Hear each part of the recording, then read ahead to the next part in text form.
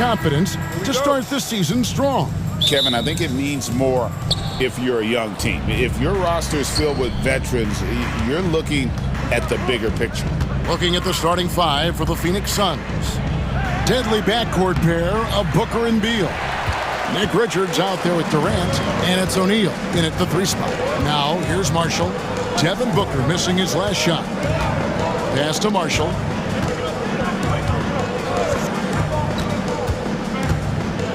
Back to Lively, and he uses the glass on the layup. And getting the offense started with a high-quality look down low. Booker with it. In the game against Chicago, very impressive.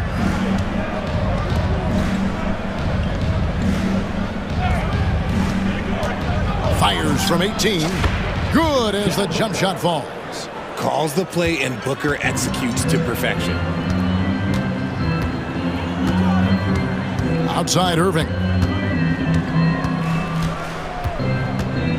And now just over a minute played here in the first. Pass to Lively. Got a piece of it. KD looking around. And finished off by KD. And it doesn't get any easier for Durant. With his size and length, dunking just comes pretty easy for him. And Kevin Durant, one of the top 10 scorers in league history. And RJ still going strong. And he does it with efficiency, Kevin. Takes great shots, and he's incredibly accurate. And if he doesn't have a look, he's a willing passer. Now here's Booker, following the miss by Kyrie Irving. KD's shot is off. And the official signaled the backcourt violation. Not very careful there. Exum, he's checked in for the Mavericks.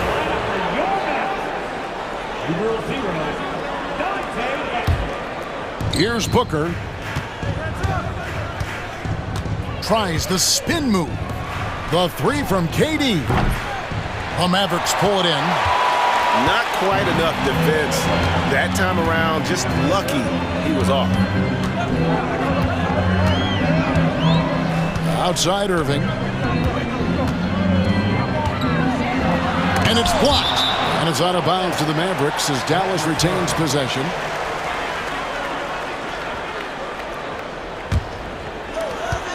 Six to shoot. From deep. Just haven't found their offensive footing yet, only managing to sink 1 of their first 5 shots. Puts the move on, and the dunk by Booker. I guess Booker wants to play with his food before he eats. Mavericks trail by 4. With a short break in the action, gives us a chance now to send it over to David Aldridge. Kevin, Jason Kidd and I talked a few minutes ago. Now I asked Coach about what he has in store to try and slow down Devin Booker. Now they laughed and told me they've lost sleep over how to defend him. They mentioned how with and without the ball, Devin can hurt you. So Booker will have their total focus on defense. And Devin will have our total focus as well. Kevin? Thank you, David. Here's Booker. Following the basket by Kyrie Irving. Here's KD. And a great assist by Booker as that one goes in. No hesitation from...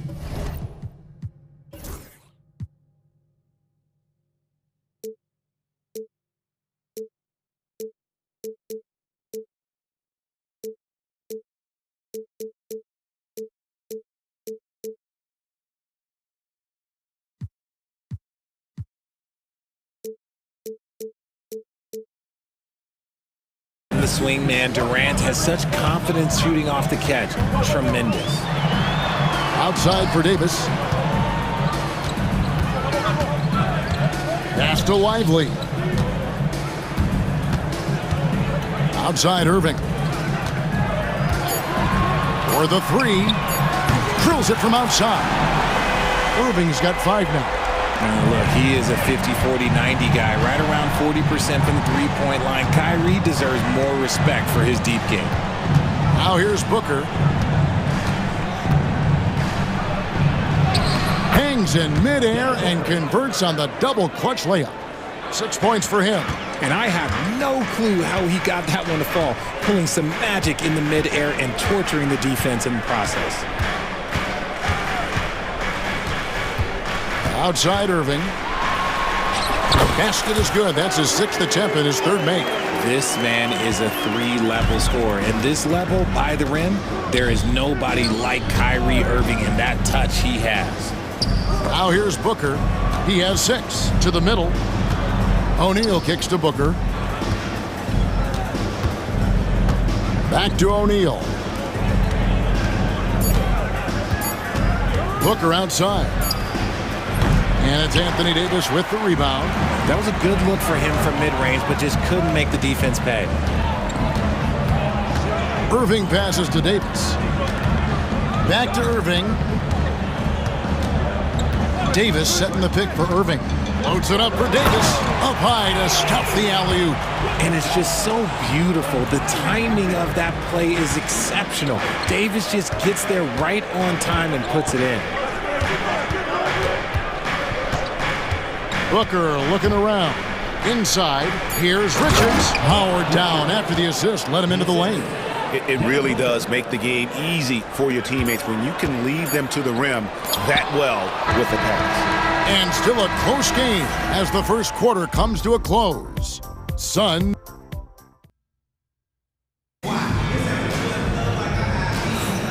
Welcome back, everyone. It's Noche Latina in the NBA as we resume action. Guys, what's your take so far on the Suns? Well, this is the edge that great rim protection can give you. You can't overstate how much interior defense can shape the game. They have a distinct advantage there, and they have turned it into a lead. Setting the floor for the Suns. Deadly backcourt pair of Booker and Beal. Durant is out there with Plumlee, and it's Dunn in at the 3, the small forward. The Suns leading. And the layup is good. Dunn's got the opening field goal of the second quarter for the Suns. Give some love to KD there, making the unselfish play. And always hovering around the 50, 40, 90 mark, Kevin Durant is both prolific and Greg efficient. Kevin, you want to talk about guys in this league who make winning plays time and time again? KD is right at the top of that list. Back to Booker, wide open look, and the Suns tack on 2 more. That's their 3rd straight make off an assist. Irving surveying the floor. Second quarter, and we're just over a minute in. And it's in there. The quick feed of Kyrie Irving carving his way through the defense, man. This guy, he can get anywhere at any time. Plumlee with a screen on Irving. Booker with a deep 3. Back to Dunn. Good. A nice assist from Booker. Booker's got 3 assists tonight. Nice pass there to set that basket up. And an intentional foul right there. Really no idea why you're fouling in a situation like that. You know, maybe there's some bad blood between those two. So for the Suns, Bol, he's checked in for Durant, and Tyus Jones subbed in for Booker. Irving with the ball.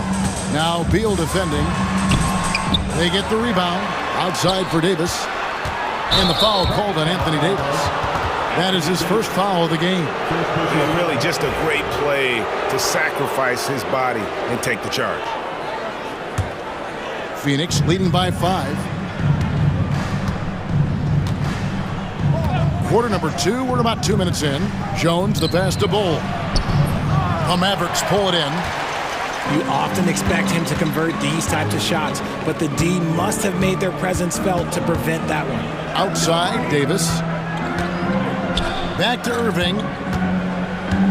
Pass to Christie. Thompson outside.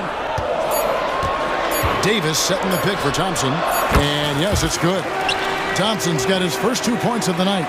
Richard, we know how hard the game is to play, but I think we also know how hard the game is to officiate. I agree, Kevin. I think the one thing about basketball is that it's constant movement.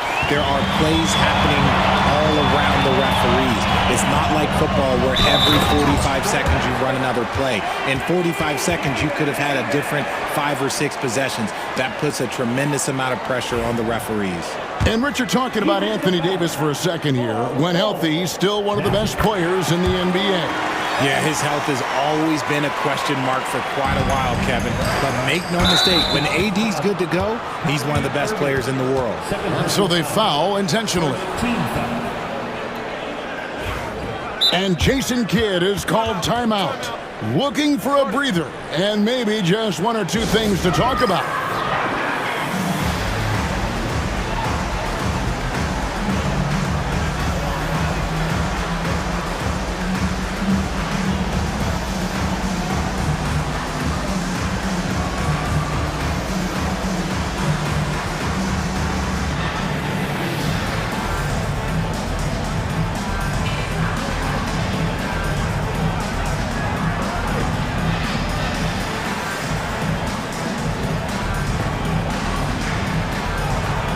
The Mavericks with some changes. Edwards, he's checked in for Anthony Davis. Dante Exum comes in for Thompson. And it's Williams in for Irving. And the Suns making a change here. Throws it up high. It's stolen by Edwards. About 3 minutes played so far in the second quarter. Jones against Williams.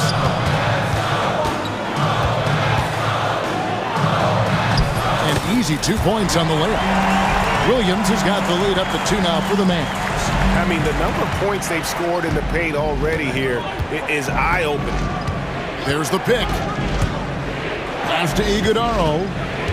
Outside for Beal. Hits it from three-point range. Beal's got himself going there. His first points of the game on the deep ball. Now there's the scorer mindset Beal's known for. Just catch and fire. Williams with the ball.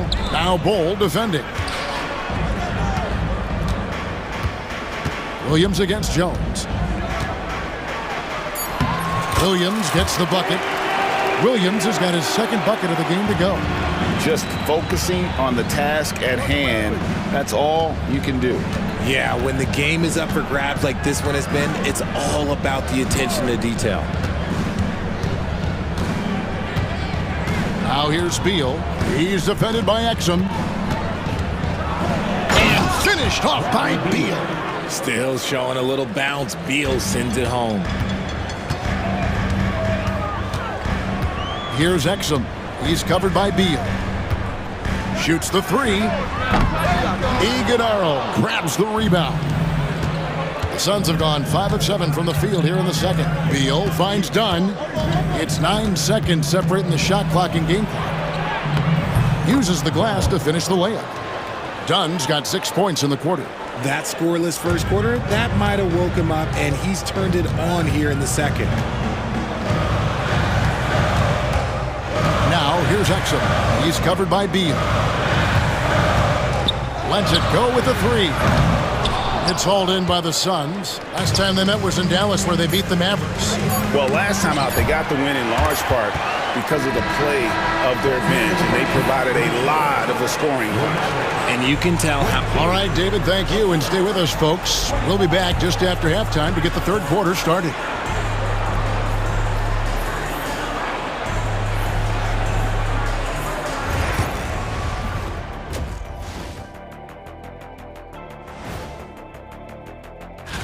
You know, for the Suns, they don't get their home opener until next game. But tonight, they start this new season on the road, kind of like King. Moving on, the Mavs find themselves in a battle. Close matchup so far. They're getting bullied on the defensive end. Punch in the... And that is it for halftime, folks.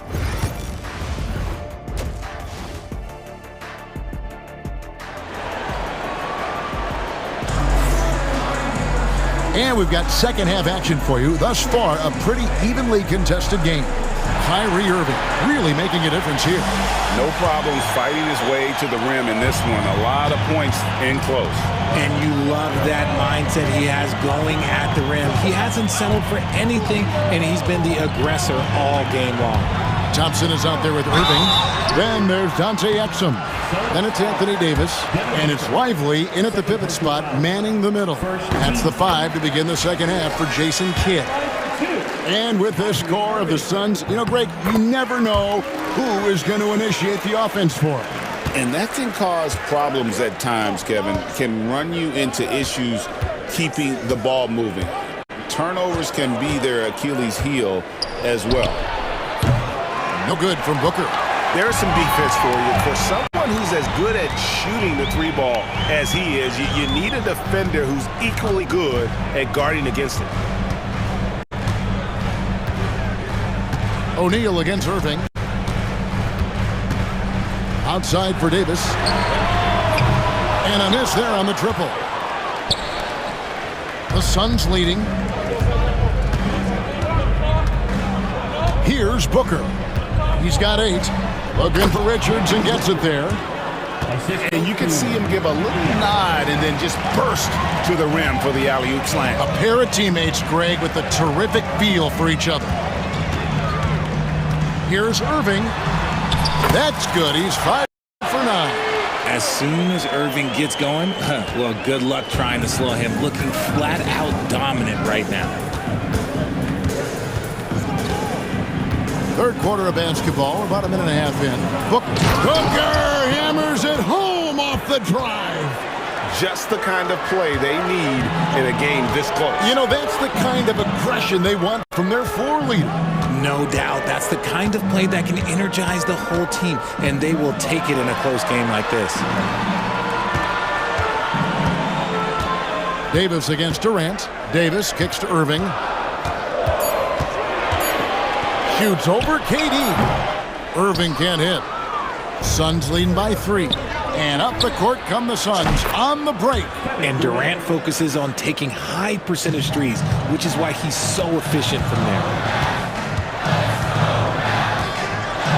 Booker against Irving. He scores his 6th bucket from the floor with that one. He's shot the ball 11 times. And no matter what they've tried, the D just has not been able to deny them the ball inside. And the All-Star, Devin Booker, an incredible scoring guard. Since the moment he got drafted by the Phoenix Suns, he has been a beacon of consistency. Every single year he gets better. Every single year he adds something to his game. That's why Devin Booker is one of the best guards in this league. Pass to Exum. Back to Irving. Exum with it. 3-pointer. Booker pulls it in. And let's head over to the sideline and catch up with David Aldridge. Thanks very much, Kevin. And another Kevin, Kevin Durant, is the most decorated member of the Suns star trio. KD says, I believe in this team and we believe in one another. I like our chemistry. Not just the 3 of us, but our whole team. Our coaching staff is doing a great job. I'm not promising anything, but I like our chances against anybody. Kevin will certainly have the talent. David, indeed they do. And timeout is called by Mike Budenholzer. He's going to have a discussion here on the sideline.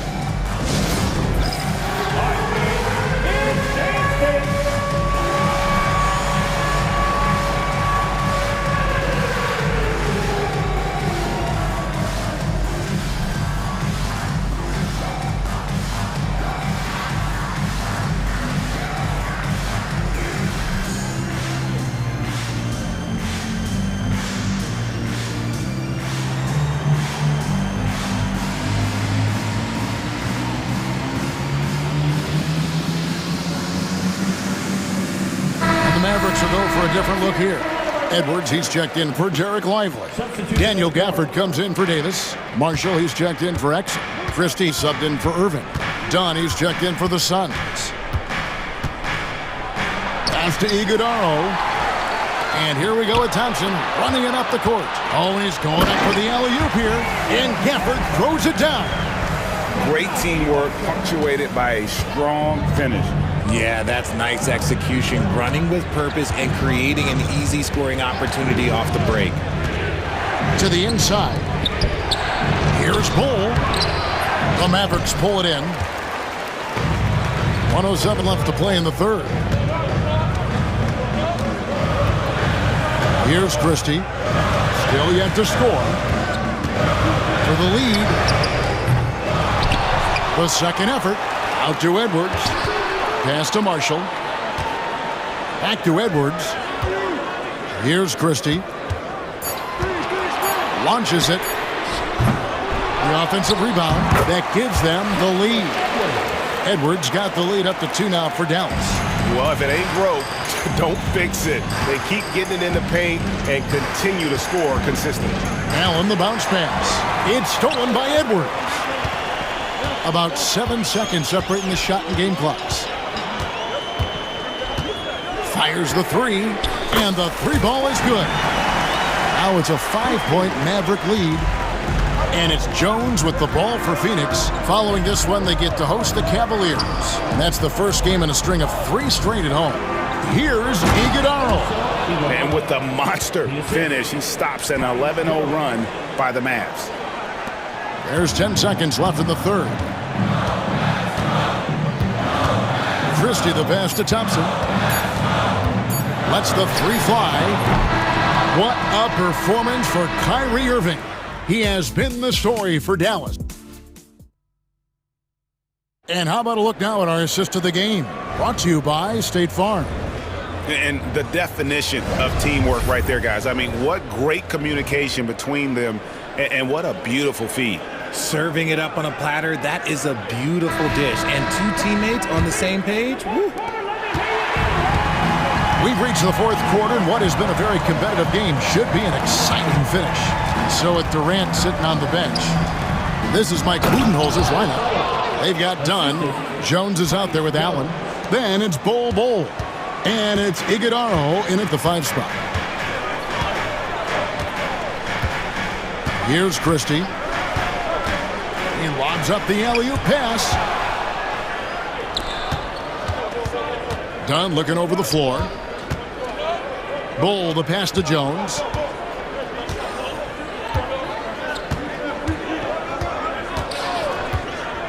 Back to Bol. And that won't go, missing the go-ahead bucket. The Mavericks leading. Gafford passes to Christie. And now they decide to foul intentionally. And the Mavericks will go for a different look here. Derek Lively, he's checked in for Edwards. Anthony Davis comes in for Daniel Gafford. Dante Exum, he's checked in for Najee Marshall. And it's Kyrie Irving in for Christie. Here's Irving. Rebound by the Suns. Richards got rebound number 5 here tonight. And Beal kicks to Booker. Suns moving the ball around. Durant the pass to Richards. Now Beal. He's covered by Thompson. KD a screen on Irving. Just 5 to shoot. To take the lead. A kick out to O'Neal. Bangs home the trifecta. O'Neal's got himself on the board with 3 there. Time running low, guys, and somebody has got to win this one. Yeah, well, who knows? We might need overtime in this one. It's been that kind of a game. After sinking 1 triple in the first quarter, he nails another one in the second quarter. He's got it going on. Booker outside. Pass to Beal. Takes a shot at the elbow. That's good from Booker on the assist from Beal. The assist totals, Kevin, just continue to grow. They're way ahead in that category. Ball movement has been flawless. Here's Irving. Durant against Davis. Exum kicks to Thompson. Fires the 3. Here's Davis. Anthony Davis, too much size. I'm going to be honest, Anthony Davis could do this all night. Inside the paint, his frame just gives him too much of an advantage. Booker outside. KD passes to O'Neal.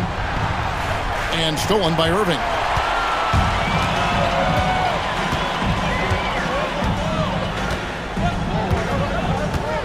Third minute of action now gone here in the fourth.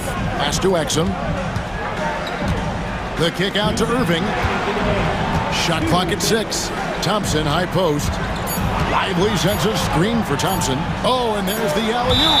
Out of bounds. Phoenix will take possession. Oh, I see. Picking the worst time to lose control. This is why patience is the key in big moments, people. Now here's Booker. He's guarded closer. Down low. The defense expects Booker to find his own shot, but he gives it away off that pick and roll. Davis with it. Now guarded by Booker. Davis kicks to Irving. 1:32 left in the fourth. Back to Davis. Pass to Irving. Now here's Davis. Defended by Booker. And Davis throws it down. This is where Davis excels. The stakes motivate him to play with reckless abandon. Oh, my gracious. Booker in the post. He's defended by Exum. Shot's good by Booker. Okay, when you absolutely, positively need a bucket, Booker's your guy. Irving against Booker. Irving kicks to Exum. To the paint. Lively the pass to Davis. It counts. And you can't get a bigger bucket than that. What a huge play coming through when it matters most. Pass to Booker. There's a good screen. Shoots. Good. Some players shrink when the pressure's on, but he lives for these moments. Now 8 seconds separating the two clocks. Here's Irving. Good. And we have seen Irving bury huge shots before. Man, does he love having the spotlight on him. Now here's Durant.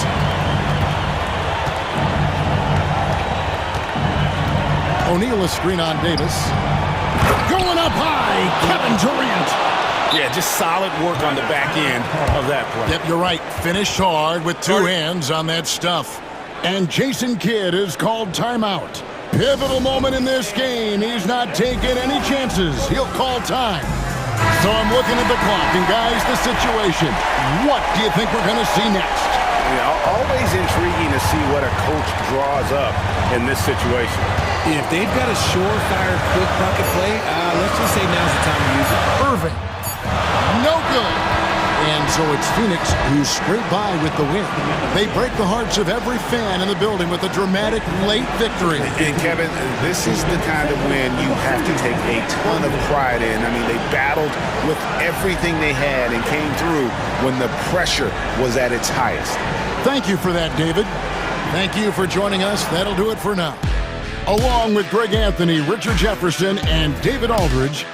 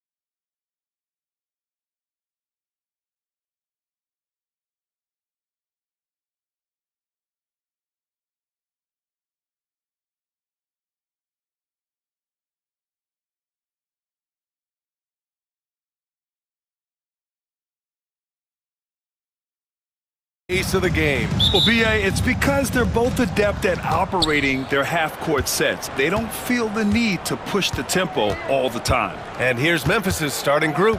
Manning the backcourt, we'll see Morant and Payne. Jaren Jackson out there with Edie. And it's Clark in at the 3. Now here's Morant. Deflected! On the wing, Durant. Defended by Jackson. Durant surveying the D. Boy, how about the quick decision-making of KD? What a fabulous job he does sifting through the defense and putting the pass on target. Outside Morant. Takes it inside. Excellent D there from Booker. Well, we love his ability to attack the rim. He just loses a little bit of focus and misses the chippy. Durant with a screen on Morant. Here's Booker. Drills the elbow jumper. This is one of the specialties of Devin Booker. That mid-range, you offer it, he'll take it. And Devin Booker is already one of the greatest players in Suns history, Grim. Well, you could argue that Steve Nash still ranks ahead of him. He did win 2 MVPs with the Suns. But when it's all said and done, I think Booker will be regarded as the best. Now here's Booker. The 3. The rebound by Edie. And we're about a minute and a half into the first quarter. Jackson on the wing. Morant against Booker. And he drops in the layup off the glass. Boy, after missing 3 straight, they finally get one to go down. Clark against Booker. Nifty move. And Booker with the jam. You can see when a guy like Devin Booker sees a lane to the rim, he's going to exploit it. The Grizzlies have gone 1 of 4 to begin this one. Morant into the lane. And the officials whistle a foul on the shot. The bucket is good, and he'll go to the line. Just taking it right to the rim, and no one was there to greet him. And I think defensively, that is not the way you want to start. Giving up high percentage looks, that doesn't typically end well. The boundless athleticism Morant has is really special. He's someone that is always in attack mode. And just under 2.5 minutes elapsed here in the first. And it's Kevin Durant with the foul. That's his first foul of the game.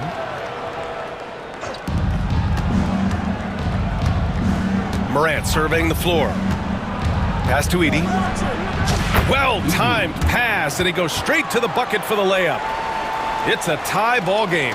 And they may have talked about shot selection coming into this.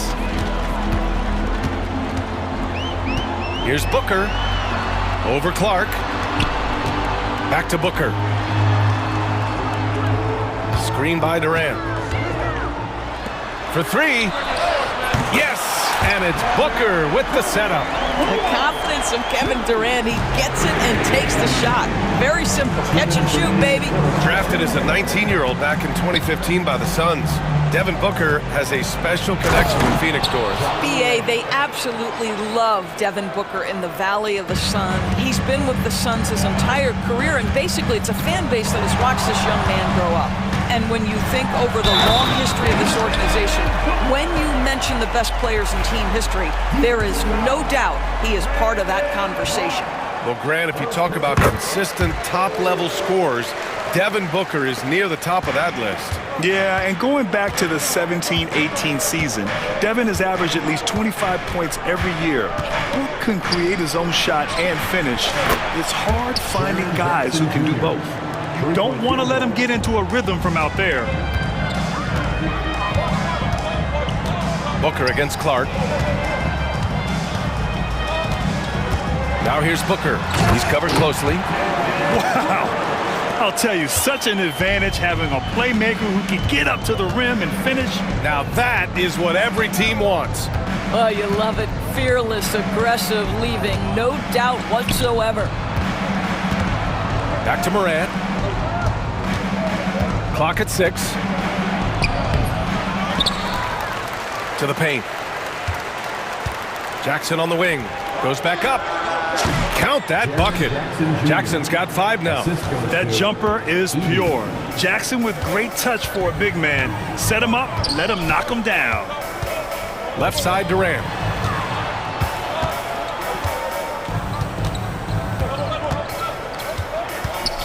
Plenty of space.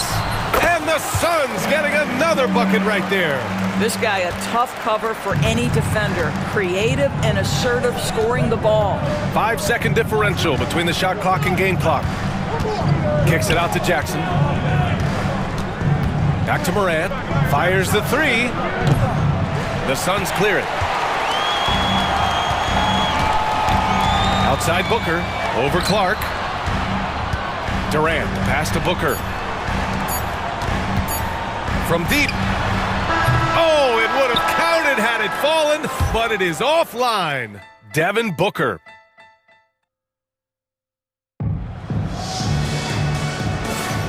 And if you're just joining us, it's been a pretty even game through the first quarter. And for Phoenix, guys, what jumps out to you stat-wise? They're off to a rock-solid start. They brought a well-thought-out plan into this one. What terrific work at the offensive end. They have built some early momentum here. And we've got a timeout from Taylor Jenkins. I think right now he must be looking at some adjustments. All right, some time here to take a look at the 2K leaderboard. Here were the league's top shooting squads from last year. Fifth best, the Suns. They were so consistent with their shooting. Maybe not lights out, but they played smart and didn't let good looks go to waste. On the court for the Grizzlies, we've got Brandon Clark. G.G. Jackson is out there with Williams. Then it's Jackson, and it's Huff in at the pivot spot, manning the middle. Now here's Jackson. Throws it down, and the official calls a foul. It may be a three-point play. And it's going to go on Devin Booker. A different look for Phoenix. Bowl, he's checked in for Kevin Durant. And Tyus Jones subbed in for Booker. And every team is looking for length on their roster. Yeah, the reason, BA, is because of the quality and skill of shooting. Guys are coming across half court, and they can shoot the basketball at 35 feet. The reason you need length is there's more area to cover. Increasingly, Brian, it's getting harder and harder to play as an undersized guard in this league. Now here's Jackson.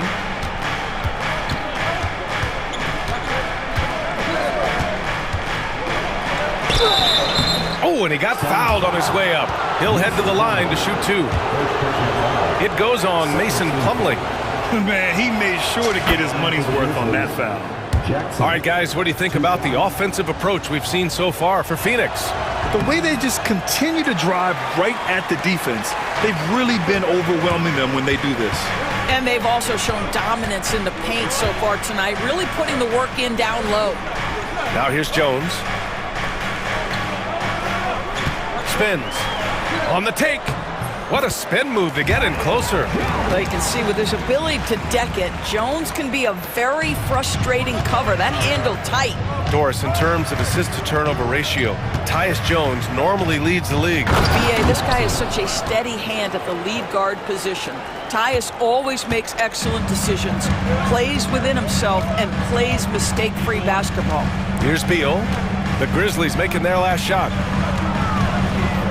Pass to Plumlee. Back to Beal. Oh, a screen on Williams. Three-pointer. Beal can't get a second shot to fall. Now 1 of 2. And timeout called by Taylor Jenkins. He wants a few moments to regroup with his players. Yeah, coach no doubt wants to use this timeout to review the matchups and maybe make some adjustments as well. And the guys get a little bit of a break. Mentally, physically, just recharge here quickly.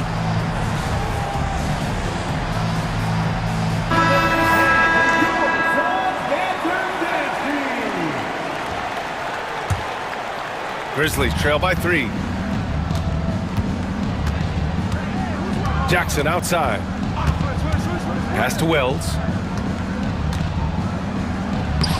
The Suns clear it. Looking ahead, they've got the Cavaliers coming to town for their next one. Beal attacking. And then Beal with the dunk. Great play off the bounce by Bradley Beal. He has added this methodically over the course of time. Go ahead, Bradley. Drive it, baby. Jackson for 3. Jones grabs the board. Phoenix leading by 5. And we're just over 2.5 minutes into the second. Beal surveying the D. Outside Jones. Back to Beal. The Suns need to get off a shot. Slam! Dunk by Plumlee. Well, a terrific secondary playmaker. Beal with a nice find. Jackson left side. And the dunk by Jackson. Just great offense. The screen freeing him up for the slam. Hey, without that screen, he doesn't get a clean look at the rim.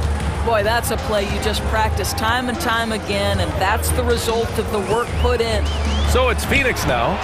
The Grizzlies making their last shot. Pass to Beal. And in the second quarter, a little under 3.5 minutes played already. Bowl, no good. Grizzlies trail by 5. Here's Bagley. That one no good. Phoenix has gone 0 for 2 from outside in the second quarter.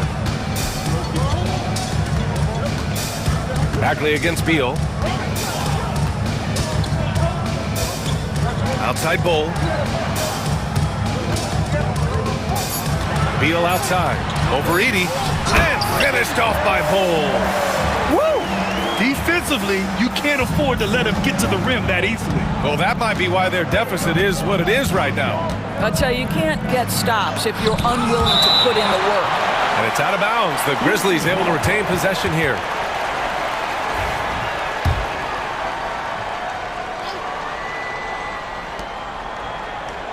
Done with a steal. Beal outside. 40 seconds left in the first half.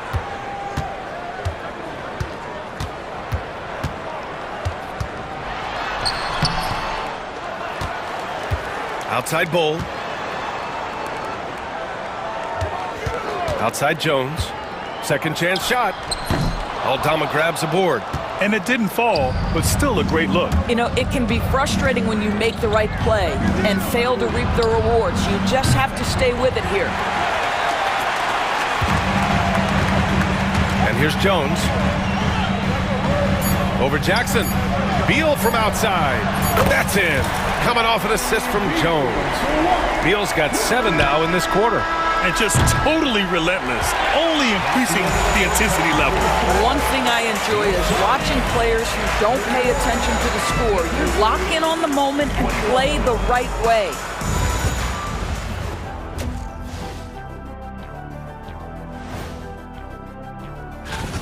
To me, it starts with their effort. They have to become more active defensively to prevent easy look shot. Yeah, the only way. Now let's take a moment. Thanks for joining us.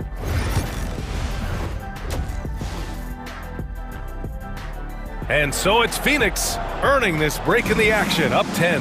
Their key to consistency has been their dominance in the paint. They've been the more physical team.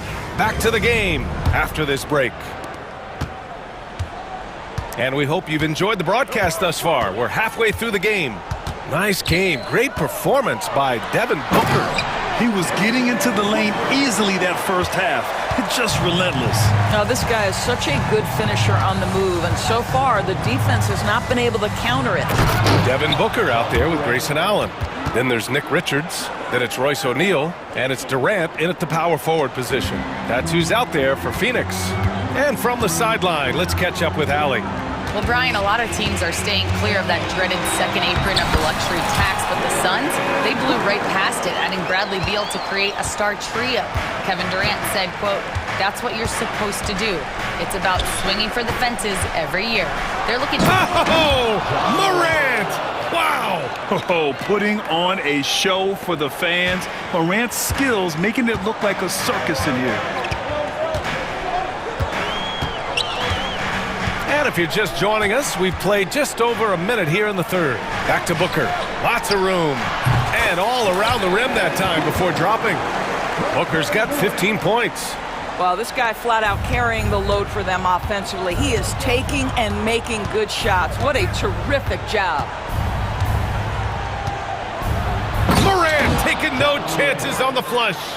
Once Ja Morant gets rolling, there is no stopping him. Ja is feeling it tonight. Booker against Clark. And Booker with the jam. And he just driving the stake in him there. He's a guy just never lets up. Well, you love that he wants to wear out the defense. What a catalyst for his team. Incredible.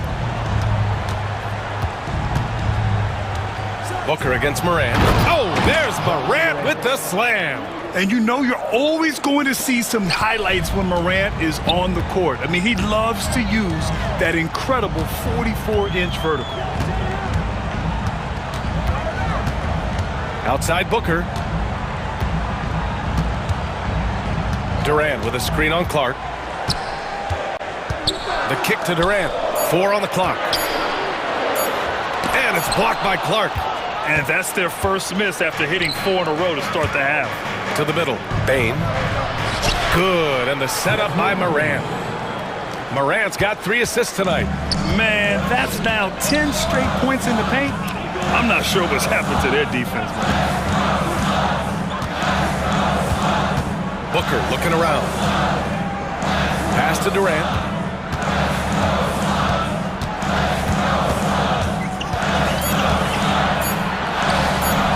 And it's good as he snugs it right through the net. Durant's got his 3rd basket on the night right there. So unpredictable, so versatile. When KD's working that pick and roll, the defense has a hard time dealing with it. Morant, the pass to Huff. Durant pulls it in. Nice rebound. Trying to match the other team's intensity right now. And Doris, when you think about Kevin Durant, certainly a prolific scorer, but that's not the whole story. What I love the most, I think, BA, about Kevin Durant is how much he loves playing the game of basketball. His availability is never in question as long as there is some measure of health. The work he puts in consistently. Anyone who's ever seen his routine, teammates, coaches, front office staff, they are in awe of the commitment to his craft. You don't want to stop the clock right there. I'm not quite sure what he was thinking. Morant, the pass to Jackson. Outside Morant. Ja steps on the gas. Oh, there's Morant with the slam. Yeah, teams try to get physical with Morant, but he shows exceptional body control off the contact. This will be his 2nd trip to the free throw line in this one. Phoenix leading by 9. 59 seconds left to play in the 3rd quarter. Jones finds Bull, and that's out of bounds. Last touch by Bull. And checking the 2K leaderboard. These teams led the league in 3-point percentage last year. 5th best, the Suns. Last year, they were so good at generating open looks from distance. That's why their 3-point shooting was so high. Jackson with a screen on Jones. Here's Morant. Oh, there's Morant with the slam. Ooh, bouncy. That should give him a nice lift. Good timing. They needed that one. Well, sometimes it's about taking it into your own hands. That kind of individual play could spark his groove. Bowl, no good. Now 8 seconds separating the 2 clocks. And we've got a timeout from Taylor Jenkins. He'll take the opportunity to regroup.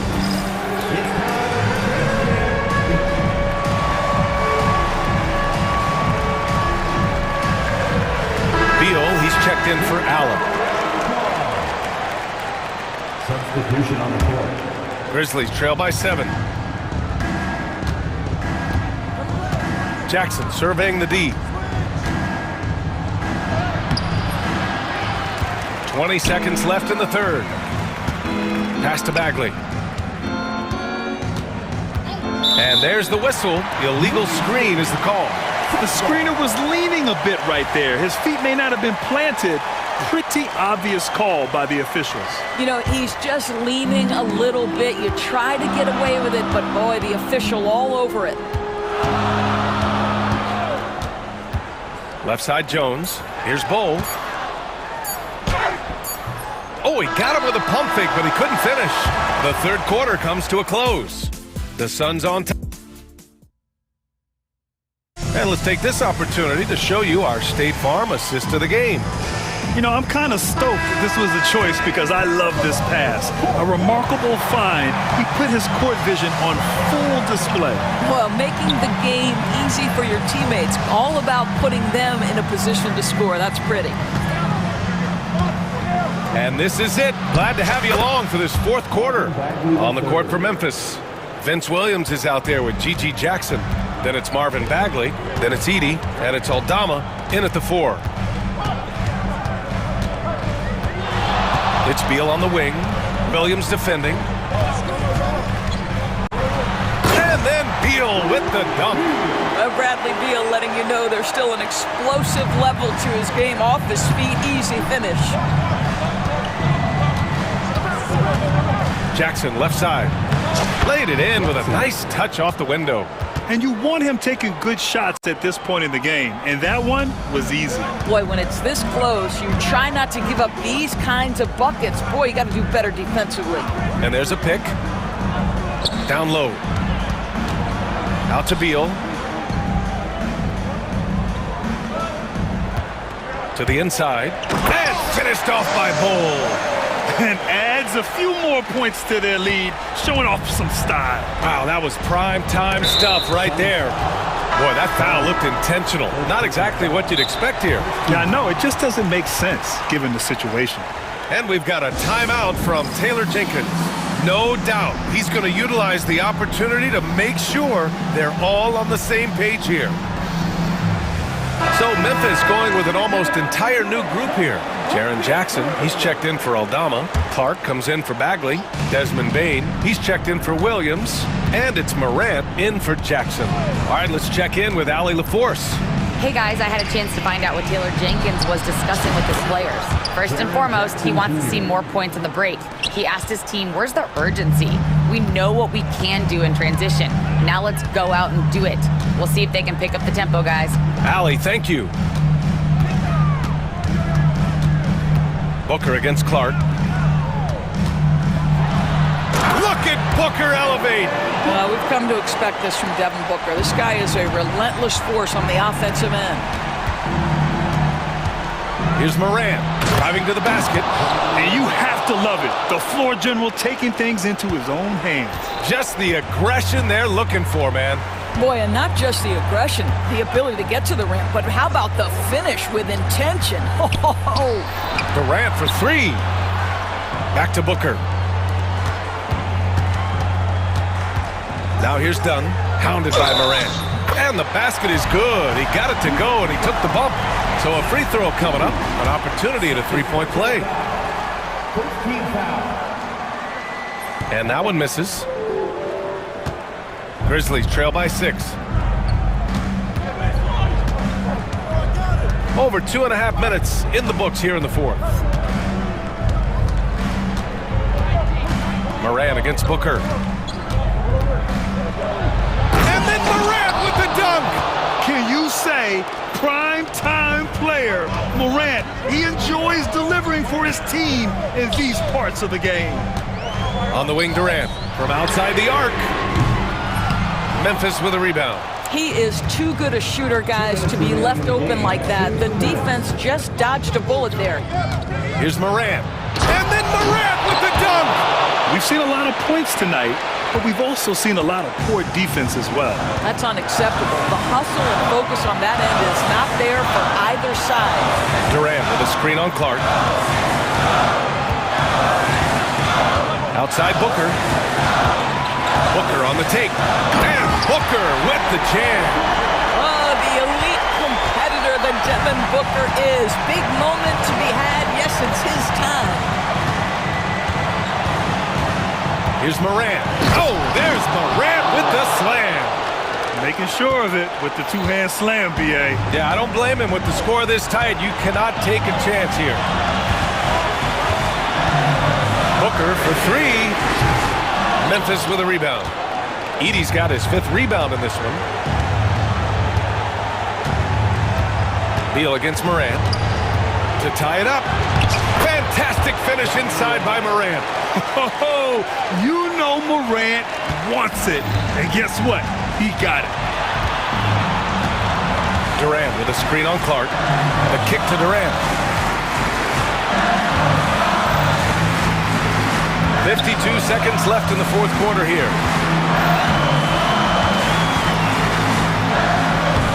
And he sinks it. Big time shot, sending his teammates into a frenzy. I'll tell you, these guys have worked so hard together, everyone pulling in the same direction. Beautiful to watch. Here's Morant. Booker with the defensive effort. Important possession here. Yeah, we'll see how they execute under pressure. And that's an intentional foul. Second team foul.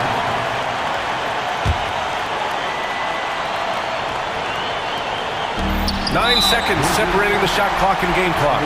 And he commits the intentional foul. Third team foul. First free throw is good. And that makes it a three-point lead. Taking 2 shots. So he gets them both. And it's a 4-point ball game. Yeah, the crucial part of those free throws is that it now makes it a 2-possession game. And timeout called by Taylor Jenkins. And coach didn't want to take any chances in this situation, which is why he called the TO. Huff's checked in for Memphis.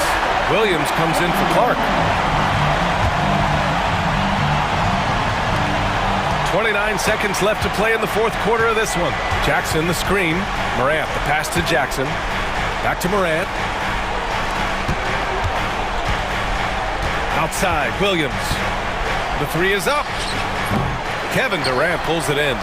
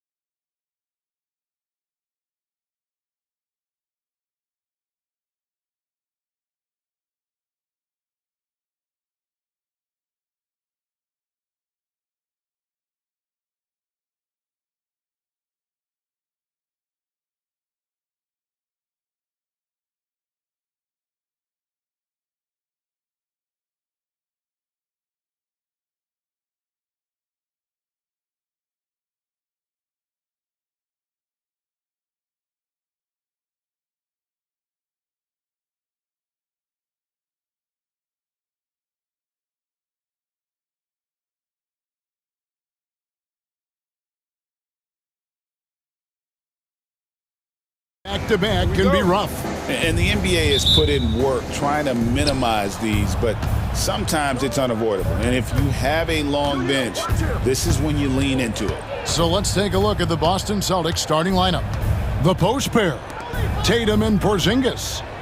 White in at shooting guard, with Brown playing small forward.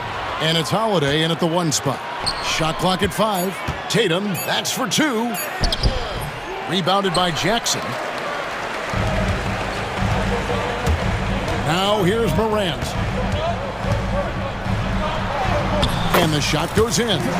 Yeah, so tough to knock Morant off balance, and he's so talented at keeping his focus on the basket. Tatum kicks to Brown. Tatum against Jackson. Outside Tatum. Into the lane. And the rejection by Jackson. Morant against Brown. To the inside. Here's Jackson. Well-timed pass, and he goes straight to the bucket for the layup. A nice bit of muscle there from Jackson Jr. to get the inside score through contact. What a rise for Taylor Jenkins, working his way stand from the G League, assistant there to NBA assistant, and now to NBA head coach. Wow. Wow is right, Kevin. And Taylor Jenkins, one of the best coaches in the NBA. This is a guy who just kept grinding and learning. I think sometimes coaches get too concerned about when they're going to get their opportunity. Taylor Jenkins was always concerned about being ready when his opportunity came. I think you and I are alike. We root for the grinders, don't we? The guys that have really worked to climb that ladder. I certainly do, Kevin. White, rejection. Yeah, a bit of a slow start here. They're 0 for 4 to begin the game. Yeah, slow start right now. 5 straight misses to get this one going. Let's check in with our reporter, David Aldridge. Thank you, Kevin. Well, a bit ago, Taylor Jenkins and I were able to chat. Now, of course, I asked Coach what his plan was about defending Jason Tatum, and he said, I told our guys just to play smart, to play up on him, but not get baited into fouls, and try to get a hand in his face. Now, that's a difficult challenge for any defense, so we'll see what happens tonight. Guys? Okay, David, thanks.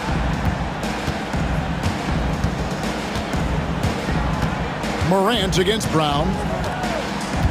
Morant reaches to Jackson. Misses the 3. And I thought that was going to drop. It looked good from here. Oh, that's offensive interference. And now let's take a look again at that incredible rejection. And making a statement right away, letting them know they won't get any easy ones when he's around. And the Grizzlies leading by 3. Morant with it. Checking some stats on him right now. He's averaging just around 22.5 points a game. And stolen by White. And here comes Brown, leading the fast break. That one's in, his first shot this game. One of the smoother athletes in the game. Brown just sort of glides up court in transition. And Coach Derek White spent his first 4.5 seasons with the Spurs and Coach Greg Popovich, who did a lot to boost his confidence. Yeah, Kevin, White was a late first-round pick. He's a humble guy, very hardworking. I don't even think he realized he could be this good. Well, Morant just put so much pressure on the defense to make a choice on that pick and roll. And not the prototype power forward, but he has tremendous athletic ability. Now here's Morant. Outside Jackson. Memphis moving that ball around. Clark into the lane. Looking nimble on the drive there. Once Clark sees an opening in the defense, he's looking to exploit. To the middle. Stolen by Jackson. Clark up top. Guarded by Holiday. Over to the left wing. Now here's Morant for 3. Down it goes for his 3rd basket in as many tries. This is as good as it gets for a first quarter in terms of shooting the basketball. Brown deciding where to go with it. Sinks the triple. Brown's got 5 now. Well, you know, when Brown's hitting the 3, it really opens up this offense. Morant passes to Clark. Here's Edey, and he jams it with authority. My goodness, he is such a great dunker. Greg, a high riser, no doubt about it. Here's Brown. Banked in off the glass. He's got 7. Terrific finish there from Brown. He goes up strong and absorbs the contact. 3-second difference between shot clock and game clock. No good on that one. Nice D from Porzingis. And Holiday kicks to White.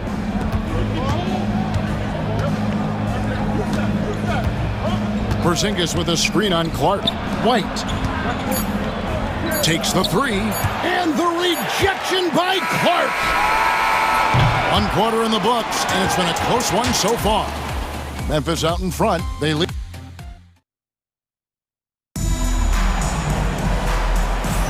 And close game underway so far. We'll see if either of these teams can jump out in the second quarter. And let's get your take, guys, on the scoring breakdown for the Grizzlies. Well, the way they've been attacking inside is phenomenal. Consistently getting high percentage looks, and that's what great offenses are all about. And another thing Coach will be thrilled with, the assist numbers, spreading the wealth and creating some offensive opportunities. Morant is the point with Bane out on the wing. Jackson is out there with Clark, and it's Edey in at the 5 down low. That's the group for Memphis to kick off the second quarter. Here's Tatum. It's blocked. And here's Morant. He's got 7, and now we've got some time to check in from the sidelines. You got for us, DA? Kevin, the Grizzlies retired Marc Gasol's number 33 last season. You may recall he moved to Memphis in his teens, watching his older brother Powell play for the Grizz.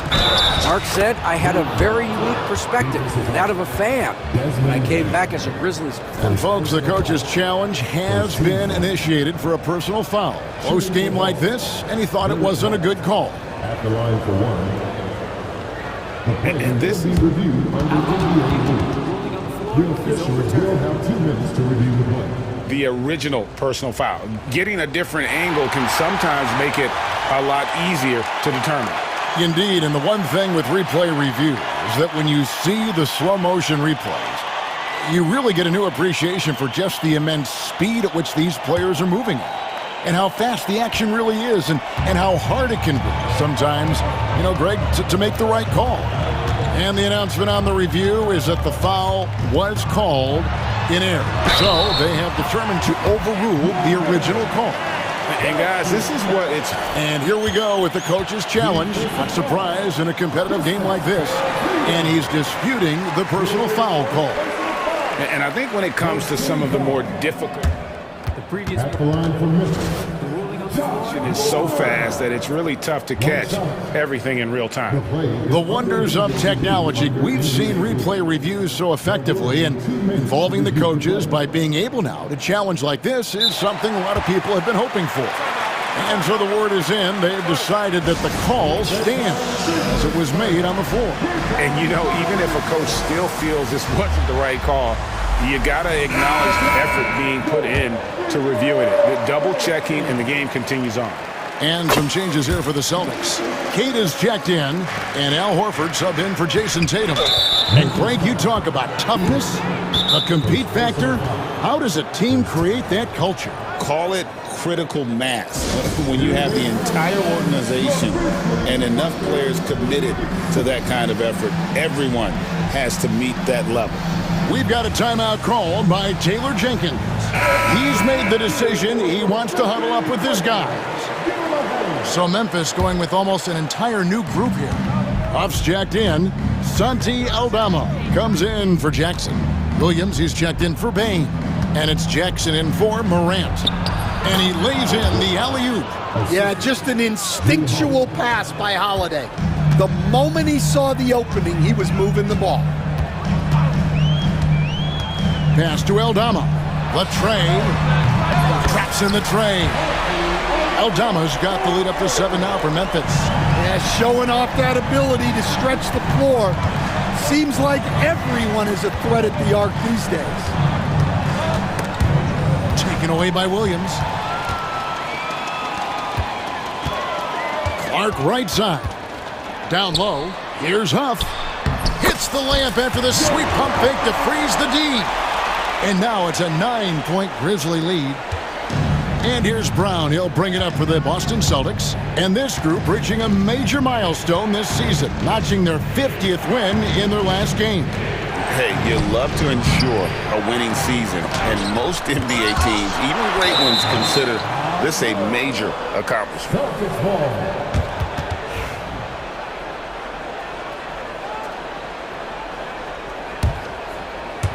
Quarter 2 and just under 2.5 minutes gone by. Goes back up. And he sinks the layup. Brown's got 9. And look, Brown is good at capitalizing inside, which is why the defense has to push him further away. Jackson looking around.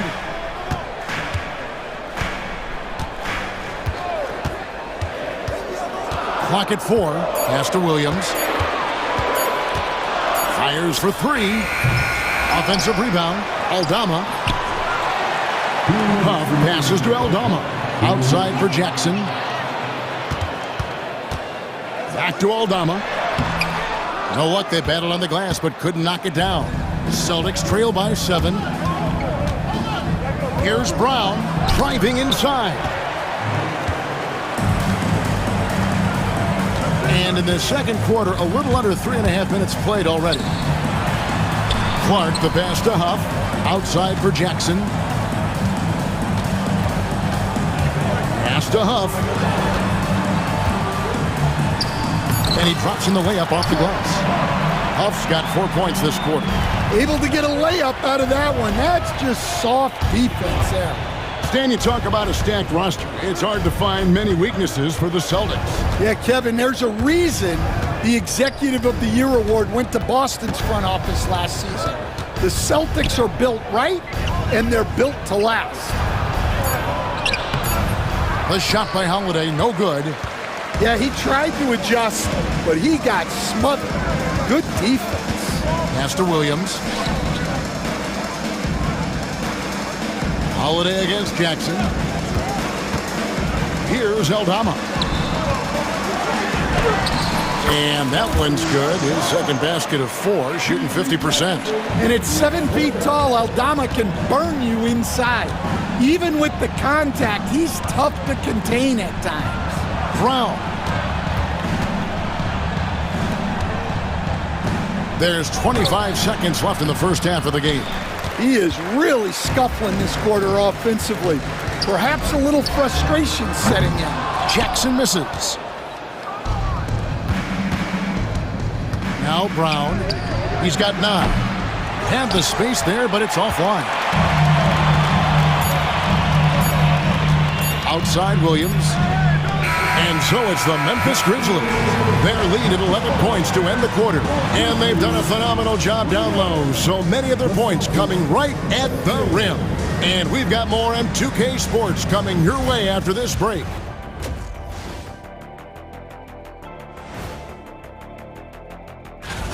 Out in Sacramento, it'll be the Kings against the Bulls. Tip-off is 10 Eastern, 7 o'clock Pacific. And going back now to that first half, you could say things are going extremely well for the Memphis Grizzlies. And that is...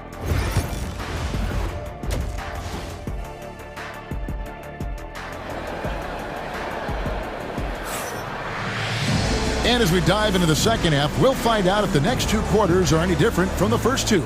So far, it has been a runaway. Guys, Ja Morant has been sensational.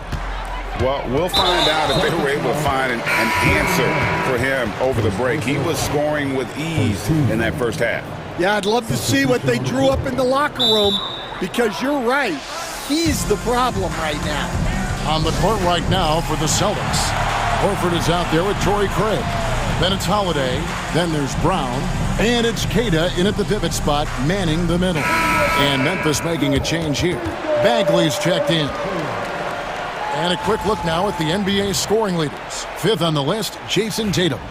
And his contribution to his team offensively cannot be understated.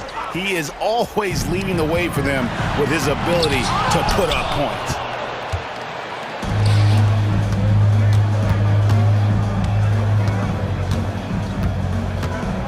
Pass to Porzingis. Right side Bagley. Now Morant.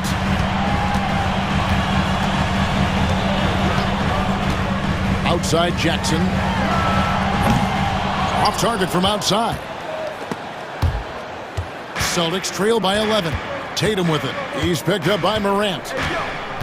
And he's going to get whistled for that foul, G. That was intentional, but not exactly logical. How about pointless to foul there? I mean, I don't know where his head is, but it's not in the game. Tatum drives in. Beyond the arc. It's rebounded by Memphis. 80's got rebound number 5 here tonight. Second half rolling along now. About a minute played here. Here's Morant. And finished off by Morant. Yeah, when Morant gets a step to the hoop, he's looking to drop the hammer on him. Tatum against Jackson. Right wing. Nice ball movement by Boston. Here's White. Green for 2 points. White's got his second basket of the night. Look, shooting off the catch is something White's become really good at. Stan, as you know, in past years, Peyton Pritchard had always wanted a starting role. Now, more opportunity, and he has responded. Yeah, Kevin, he's very competitive and certainly deserving of rotation minutes. He is just now entering his prime.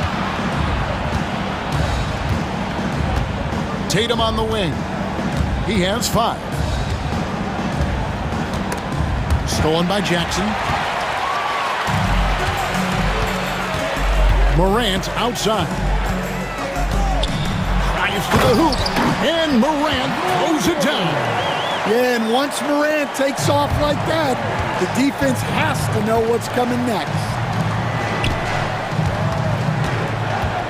Here's Tatum. Some solid defense there from Jackson. Solid rebound there, and with the score like it is, that's an area where they can't afford to get lazy. Time now to turn to our sideline reporter, David Aldridge. David. Kevin, if you want to win, of course, playing both ends of the floor is essential. Former Defensive Player of the Year Draymond Green says, we've seen teams for years make the mistake thinking they can put a great offense out there and win. You run up against a team that's just competent offensively, but they play defense, you're going to lose. Kevin? Got the 1-2 punch as Draymond talks about. Man, that is something tough to get by. The 8 banks and a whole new group out on the floor for the Celtics. We've got a timeout called by Taylor Jenkins. And coach has decided they need a moment to talk things over. So Memphis ends up going with the new group. And here we can check out the story for Jason Tatum. And guys, it hasn't been pretty for him in the past 5 games. He's having one of those scoring slumps that all players go through at some point in the season. But I know he hadn't lost his confidence, and I expect this young man to get after it here tonight. And Jackson throws it down hard. You gotta love his aggressiveness to finish inside. Well, his leaping ability gives him a great advantage. Brown drives in. Yes, that goes in. Brown's got 11. All right, Stan, hypothetical situation. Down 1, shot clock is off. If you could pick anyone in the NBA, who do you want taking that shot? Well, I'm going to go back in time a little bit, Kevin. The guy who really made my career for me as a head coach. I'm taking Dwayne Wade. He was the best that I ever saw. Not only did he have the ability to make clutch shots, he managed the game clock as well as anybody I've ever seen. The situation was never too big for him, was it? Never was, and he's so smart in addition to being as talented as he was. Here's Craig over Clark. Craig can't get it to go. Not really what we expected. You know he wants that one back. Brown against Jackson. Pass to Huff. Back to Jackson. Inside. 5 to shoot. A nice shot by Huff. I don't know what's happening defensively, but they're not putting up any resistance. Brown against Clark. Another shot. And it's Brown missing. Just a solid performance on the interior. The rebounding has been off the charts. Craig against Jackson. They set the pick. Pass to Huff. Lets it go from deep. Rebounded by the Celtics. It's off to Utah after this game where they'll face the Jazz. That'll be just the second of 7 away from home. Well, sometimes you need more than just your stars, though. They've got to run something to get the other guys good looks. And so it's the Memphis Grizzlies, sitting with a comfortable lead up. And a quick look now at the State Farm assist of the game. Yeah, an easy choice tonight. Look at the precision on this pass. Put it on a platter for him. Yeah, that's high-level playmaking. He makes it look easy, but it's not. And as we head into the fourth, we'll see if there's a comeback in the works or if it's more of the same from the first 3 quarters. And so Joe Mazzulla calls for the timeout. Wants to make sure everybody's coordinated and intent.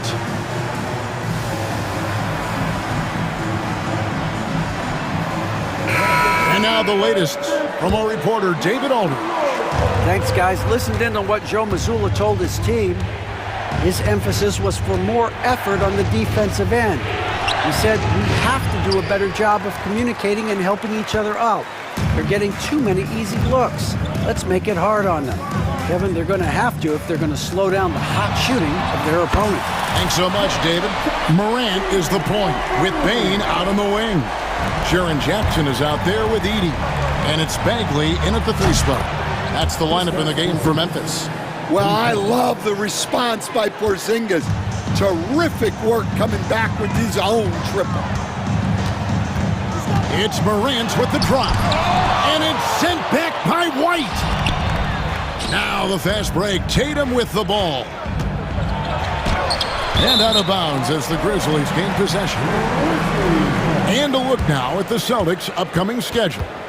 On Friday, they'll go up against the Jazz in Utah. Then on Sunday, they'll go up against the Trailblazers in Portland. You know, it might sound cliche, but a road trip like this one is a great time for this team to build chemistry on and off the court. Chemistry absolutely matters in the NBA, and these are the kinds of opportunities teams need to build it. Porzingis. That shot missing. Great D that time from Bagley.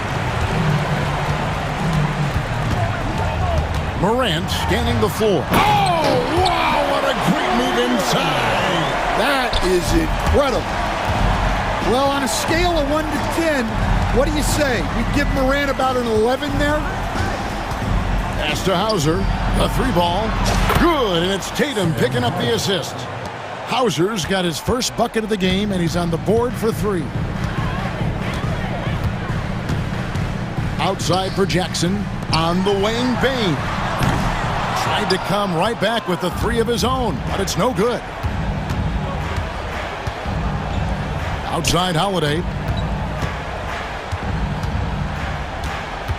And we're around 2 minutes into the fourth quarter here. Morant against Holiday. The basket counts and 1. He'll go to the line with a chance to make it a 3-point play. And a chance to catch up on some numbers here, the hustle stats for the Grizzlies. Well, all you can ask for is your guys to be really active on D, and they've been more than that tonight. And they've also shown great effort defensively tonight. They closed out on shooters and really got their hands up on multiple shots.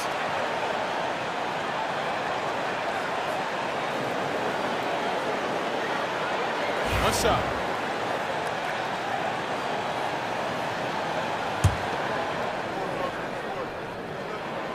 You can see, and Coach, you can feel John Morant's star power, and his presence on the floor is such a factor. It affects the game. Yeah, it sure does. And it even affects the energy in the building. His play is so dynamic, athletic, energetic. I mean, you can't sit and watch a Ja game. He's going to get you on your feet. He is one of a kind for sure. The kick out to Bain. Good, and the nice assist from Morant. Morant's got assist number 5 here tonight. The defenses should always expect this from Bain. He's a skilled distance shooter. Porzingis can't hit. Well, you couldn't ask for a better look. That's one he's got to knock down. Memphis leading by 19 points. Morant outside. Takes it inside. Pass to Edey. And he gets the whistle. 2 free throws coming up.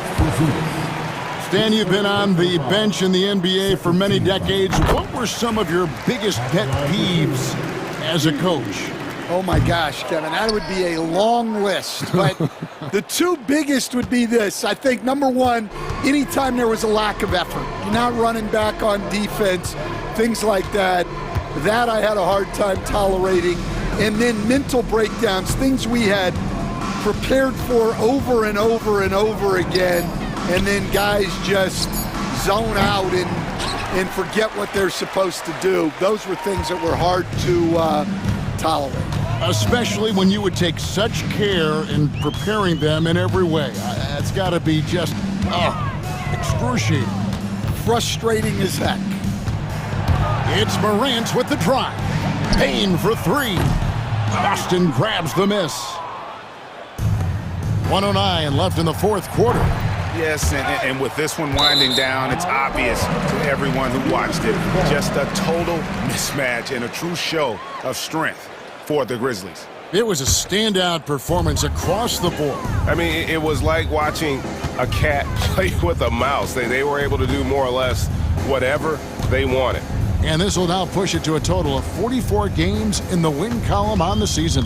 And they've taken control of the season series. This brings them to 2-0 with 1 game left against this squad. The one player that really stands out, of course, in this one, it was a dazzling game for John Morant. Well, what an unselfish display from him tonight. Sharing the ball, creating for others, just beautiful basketball. And that replay showed just how forceful that block was. And guys, that block could really help change the momentum of this game. Here's Holiday. 30 seconds left in the 4th quarter.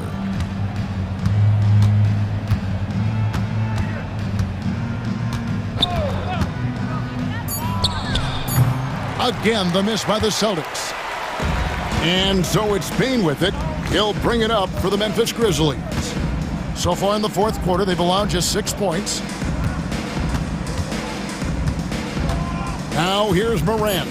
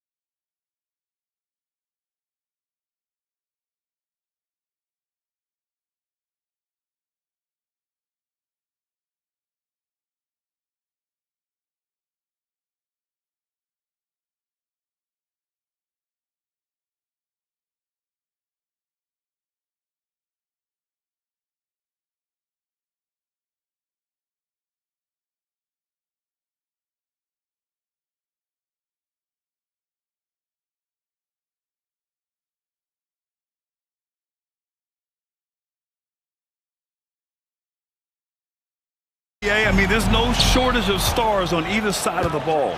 These tend to be statement games, sending a message by imposing their will. So the opening lineup for the Timberwolves. Edwards out there with Nickeil Alexander-Walker. Then there's Rudy Gobert. Then it's Jaden McDaniels. And it's Randall in at the power forward position. And the basket by Edwards. Really like what Edwards did there, assertive in the two-man game. Outside White. The kick to Tatum. 4-3. Count it. 1 for 1 to start the game. He's consistent from out there, especially when you give him that kind of room. Here's Edwards. Outside, Alexander Walker. Pass to Edwards. From the arc. Porzingis grabs the board. White against Edwards. Outside Porzingis. We played just over a minute here in the first. On the wing, Holiday. 4 on the clock.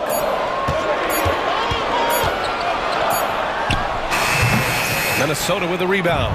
That's the shot they wanted. It just didn't fall. You know what? That's a confidence shaker for him, though. I mean, that's a shot he expects to make every time. Now here's Edwards. We saw him with 29 points in his last game. That one's good for 2. Edwards has got his second basket on the night. I tell you what, Edwards has a really nice, smooth release, and that shot looked in the moment it left his hand. Pass to Porzingis. Now here's White, covered by Alexander Walker. Kick out to Brown. Takes a 3. It's rebounded by Rudy Gobert. The Timberwolves have gone 2 of 3 from the floor. Clark, with Minnesota being a major player in the West now, Wolves Nation is howling. Howling and growling, B.A. That's the name of their fan base. And yeah, they're excited, and for good reason.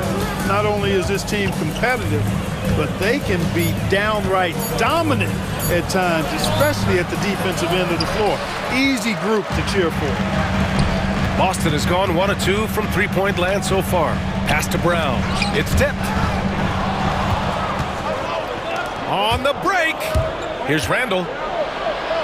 The kick out to Edwards. Here's Gobert. And a missed layup. Boston trailing. On the wing, Tatum. Checked by Randall. Outside, Brown.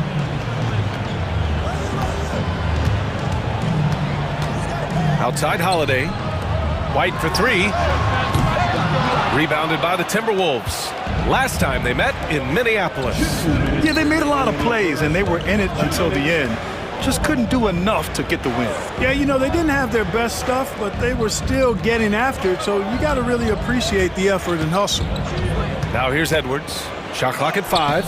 Sinks that one from the post. Edwards has got 6. You know, so far he's been dominant this period, making the most of his opportunities. McDaniels against Brown. The kick out to White. Holiday drives in and stolen by Edwards. A minute 20 left in the first quarter of the game. Randall on the screen. Edwards against Holiday. Shot clock at 6. Edwards, the pass to Randall. The rebound by Jason Tatum. And so Holiday will bring it up for the Boston Celtics. And this team has been unstoppable away from their own arena. Up there with some of the best road teams we've ever seen. No question about that. It's hard enough to win in this league with the parity, but to do it away from your home floor and home fans, that's something to be proud of. Here's Edwards. And that's good for 2. Give him 8 points now. We see this every night. He has the skill and versatility to keep a defense guessing. Outside Tatum, shoots over Randall. Ooh, lands soft on the front of the rim and drops in. Well, Tatum can find a shot he wants just about anywhere. He's got that kind of versatility. There's a 4-second difference from the shot clock and the game clock. Edwards looking for an opening. Randall a screen on Holiday. Here's the 3. The putback. Oh, he hangs in there and cashes in on the second chance points. You know, guys, Randall is simply a beast on the offensive boards. Porzingis finds Brown. Fires from the wing. And Porzingis gets it to go on the assist from Brown. Yeah, he recognized the overcommitment by the defense there and then made a smart pass to get that ball back outside. Well, a good close contest so far as we finish the...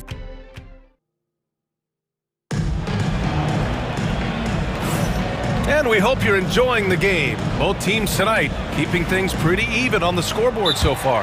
And when you consider how Minnesota is doing, guys, your thoughts? You can really see the strategy coming in. Get the ball into the painted area. Yeah, and it's worked. They've got a clear edge and points in the paint. Now we'll see if they go with a more balanced attack or just keep on pounding it inside. On the court for the Timberwolves, second quarter underway. Jaden McDaniels out there with Naz Reid. Then it's Dante DiVincenzo. Then it's Nickeil Alexander-Walker. And it's Garza in at the 5, roaming the paint. Confident shooting from Holiday there. Finds a shot he likes and sinks it, even if it is the mid-range, which goes in the face of analytics these days. But I like that mid-range, Jay. Now here's DiVincenzo. 11 points for him last game against New Orleans. And he didn't just put up big points. He beat everyone to the boards. That close in against a way shorter defender, you could just put up 2. For NBA fans, early season games are so entertaining to watch, Grant. What's your favorite part of the early goings? You know, BA, take your pick. Rookie development, team chemistry building. Plus, you wait all off-season to see how your team measures up. And now, we get to find out. Now here's Brown. Still no points. Just 5 to shoot.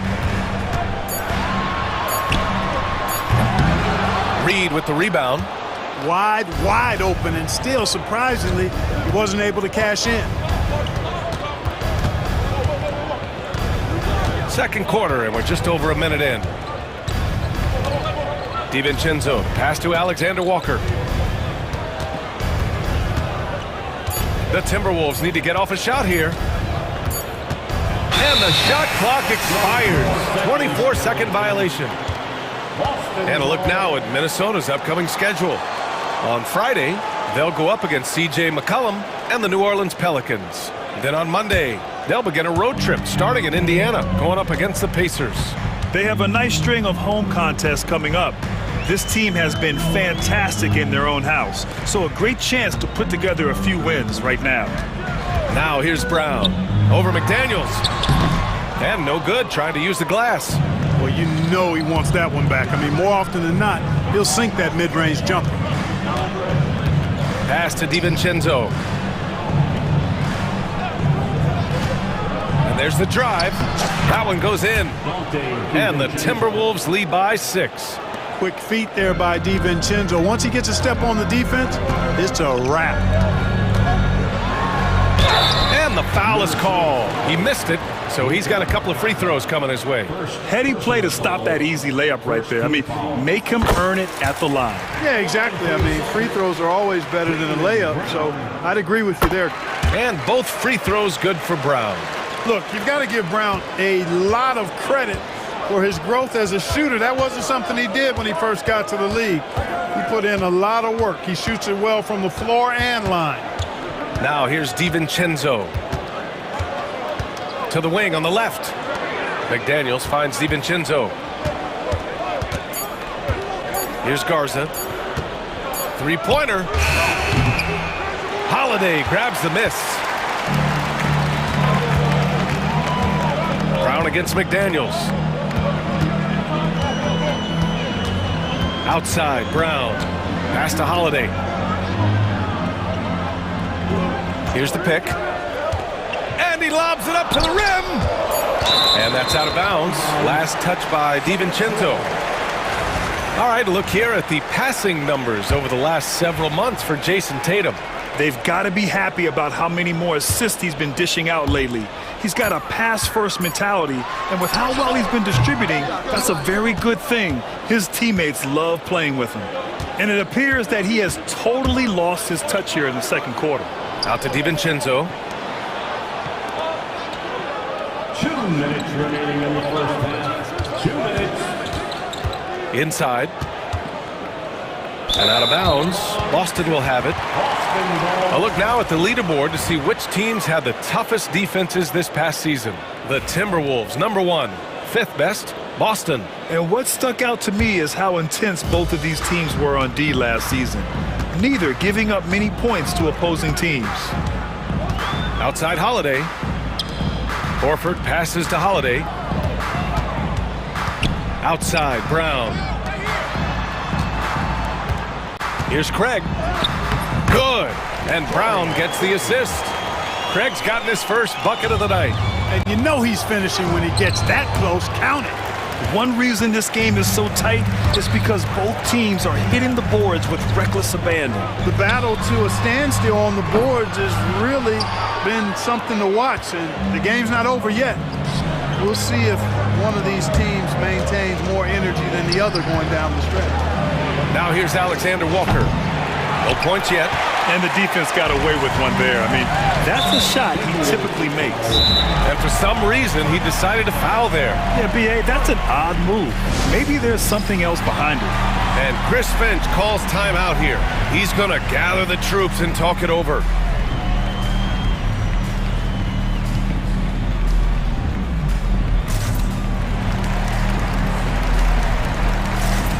Boston ends up going with a new group. Gobert's checked in for Minnesota. Julius Randle comes in for McDaniels. 1:03 left in the first half of this one. Here's Tatum.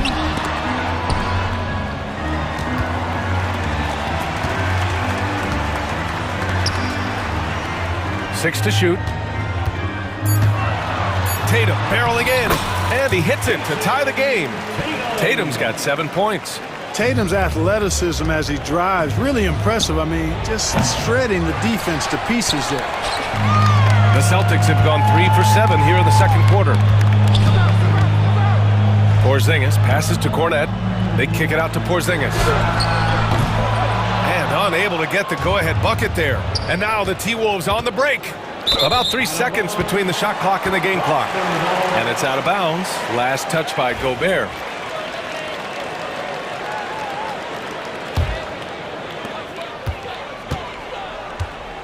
Randle against Tatum.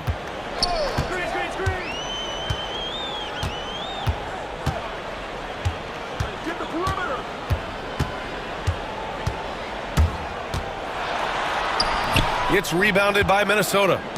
Gobert's got his 4th rebound in this one.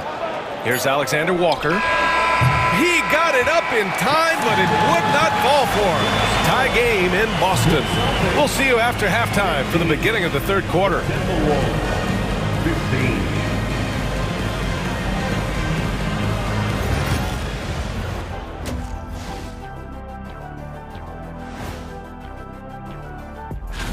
I think for the Timberwolves, you really get to see what they're made of. After your hard work in the offseason. Yeah, you have... Getting to that first half of action from Minnesota, they find themselves in the middle of a tight one. I like how they've been eating the glass. And that is going to do.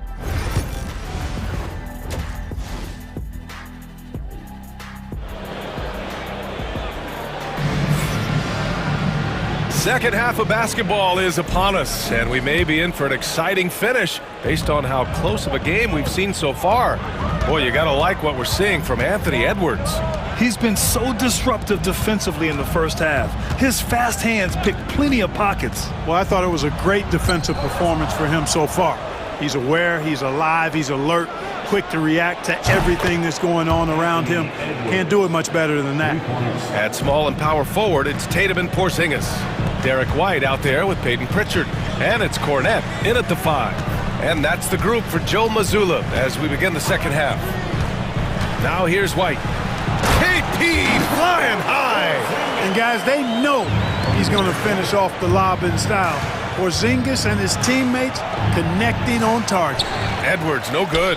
Boston trailing. Porzingis surveying the floor. To the paint. Oh, they get a hand on it. And out of bounds. Minnesota will have it. First, an opponent offense, and they did a lot of damage from range. third and three-point shooting efficiency. It was central to their scheme. And when you consider how hard they played on defense last year, their opponent field goal percentage was the best in the league. You got to love the effort they showed on that end. Boston's shooting about 41%, and Anthony Edwards has stated that his goal is to ultimately surpass Michael Jordan. Hey, look, that is a lofty goal to run after. I don't know if he'll catch it, but I like the fact that he's ambitious enough and confident enough to put it out there. His ability speaks for itself. This guy's a star already, and his star continues to shine. His work ethic and confidence give me belief that he's going to have a chance to at least get close to that. We know about 25 years ago, there was a guy named Kobe Bryant who sought to do something similar to what MJ did, and he got pretty close to matching it. Here's Pritchard. Porzingis with a screen on McDaniels. Again, the miss by Boston. The Timberwolves lead by 3. Outside Reed. Left side Edwards.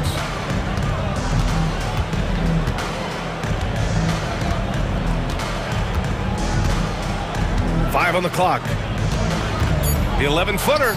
Good. He hits the jumper. Edwards got 5 points in the quarter. Yeah, you know, once Edwards flips that switch, now he stays fully engaged. His offensive arsenal is on full display. But nice timing on these jumps. He's somewhat on the small side for a power forward, but he just never gives up. Finally, starting to dial in from range. That's his second this half. Here's Pritchard. Tried to come right back with a 3 of his own, but it's no good.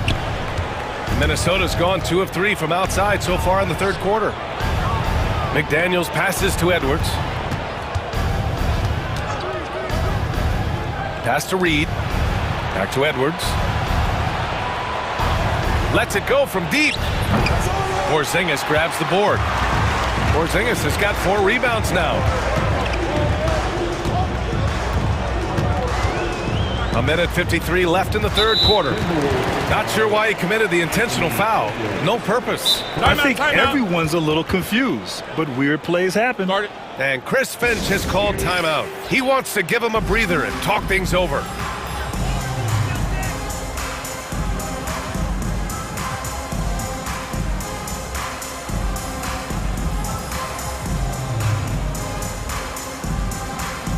Minnesota with some changes.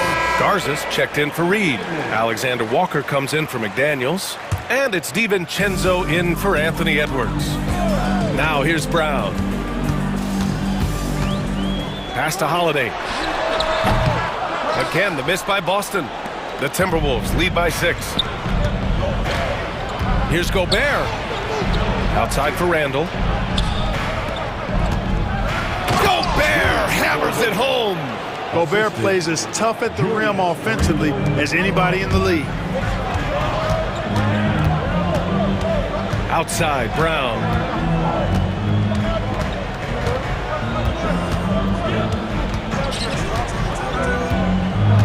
.111 left to play in the third quarter of basketball. Brown cashes in. A terrific finisher inside. Working to get the high percentage bucket. Nicely done that time by Brown. Here's DiVincenzo.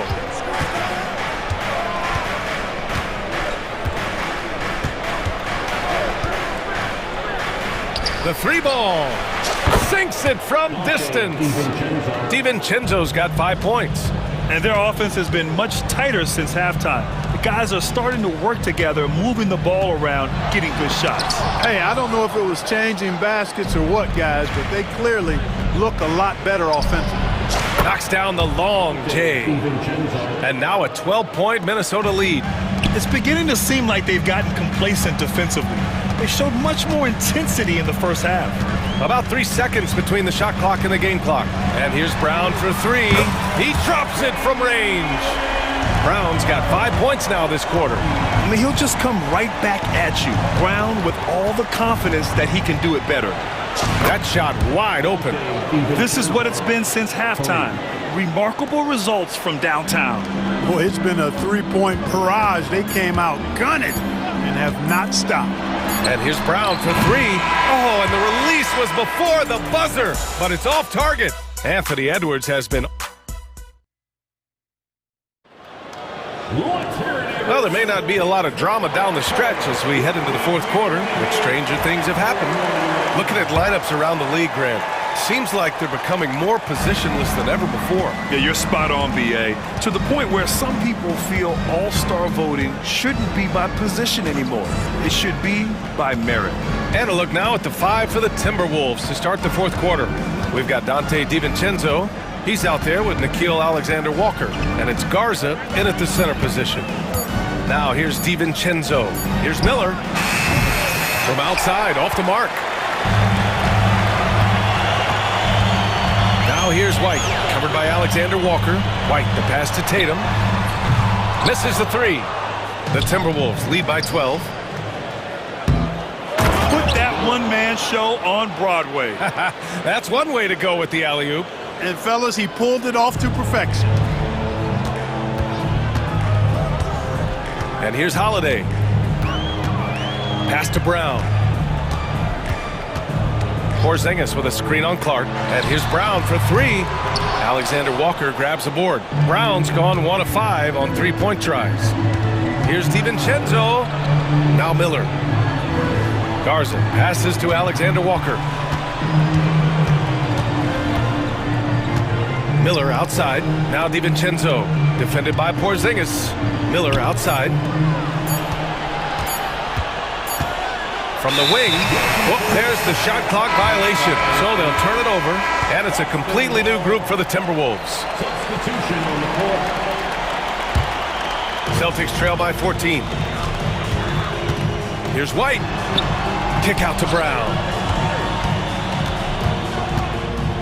Back to White.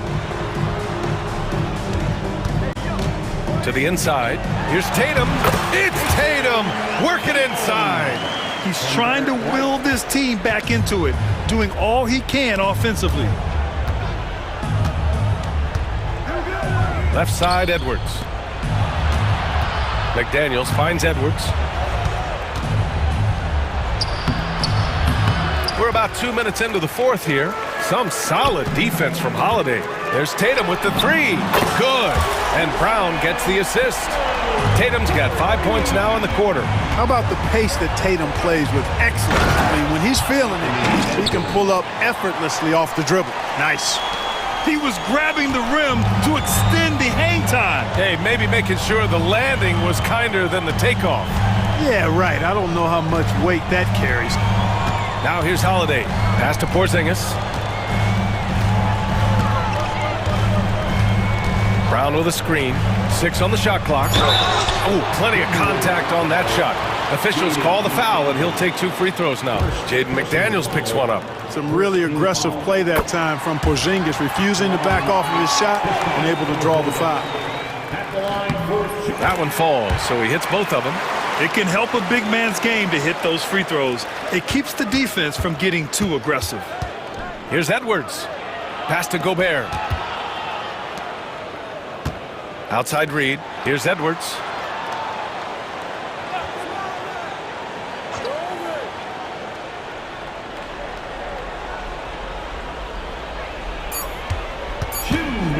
From 17, basket's good. Edwards got 12 points in just the second half. Nice mid-range J from Edwards there. He's obviously not too concerned about what the analytics say about that shot. And finished off by Tatum.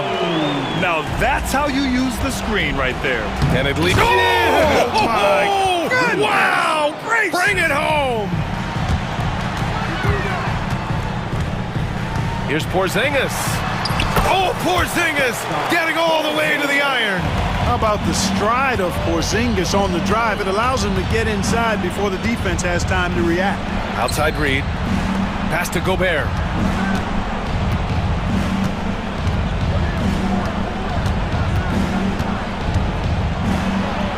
Rudy, a monster inside. Yeah, and Gobert's teammates encourage him to seek out his offense, especially when he's this deep. White for three. Gets rebounded by Minnesota. Gobert's got rebound number 5 here tonight. Randall outside. Outside Edwards. Strong drive by Edwards. And it's Jason Tatum with the rebound. Tell you what, he does not miss many of those. He's usually a very strong finisher in tight. Pulls it in from the elbow. McDaniels with the rebound. Randall against Porzingis. And it's Randall with the jam.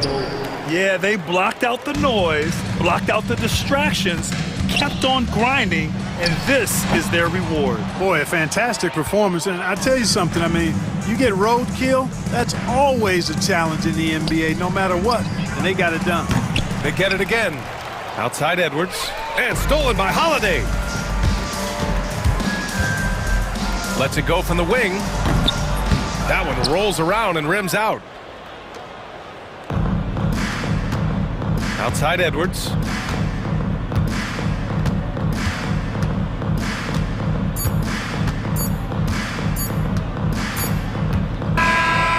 And so it's Minnesota easily grabbing this one. Boy, a nice win on the road. By the time this one was winding down, this building was stone cold silent. And that's exactly what you got to do. All right, Allie, good stuff there. Thanks for that. And that'll do it, folks. For Allie LaForce, Clark Kellogg.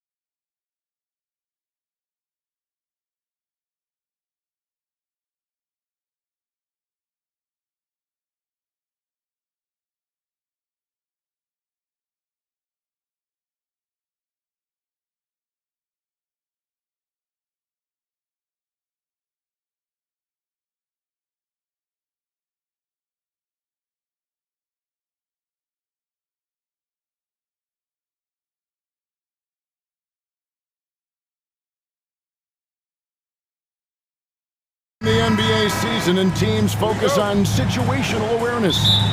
Doris, what have you noticed so far this season? Yeah, Kev, these situations are really all about execution, right? Are players poised in late clock situations? First of all, do they recognize where the shot clock is? Can they adeptly and quickly read defenses? So those are some of the things I'm watching for. So let's take a look at the starters for the Dallas Mavericks. We've got Thompson. Davis is out there with Derek Lively. Then it's Kyrie Irving, and it's Exum in at the shooting guard position. And so it's the Mavericks getting on the board first. Here's Edwards. Drops it in from 14 feet away. Anthony Edwards just reading what the defense giving up. Gets to his mid-range game right there. Irving against Edwards. Pass to Exum. Some nice passing here by Dallas. Clock at 6. Davis, the pass to Thompson. Davis sets a screen. Fires at the elbow. Thompson misses. Maybe he rushes that just a little bit, who knows, but he couldn't have gotten a better look than that. Well, we know, GA, the Mavs are so adept at cunning the matchups they want. They're patient and methodical. They never look like they're in a rush, right? Even when you send a double or trap the ball, the Mavs stay calm and know where to go. It's what makes slowing down their pick and roll so difficult. And it's Jaden McDaniels with the foul. That's his first foul. First team foul. About a minute and a half through the first quarter. Edwards against Irving. 6 on the shot clock.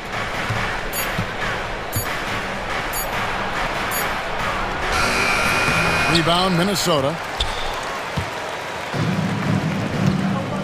And here's Edwards. We saw him with 29 points last game.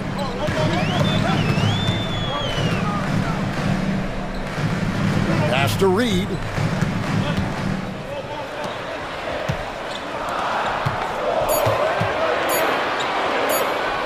Here's McDaniels. A three-pointer off the mark. The Mavericks have gone 1 of 3 from the field to start this one so far. Irving looking over the floor. Pass to Lively. Back to Irving. The 3. Rudy Gobert with the rebound. Well defended that time. He's a shooter that the defense has to close down on quickly when he's ready to pull the trigger. Oh, my goodness. The athleticism of Anthony Edwards on full display. And the Mavericks with possession here after the basket by Minnesota. Outside for Davis. To end the drought. Reed with the rebound. You will not see this guy miss many of those. He's one of the keys to their floor spacing. And those advanced numbers, Doris, they show Rudy Gobert is historically great. Kevin, I love that you are an analytics lover, but for me, it's about the eye test. Rudy Gobert has won the Defensive Player of the Year on more than one occasion. He's played on winning teams, and he's been an integral part of their success. He is one of the all-time great defenders we've seen. Edwards passes to Reed. Pass to Gobert. And here's Edwards. Stolen by Exum. Fast break, Dallas. Here's Davis. Great pass to set up the lay-in. Just great anticipation and awareness to come up with the steal and then trigger the fast break. Reed. And Reed throws it down. Oh, nice finish from Naz Reed. That's the kind of play that can give your team a spark. Outside Irving. Davis sets a screen. Irving passes to Lively. Back to Irving. Down to 5 on the shot clock. Dallas needs to get off a shot. Stolen by McDaniels. 2-on-1 as they jump out on the break. It's tipped. Minnesota again turning it over. Well, when you're careless with the basketball, you can expect that to happen. 43 seconds left to play in the first. Irving against Edwards. Outside Irving. From downtown, Reed with the rebound. And that's how you have to defend him out there on the three-point line. Played him perfectly. And the foul called on Edwards. That is his first foul of the game. Oh, great defense there. Anticipated the play and got there first. Mavericks trail by 5.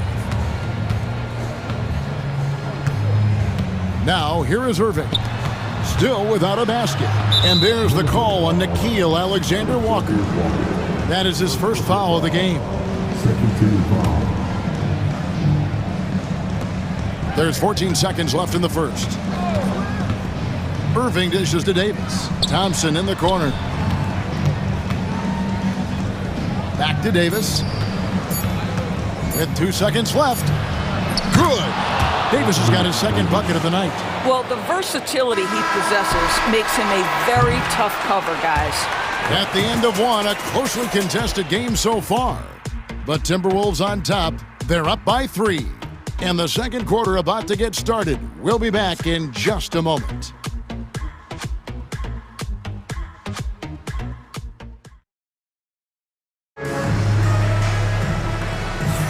And if you're just tuning in, it's been a pretty even game through the first quarter. And let's take a moment, guys, to get your take on the scoring so far for the Timberwolves. And, guys, they've done a great job feeding their bigs inside. They are just punishing the opposition in the paint. Yeah, and in addition, their ball movement has really unleashed their offense. Boy, they've been fun to watch. You've got Naz Reid. Dante DiVincenzo. He's out there with Nickeil Alexander-Walker. Then it's Randall. And it's Garza in at the 5 spot. That's the 5 to begin the second quarter for the Timberwolves. Now, here is Irving. To the wing right side. And so they choose to intentionally foul. Really no idea why you're fouling in a situation like that. You know, maybe there's some bad blood between those two.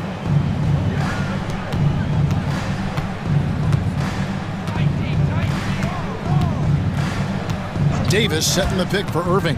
5 on the clock. It's stolen by Randall. And that'll make a pair of turnovers for him in just the last few minutes. So he's got to be a little bit more deliberate with the ball out there. Now here's DiVincenzo. 11-point game his last outing. DB, ever since winning the most improved player back in 2021, Randall has stayed scoring at an incredible clip. Yeah, Kevin, what makes this guy such a difficult matchup is his size and the ability to drive it. And now what you've seen is this evolution into a legit threat from three-point territory. He is such a difficult cover. And it's tied up with that one. Well, Daniel Gafford has carved out Doris a role in this league with his hustle, his intensity, and his rim protection. All of those things you just mentioned, Kevin, are skills. He plays hard on both ends.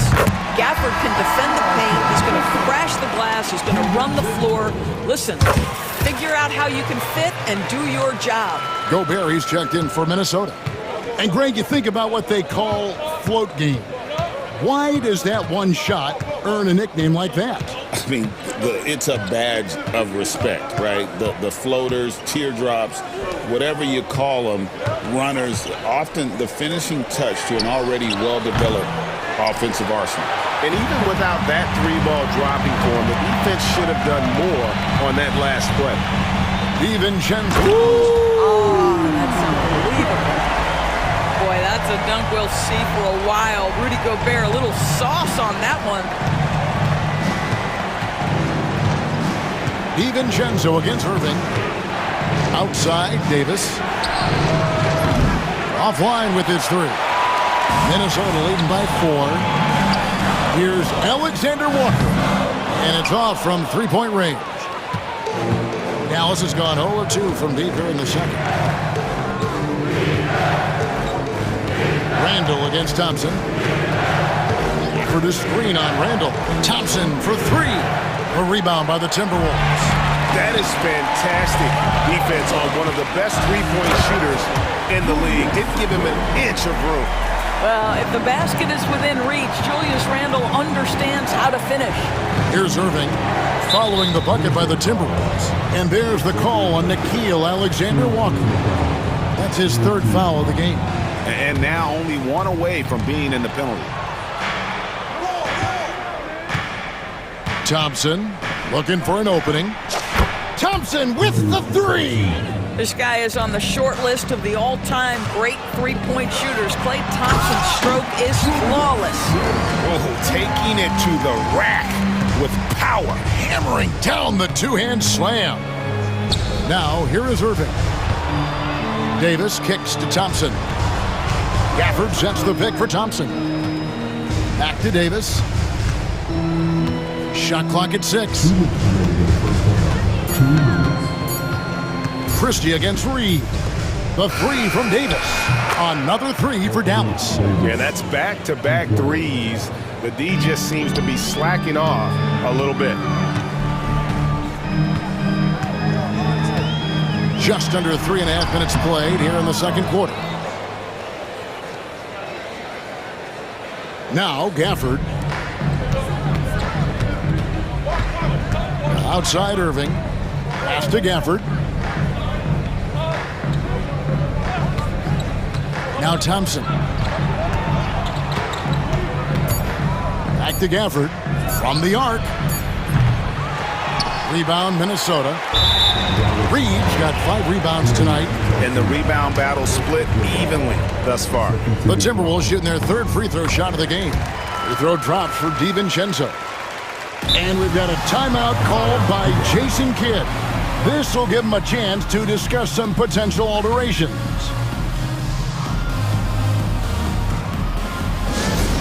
Attention fans, now on the court.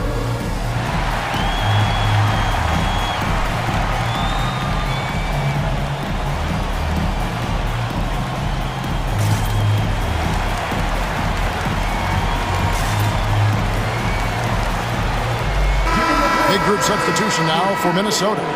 Mars is checked in. Miller comes in for Reed. McDaniels, he's checked in for Randall. And it's Mike Conley in for Nickeil Alexander-Walker. And the Mavericks will go for a different look here. Edwards, he's checked in for Daniel Gafford. B.J. Washington comes in for Anthony Davis. Najee Marshall, he's checked in for Thompson. And Spencer Dinwiddie subbed in for Kyrie Irving. And so it's Dallas with it, following the miss by Michael Conley from deep. Here's Christie. Nothing on the board. Kept alive. Washington passes to Edwards. Marshall with it.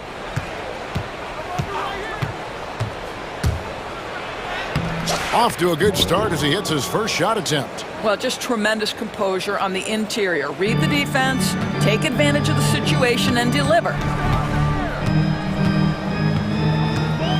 Dinwiddie against Conley.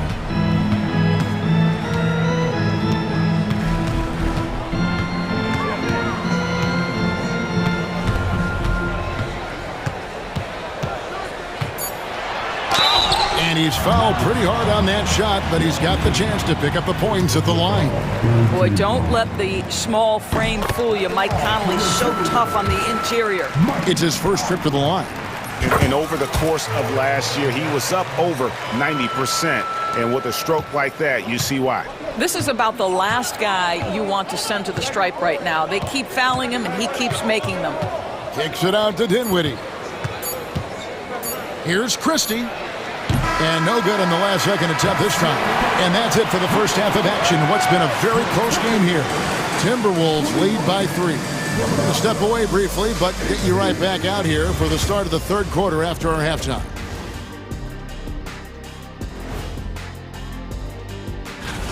They're hitting at a high clip. Some shots have been wide open, some tightly contested.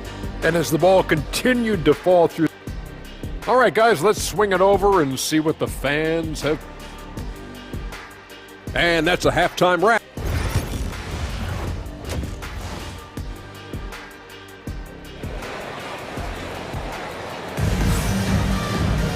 And we're halfway through this one. Plenty of basketball left in a game that's been fairly even so far. Anthony Davis really making a difference here. You just love the patience in that first half. Waited until he got the look he wanted. You know, as a coach, you can preach good shot selection, but it's up to the players to execute, and this guy has done just that. Getting underway in the second half. Here's the 5 for Jason Kidd. We've got Irving, Derek Lively is out there with Anthony Davis. Then it's Exum, and it's Thompson in at the small forward. You hear, Doris, people now calling Anthony Edwards one of the faces of the NBA. I'm assuming you'd agree. 100% agree, because the skills are extraordinary. The development in his decision-making has gone leaps and bounds from where it was.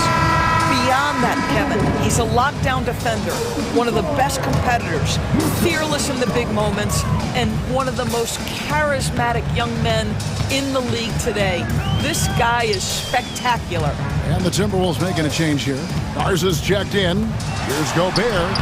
That one drops for him. Gobert's got the lead up to 7 now for the Timberwolves. Really nice decision-making by Anthony Edwards. If you're going to play in the NBA, you've got to read off pick-and-roll action. Irving against Edwards. Irving passes to Lively. He can't get that one to fall. I'd love to see them impose themselves a little more on the backboard. That's a great way to find confidence. Always a surefire way to get back in the game. We're beginning to take charge of this game. This could be a crucial point. Well, working hard, building out a small lead, but you can't afford any kind of letdown here. Now, here is Irving. No scoring in this one. Basket good. Irving, an elusive scorer, so adept at finding space inside. Edwards! Oh, wow! How about Anthony Edwards, the bounce? Go ahead, Ant. Guys are looking for a spark here. Yeah, a cold stretch offensively, for sure. And the foul called on Edwards. That's foul number 2 for him. Yeah, that's a tough call right there, and really a tough break for the D. 2 minutes into the second half of play now. Irving with it.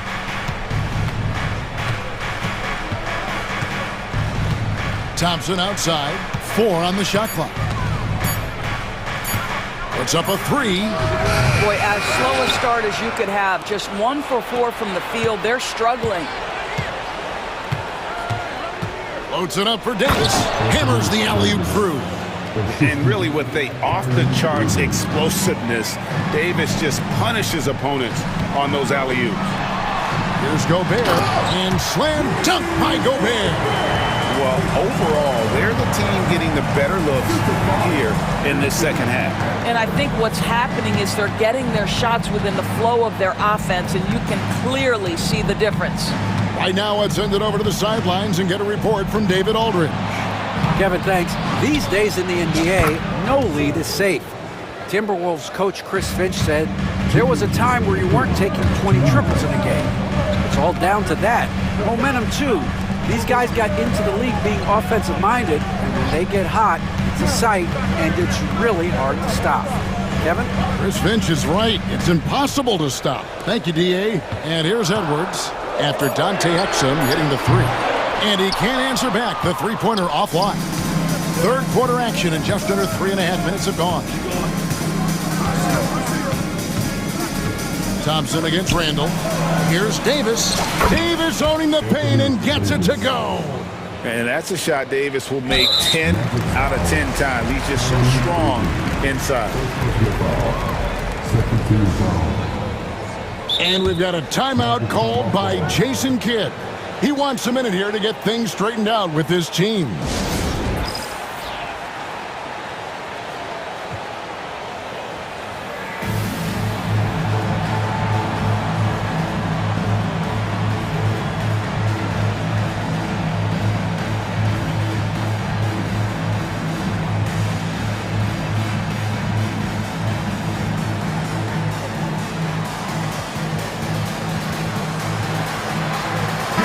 Big group substitution now for Minnesota. Naz Reid, he's checked in for Rudy Gobert. Alexander Walker comes in for Randall. Dante DiVincenzo, he's checked in for McDaniels. And it's Conley in for Edwards. Hey, this guy is competitive, he's tough, and he'll play through contact. Mike Conley doing work inside. Mike Conley was drafted, Doris, back in 2007. And somehow, some way, he's gone his whole career without receiving a technical foul. Heck, you and I have received technical fouls over here. but not him on the floor. Kevin, that is an impressive feat. And it's also probably why he's won the NBA Sportsmanship Award more than anyone else in the history of the league, and why we will never win it. They have a chance to go 2 for 1 here. Let's see how they play the clock.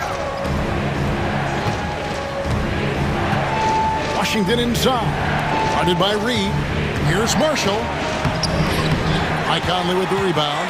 Well, we didn't see the same kind of control we're used to seeing from him. This guy is usually a tremendous finisher. Pass to Alexander Walker. Conley scanning the floor. Reed with a screen for Conley. Here's the 3.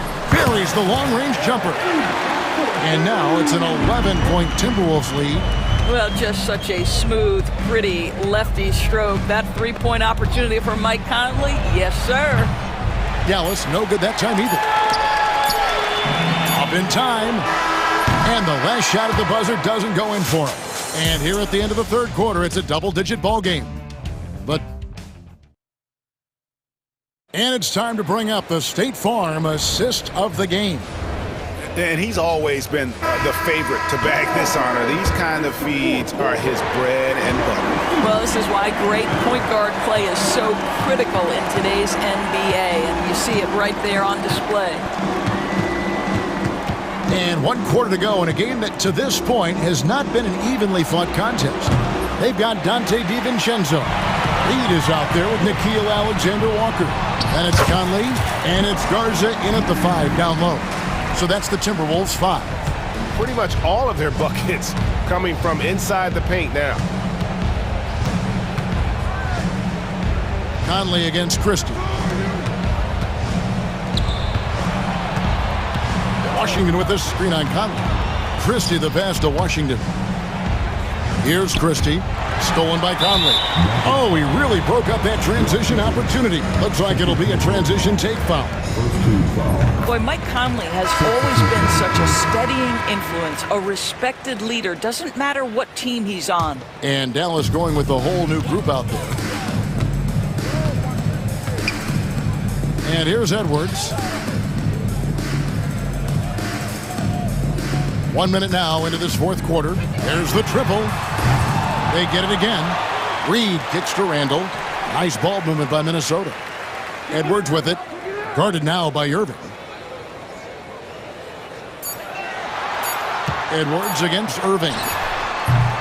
Edwards with another miss. Listen, offensively, they're very comfortable with him taking that shot. It's a good look under very little pressure. He just can't convert. Now, here's Exum. Pass to Lively. Now, here's Exum. Back to Lively. And that comes off the assist by Exum. How good a playmaker are we watching? Always leading, always trying to create for others. And finished off by McDaniel. Well, making it look very easy. Right at the rim, McDaniel's with the finish. Second minute off the clock now in the fourth. Davis kicks to Irving. Driving the lane. Count it. I could make the case Kyrie Irving is the best ball handler of all time. On the dribble drive, look out. And it's out of bounds. Last touch by Thompson. Great instincts from him to get a hand on that pass and tip it out. And offensively, a little bit of a careless toss. You could have used a better angle on that pass. And that one drops. Randall's got the lead up to 14 now for Minnesota. Boy, there was plenty of contact down low, but Randall assertive and able to find the finish. Here's Irving. Pass to Exum. Davis with a screen on McDaniel. Exum's shot is off. Timberwolves leading by 14. Edwards with it.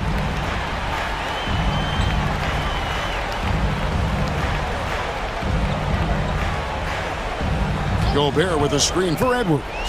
Oh, the lob to Gobert. And finished off by Gobert.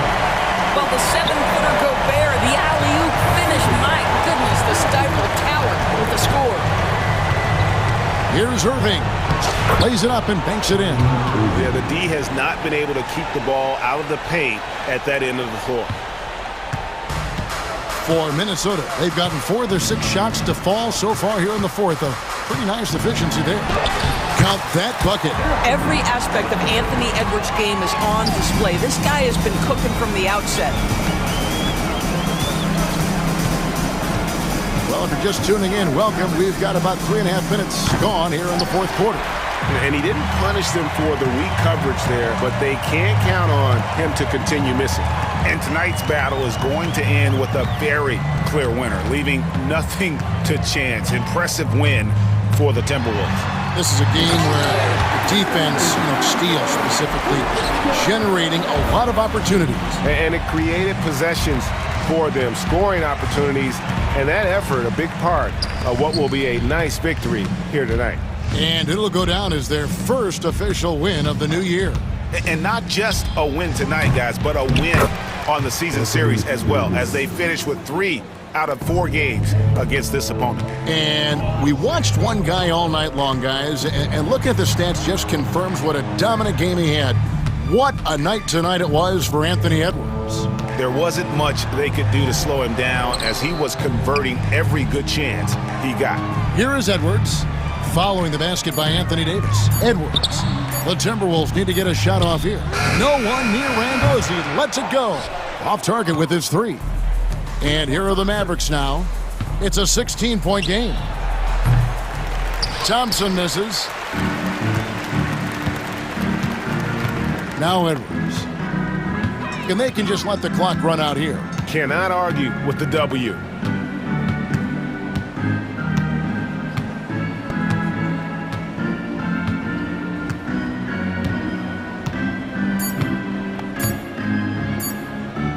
From deep three-point territory. No good. New notifications for guest 1. Trophy earner. Press the PS button for details. And that'll do it, folks. For Greg Anthony, Doris Burke, and David Aldridge, this is Kevin Harlan. Thanks for tuning in. We'll see you.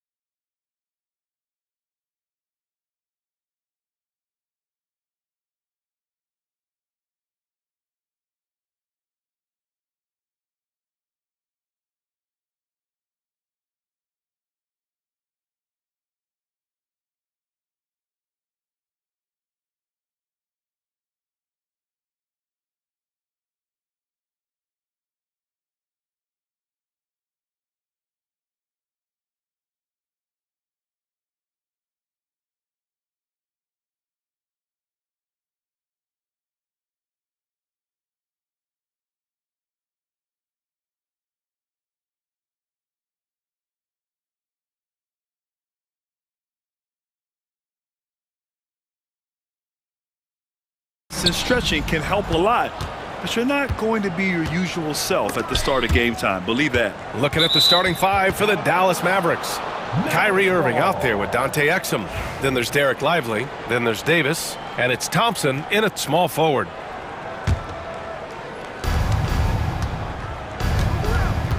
Irving against Booker.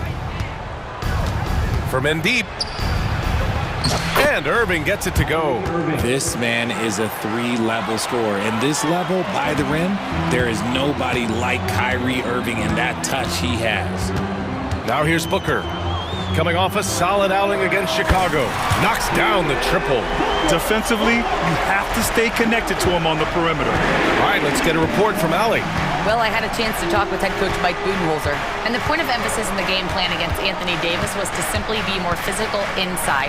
Coach said we have to force him outside the paint and make him shoot those mid to long range shots. Sounds like they're willing to give up the outside shot to keep Davis from dominating the paint. Thank you for that, Allie. And it's Phoenix's ball. Here's Durant. Ooh, nice concentration to hit the double clutch layup. Showing the grit. KD is no stranger to physical defense. Irving looking around. Perfect night so far, 2 for 2. Starting to find his rhythm. He's cooking, and he knows it. Yeah, when he gets engaged this early in the game, it's bad news for the defense. He can roll this start throughout the rest of the game. Now here's Booker.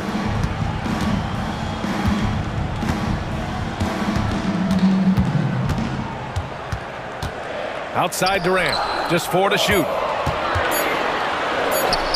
2 shots, 2 makes. Off to a good start. Inside, Durant's scoring instincts take over, helping him find a path to that difficult shot. And you look at how Durant is playing at his age. He's still as elite as it gets, RJ. You don't lose skill. KD could play into his 40s if he wanted to.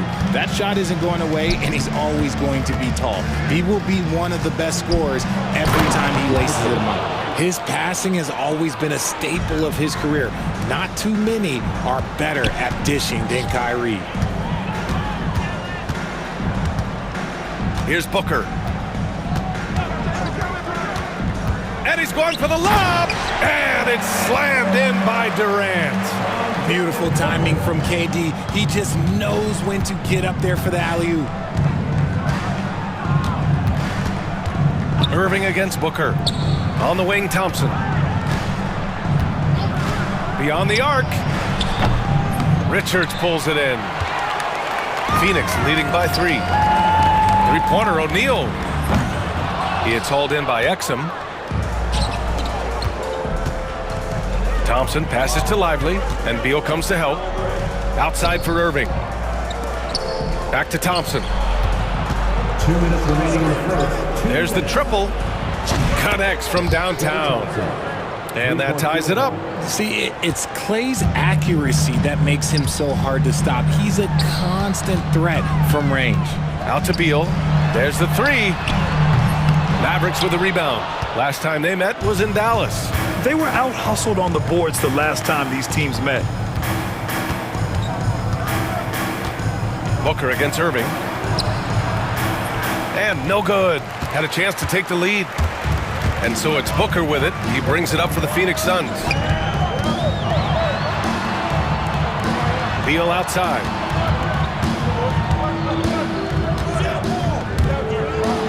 And then Beal with the dunk. Still showing a little bounce. Beal sends it home. Ever since Phoenix changed ownership, they've been all in on winning now, Richard. They've traded a lot of picks away and young talent to assemble a team of superstars. Some of the best shooters in the history of this league. And they were willing to go deep into the luxury tax to sustain it. Davis can't hit. The Suns leading. Pass to Booker.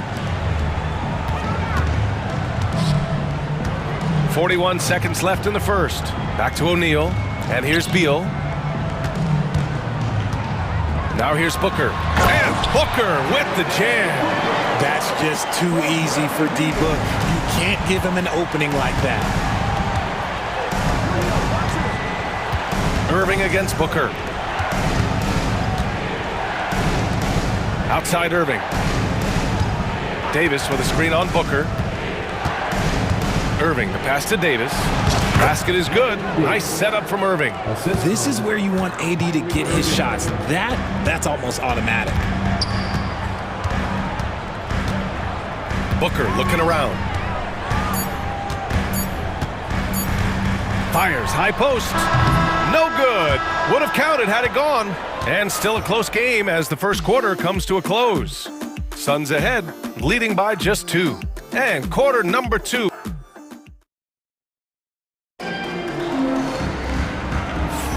And it's been a pretty even game here after one quarter of play.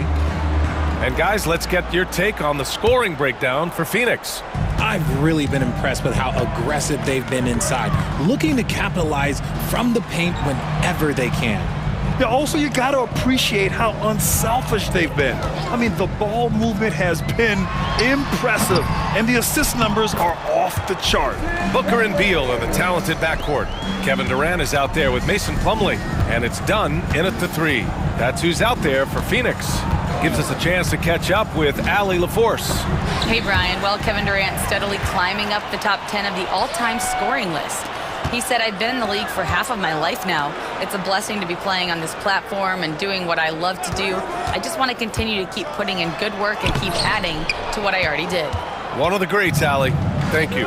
You know, Booker gets a lot of praise for his scoring, but how about his skill as a passer, Richard? Oh, he's a good decision maker, BA. He's able to read defenses and dissect them with his passing. He's shown he can be a traditional, quote-unquote, point guard. Getting enough shots in close to play inside out. Here's Booker.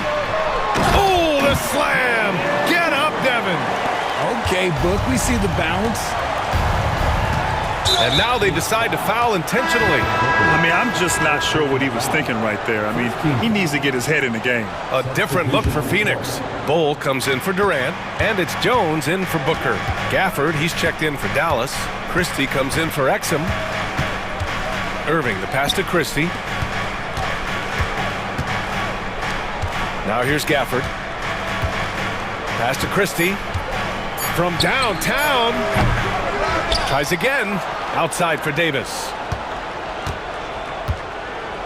Easy 2 for AD. This is the defensive intensity you have to have against Davis inside, but he still powers through it. Beal, no good. Just enough resistance to force them as barely. That's one he'll generally make. Here's Christie. Nails it from 3. Christie's gotten himself going with a triple, his first basket of the game. Gotta fight harder to get over those screens. Yeah, as soon as these guys feel contact, they are just disappearing like they're not even there. You gotta show some fire and keep defending. The size advantage gives them a clear path to the shot. The Mavericks have gotten 3 of 4 field goals in the second quarter. Irving against Jones. Davis down low and finished off by Davis. That's exactly what you want to see from AD, using that length and that athleticism to cause problems. Oh, deflected. Here's Christie. Oh, a huge slam. An exclamation point on that break. Got to give him credit for jumping on the ball and making the most at the other end. Boy, inexcusable at this point of the game. They got to be more composed in these moments. An important 2 points, not just on the scoreboard, but also for a little bit of momentum. Stolen by Gafford. And there's the lob. And the ball out of play. The Suns will have it. And a look here at the scoring trend over the last several months for him. He's been on a tear offensively these past few months, and you know how much they love the extra points he provides. He's been shouldering a bigger load recently, and I think he's just getting started. It's Beal on the wing. And almost 4 minutes gone in the second quarter of play. Plumlee finds Beal. Clock at 6. The 15-footer is good. Nice work there from Beal in the mid-range. And we've got a timeout from Jason Kidd. Coach wants to speak to his guys, maybe alter some of the game plan.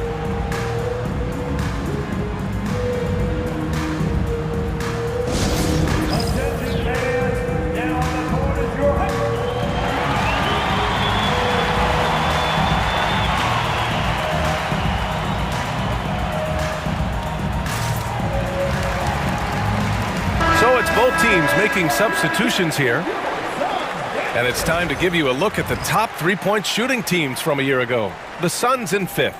Their long-range game was a huge strength. They spread the floor, found the open shots, and made the most of their chances.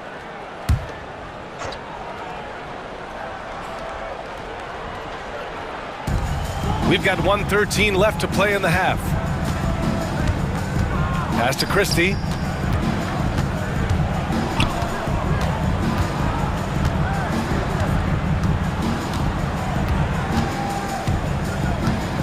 Five to shoot. Lays it up and banks it in. Christie's got 7 points in the game. And force-feeding the ball inside. I mean, no reason to go away from what's working. Jones from outside. Dinwiddie with a rebound. 2-for-1 opportunity if they can time it right. Great way to end the quarter. Gafford passes to Edwards.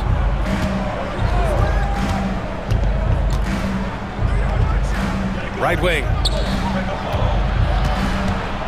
Down low. Here's Gafford. Uses the glass on the layup. And now it's a 5-point Dallas lead. And why go away from attacking inside if the D has no answer for you? Beal, the pass to Bowl. And finished off by Bowl. And we've seen Beal improve as a playmaker over the years. That's a nice pass. Here's Christie. He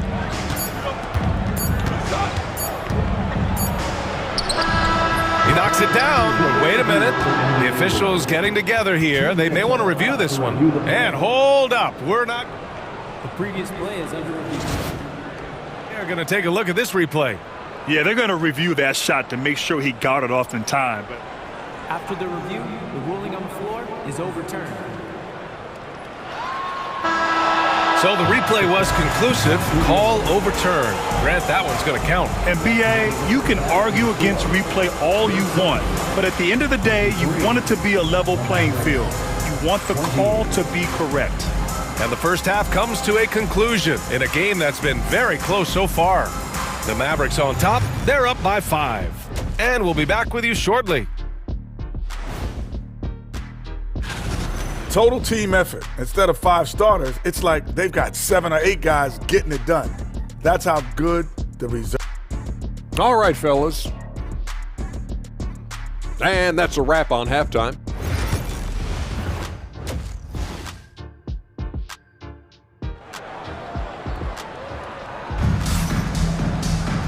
And in that first half, we saw a pretty tight battle. We'll soon find out what sort of adjustments were discussed during halftime. Well, Grant, you played on some very tight-knit teams. Talk to us about chemistry. Well, BA, you know, in some sports, chemistry is not a big issue, but in basketball, it is. Okay, look out! Man! Wow. He's hitting on all cylinders. Booker takes off and never looks back. Pass to Exum. Richards pulls it in. Suns trail by 3. Durant, the pass to Richards. It's Booker on the wing. And a fast break now. The Mavericks on the run. Oh! AD! An easy target on the lob. And it's just so beautiful. The timing of that play is exceptional. Davis just gets there right on time and puts it in. Richards with a screen. Booker, the pass to Richards. Boom! He jams it straight down. Good passing to set that up. Teamwork on display. And let's send it over to Allie LaForce. Well, guys, the Suns are going for it. All-star guard Devin Booker said everybody here is on the same page. We're in win-now mode. We want excellence. We know it's not going to be easy, but when you give up that much, we're trying to win this year and years to come. Brian. This front office has been aggressive. They are all in, Allie. Thank you. Well, Richard, we know how decorated AD was early on in his career. What can we expect from him moving forward? He was getting Defensive Player of the Year and MVP votes back then. If he can get back to that level, he's going to be an absolute focal point for a long time coming. Outside Irving. Intercepted! Irving against Booker for the tie. Mavericks with the rebound. Their first missed after hitting 3 straight shots, but I like their aggressiveness coming out of the half. Here's Thompson. O'Neal pulls it in. It seemed like he changed his mind during the layup, tried to pull off another shot, and choked. Right side Booker. Here's Richards. And he throws it down. What a terrific lead pass. Such confidence as a passer. He hits guys in stride and makes it look easy. And it's Irving off the drive. Exum outside. Well, we're into the third quarter. Just over 2.5 minutes played. Off target with the open look. Pass to Richards. For the lead. And that's 2 points on the layup. Richards has got 6 in the quarter. Keeping pace here. That's an excellent move inside. 2 minutes remaining in the third. Here's Exum to stop the run. The rebound by Allen. Booker against Irving from the high post. Bounces high off the rim and drops. Booker's got 11. And his ability to efficiently score, that's really helped him out in this one, putting them ahead on the scoreboard. Out to Thompson. Back to Irving.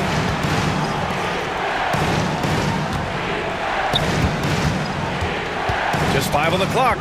This one for 3. He buries it from 3. He's got 9. Look, he is a 50-40-90 guy, right around 40% from the three-point line. Kyrie deserves more respect for his deep game. Here's Booker.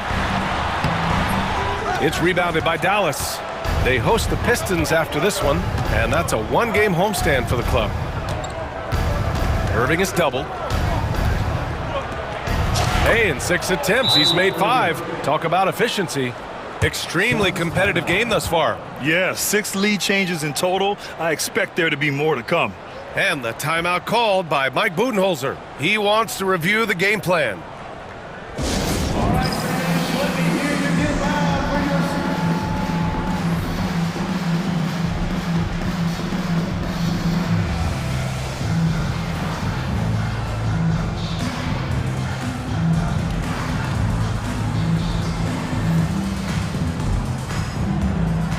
It's a completely new group for the Suns. And since we have a moment, here are last year's most efficient scorers around the league. Daniel Gafford on top. And last year, he led the league in field goal percentage, allowing the game to come naturally and taking whatever opposing teams gave to him. Jones against Dinwiddie. There's a screen by Bull. Jones, the pass to Bull. And finished off by Bull. And plays like that one can make the difference in a close game. And it definitely got the bench on their feet, too. And you can feel the jolt of energy that he sent through his team. That is a huge boost in a tight game like this. Here's Christie, pounded by Beal. Gafford the screen. Throws it up high. Oh, Beal picks his pocket. And the Suns pushing it up now. The 3 is up. Can't get it to drop. Here's Christie. He's got 9. Launches it. Oh, no good on the last second attempt there. 3 quarters of play and a close one here. The Suns on top. They're up by 1. And we're coming right back. Be sure to stay with us as we get set for quarter number 4. And now let's take a listen in on head coach Mike Budenholzer. Just relax. We're in good shape. Keep looking. And it's been a very competitive game so far as we get rolling here in quarter number 4. And so Dinwiddie will bring it up for the Mavs. It's a one-point game. Bol out there with Mason Plumlee. Then there's Tyus Jones. Then there's Bradley Beal. And it's done in at the 3 spot. So that's the lineup on the floor for the Suns. Here's Gafford. Solid defense from Bol. Well, some trips you get the shot you want, it just doesn't fall.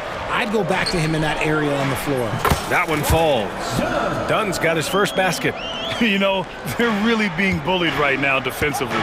8 of the last 10 points have come from inside. He did a good job of taking care of the ball in the first half, but he's been pretty sloppy since the break with it. And this kind of selflessness is great to see. Textbook positioning to draw the charge. Phoenix making some changes. Richards is checked in for Plumlee. Durant comes in for Bol, and it's Booker in for Jones. Now here's Booker. He's guarded by Exum. Shot from 16. What a throwdown from KD. Okay, normally the guy is a sleeper, but those were 2 loud points there by Kevin Durant. Irving goes in. Out to Thompson. Pass to Lively. Here's Exum. Again, the miss by Dallas. I think he's gone completely dry. Nothing is hitting. Yeah, and the risk now is that he gets inside his own head. Time to take deep breaths in through the nose, out through the mouth, and let the game come to you. And he jams it home with authority. They're going at it on offense. Neither team backing down. Man, this has been a fun one, but look, who doesn't love a high-scoring game? Outside Booker. Oh, Booker in close. They have no answer defensively inside. Mavericks trail by 5. And Irving, the bucket on the assist by Lively. There is one guy you can count on, and that's Kyrie Irving. He knows how to find shots and make an impact on that end of the floor. Pass to Durant. And Durant with the big finish. He's been playing great, unselfish basketball, really putting the rock in the hands of the right shooters. His court vision has been on display in this one. He's doing a tremendous job just orchestrating the offense beautifully. And this is just typical of him, always making an impact at crucial moments in the game. And his team needs every bit of his production if they want to pull this one out. It is neck and neck here in the final period. Tries the spin move. Booker, the pass to Richards. And down it goes. Dunked it through off a beautiful setup. Nice pass. Such a unique talent on both ends. That time Booker showing us his vision. Lively with a screen on Booker. Irving, that's good. Irving's got 6 points in the quarter. Someone who loves the biggest moments. Kyrie hit one of the biggest shots in NBA history. Believe me, I was there. Davis with it. Durant covering. Knocked away.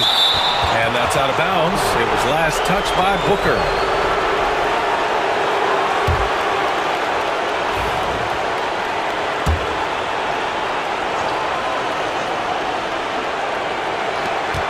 .152 left in the fourth quarter. Screen by Lively. Irving, the pass to Lively. And it's in there. Great unselfish basketball from Irving in the pick and roll. That kind of passing can be contagious. All right, guys, what do you think so far about the offensive approach for the Suns? I'm liking the throwback approach. They're making use of the mid-range area and inflicting major damage there. Well, another thing they did well was taking advantage of the holes in the defense. Very aggressive in exploiting the lack of concentration. Got a piece of it. The Mavericks have gone 5 of 8 from the field so far in the fourth. A minute 22 left to play in the fourth quarter. Outside for Davis. Back to Irving. Down to 5 on the shot clock. Dallas needs to get off a shot. Davis can't hit. And the foul on Anthony Davis. That's his first foul.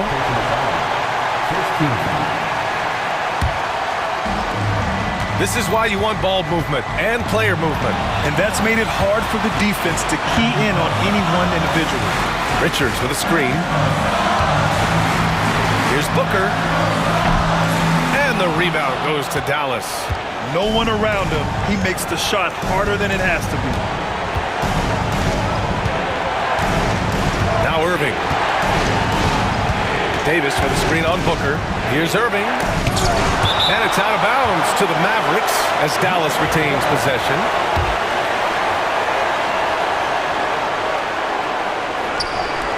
"36 seconds left in the final quarter. Shot clock at 6. Yes! Talk about stepping up in a big way. What a huge play, coming through when it matters most. Screen by Durant. Back to Booker. To end the run. Outside Durant. Oh, wow! A huge basket to tie the game! He is one of the most elite scorers we have seen. You want KD with the ball. Yes! Woo. Just selling the defense on the pump fake. And Mike Budenholzer decides to call a timeout. And a great call on his part. This is the time you want to be in sync right here. What do you think Coach will be drawing up here? And this comes down to whether they want to go for a 3 to win or send it to overtime with a 2. Either way, it's got to happen off this inbound pass. Substitution on the court. Here's Booker. And so the big win by Dallas in a tight game. And this was an emotional win for them, no doubt about it. Just a fantastic accomplishment. You love how they did. All right, Allie, thank you. Well, folks, that's going to do it for now. For Allie LaForce, Grant Hill, and Richard Jefferson, this is Brian Anderson. Thank you.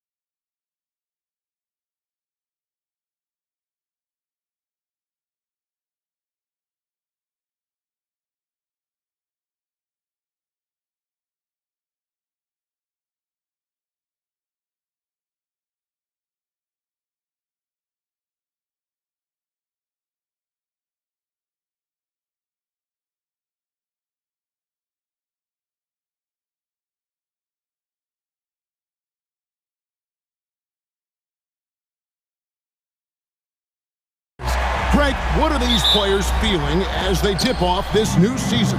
It is always exciting to start a new season. Players are just filled with hope and optimism, especially after putting in all that off-season work. And now the opening lineup for Phoenix. Deadly backcourt pair of Booker and Beal. Durant is out there with O'Neal. And it's Richards in at the pivot spot, manning the middle. Yeah, there have been very few players at 6'2" who've played above the rim like Morant. Durant sets a screen for Booker. Outside Durant. Spins, fires, high post, and it's good off the back of the rim and in. How about that move? You'll see very few players able to pull off. Just sensational stuff. And the latest now from our sideline reporter, David Aldridge. David, it's all yours. Take it away. Thank you, Kevin. Well, a bit ago, Taylor Jenkins and I were able to chat. This team's focus is trying to slow down Devin Booker. He said the thing with Devin is that he's not just an ISO scorer. They run a lot of actions for him, so we have to do our best to chase him around, and the rotations have to be on point. It's going to take all 5 guys to try and stop him. Guys? Thank you, David. Just 5 on the clock. Booker the pass to KD. And the rejection by Jackson. And we have to take another glance at that powerful rejection. And an early swat like that can really set the tone. Now the shooters will be feeling his presence. First 1:30 gone here in the first quarter. Here's Morant. And Morant throws it down. And the agility, the hops, Morant just explodes off the floor. Greg in the process to bring in all their stars. The Suns don't have a lot of ways to add players in the near future. They don't control their draft picks for the next few years. That was part of the price for Beal and Durant. They'll have to be very shrewd to add rotation pieces to help them win. Well, this offense is off to an outstanding start. They're communicating, executing, and finding great shots. Now here's Booker. Outside, KD to end the run. Again, the miss by KD. Yeah, not at his most efficient this quarter. He's got to work on finding high percentage shots. Outside for Jackson. Back to Morant. Well, you can't fall for that shot fake. Once Morant has you up in the air, the rest is easy. The Grizzlies shooting their first free throws here for the night. And their free throw percentage as a unit last year, 76%, right around the middle of the road. Well, he's been very good at the line, and we all know free throws can make or break you in the end. Durant with a screen on Clark. And Booker kicks to Durant. KD sets the pick for Booker. Shoots a fader. And the rebound by Jaren Jackson. And the Grizzlies leading by 8. Pass to Huff. The baseline J. The rebound by Richards. The Suns have gone 2 of 6 from the field. KD sets the pick for Booker. Durant finds Booker. That's good, and a nice assist from Durant. Booker's got his second basket. It's almost effortless for Booker this close in. He just drops the ball in the bucket. Jackson a screen on Booker. Morant outside. And finished off by Morant.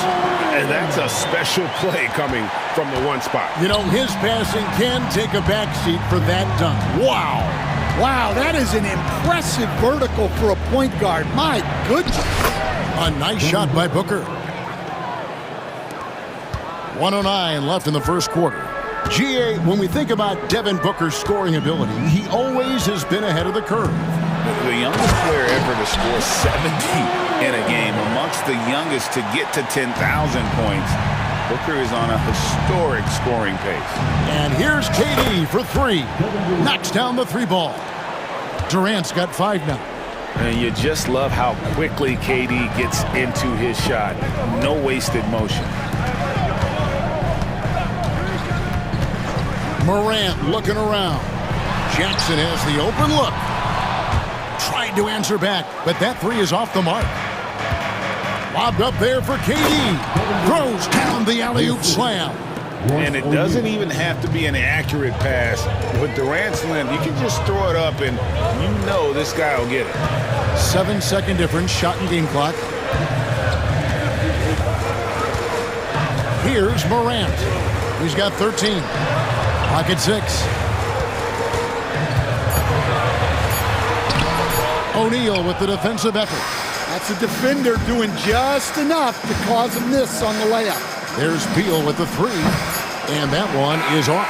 Not sure what the D was doing there. Clearly a breakdown. You can ill afford to give a guy like him that good a look. The first quarter all wrapped up, and it's been an exciting game so far.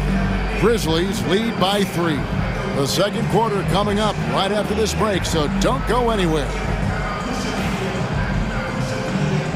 And getting going again here in the second quarter. Fairly close game so far. And a moment now to quickly take a look at the offensive approach for the Grizzlies. Well, I like how they're going right at the defense, creating high-quality looks with that penetration. And I've really liked how they've moved the ball tonight. Because of this selfless approach, they are piling up the assists. On the court right now, second quarter starting for the Suns. Deadly backcourt pair of Booker and Beal. Dunn is out there with Durant, and it's Plumlee in its center. That one's good, and the Grizzly lead is cut down to 1 on the bucket from Durant. And there's a pattern starting to take shape here. They're working it inside and getting good shots from close range. And while we've got a moment, let's send it over to our terrific reporter, David Aldridge. David? Kevin, thank you. Kevin Durant is the human cheat code. Bradley Beal says of his new teammate, he's 7 feet tall, he can shoot the ball, he can do everything. It's a little unfair. I get a bit jealous sometimes. I wish I was 7 feet, but nothing he does really surprises me. When he's in attack mode and locked in, there's nothing you can do. Kevin? Not a single darn thing. You're so right. David, thanks. They set the screen down low. And it is flushed down with a nice jam. Nice pass inside, making things easy for him now. Plumlee with a screen on Williams. Beal dishes to Plumlee. Grizzlies with the rebound. I think this is a rare case of being overcommitted. He tried to go all out at the rim, and they stifled him. Defensive breakdown there, and they got lucky. He's not going to miss too many of those. And he's got his first chance at the line here. And that one falls for Jones. Greg, you've been a part of some great contending teams over the years, but what's it like being on a team at the bottom of the standings with not a lot of hope for the regular season? Well, Kevin, no one likes losing, but it can certainly take a toll. But it can also allow you to play more freely when you know you're bad and you're not having to deal with the pressure of expectations. And he's good on the 3-ball. And it's fun watching Beal take these shots. He's a master at knowing when to catch and fire. There's Jackson with the 3. And Bull pulls it down. Suns leading by 3. To the middle. And it's slammed in by Plumlee. Oh, phenomenal alley-oop slam there. They are taking advantage of a team that looks lost out there. Pass to Aldama. Takes a 3. Plumlee with the rebound. And the great shooters know when they've got enough opening to go for the 3. I didn't think it was a bad choice on that possession. Williams with the ball. He has yet to score. Basket counts. And here is Beal. And for those of you just joining us, we're in the second quarter with about 3 minutes gone by. And the dunk by Bull. And selfless play by Beal, using that pick and roll action to create for a teammate. To the paint, here's Heaney. Lee pass was put in just the right spot. Heaney's got 4 this quarter. And those are the kind of nice inside looks they've gotten here in the first half. Williams against Beal. To the inside. Bull. And the dunk by Bull. That's just too easy for Ball. Once he gets the right position, his focus there is on the finish. To the paint. Plumlee with the steal. And up the court come the Suns on the break.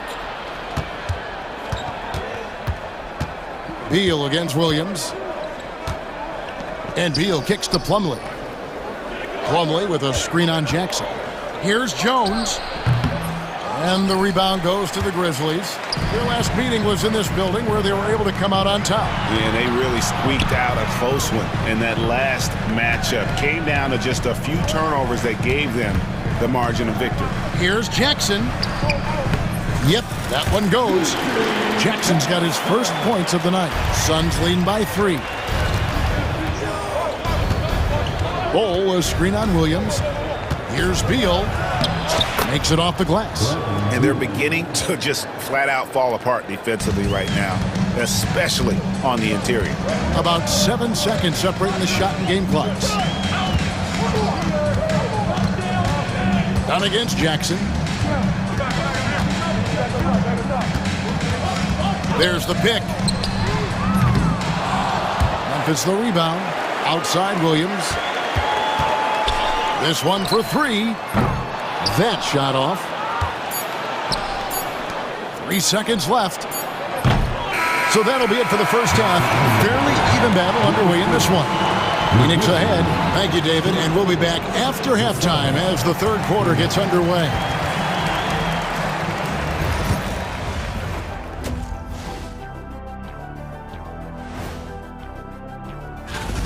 I'm impressed they're still in this. They've done some good things tonight, but the three-point shooting is not one of them. And that could... Taking a peek now. And that is it for halftime, folks.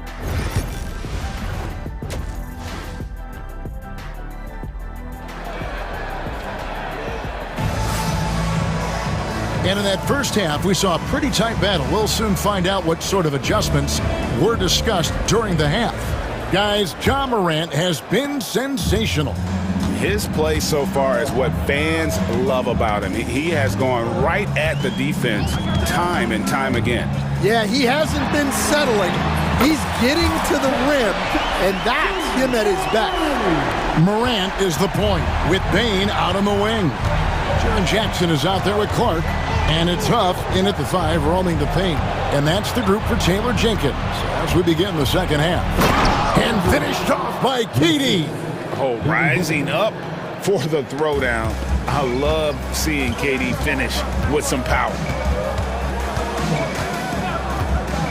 Here's Morant. It falls for the 6th time in 7 tries this contest. That's 86%. Terrific play call to give him a clean look at the rim. That's how you want to start the second half. Yeah, I like how they're establishing their interior presence right away. That's going to collapse the defense and create other opportunities. Here's KD. Some solid defense there from Jackson. Memphis trailing here. Clark, the pass to Morant. For the tie, here he goes. And the layup is good. And that's 17 points for Ja Morant. They are on fire to start this second half. 3 for 3 and looking totally insane. Durant with a wide open look. And a great assist by Booker as that one goes in. He's been reliable from the floor, and that's reflected on the scoreboard. Morant outside. Lots of room. Kevin Durant with the rebound. You can hear him sputtering all the way over here. He knows he should have knocked that one down. Shot's good by Booker. That's 3 of 4 here to start the half. Now here's Morant. 17 points in the game. And the call on the shot that sends him to the line. First personal foul. We've got some talented defensive big men in the league today, Coach. But in your opinion, who would you say is the best rim protector? Well, Kevin, I would have said Rudy Gobert, because people didn't even want to go to the rim and challenge him. Right. Anthony Davis is great, but I'm telling you, the young guy, Victor Wembanyama, I think is the best we've got now. Isn't he something else, Stan? We've never seen anything like him. We never have, and I'm not sure we ever will again.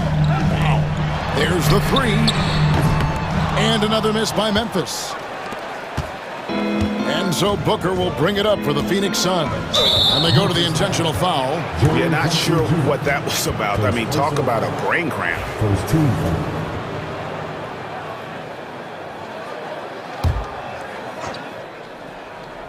A little over 2.5 minutes off the clock in this final half of play.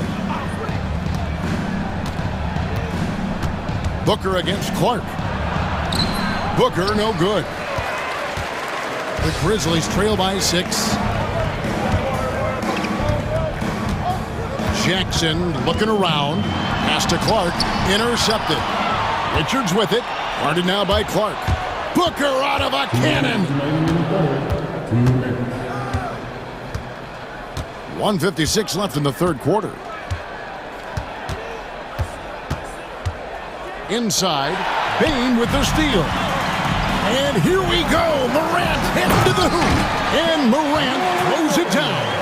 Well, look, Bane gets the steal and sends them on their way. He can be such a menace on defense. And, you know, Stan, we've watched Desmond Bane evolve into a number one option on offense. He's always been there, but now he really is at the top of the heap. Yeah, he sure is. Look, Kevin, you know, he came into the league as a three-point shooter, and he's a great one. But he's developed his game off the dribble, very good mid-range shooter, and he's strong enough to finish around the rim. And Phoenix with a whole new group on the floor. And Mike Budenholzer has called a timeout. Wants to regroup and go over the strategy. So Memphis ends up going with the new group. Let's pause to take a look at the teams that were tops in field goal percentage last season. The Suns 5th. Hard to shoot the ball any better than they did. I mean, they weren't the best in the league, but, man, they were right there.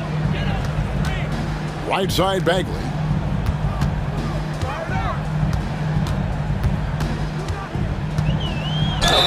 And he gets the basket. Officials blowing the whistle, so a chance at the line for one more. And they're forcing the ball inside, and it's working like a charm. And this is his first trip to the line tonight. And the game Bagley has reminds me a little bit of Chris Bosh, a sweet lefty who plays with force and passion. And Plumlee kicks to Jones. Down low, here's Bull, and the dunk by Bull. Well, he saw the height advantage he had and went right up with it. That's exactly what you want him to do there. And guys, let's get your take on the scoring breakdown for Phoenix. Well, they've been owning the painted area offensively. I love the intensity they're playing with down there. And we're also seeing a lot from them at the arc in this one. Tonight, it's been all about that three ball for these guys. 35 seconds left in the third quarter. Here's Beal. Done outside. Down to 5 on the shot clock. Shot, high post, and the Suns tack on 2 more. And there's not an area on the floor where Beal can't do damage. He is a handful for any defense he goes up against. Pass to Aldama. Back to Jackson.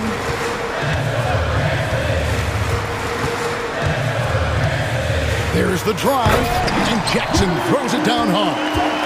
He just punched the ticket on that one. That'll get the job done. Powerful two-hand jam. And a deep three from Beal. No good on the last second attempt there. And so it's the Phoenix Suns bringing the quarter to a close. And a worthy candidate tonight as we take a look at our State Farm assist of the game. And the definition of teamwork right there, guys. I mean, what great communication between them, and what a beautiful feed. Well, it's one of the core parts of the game. Reading the defense and creating an easy bucket for your teammate. That is pretty. Fourth quarter of action is upon us. Thanks as always for joining us. So with Durant sitting on the bench, this is Mike Budenholzer's lineup. We've got Plumlee. Jones is out there with Bradley Beal. Then there's Dunn, and it's Bull in at the power forward. The dunk and the foul, a powerhouse move, and he's got a chance for one more at the line. It's going to be on Mason Plumlee. And how about the strength on display there? Even when you whack Bagley, he's outstanding at fighting through it. Looking at who's out there now for the Grizzlies. Off's jacked in. Jaren Jackson comes in for Santi Aldama. Baines checked in for Vince Williams. And it's John Morant in for Jackson. Booker against Morant. And there's the try, and he slams it down right on top of Kevin Durant. Well, this is what the fans want to see. Morant showing off all of his superb athleticism. On the wing, Booker, guarded by Morant. Booker against Morant. Booker's shot is good. Just on fire tonight. Devin Booker is feeling it, folks. And Morant's got the ball here for the Grizzlies. 9-point game. And he drives in. Now that's what I call a momentum changer. Yeah, when you've got a point guard, that kind of spring, no lead is safe. Yeah, he saw the opportunity to finish with some authority, trying to fire his guys up. Clark, he's checked in for the Grizzlies. And Phoenix also making a switch. Dunn, he's checked in for Royce O'Neal. Jackson setting the pick here for Morant.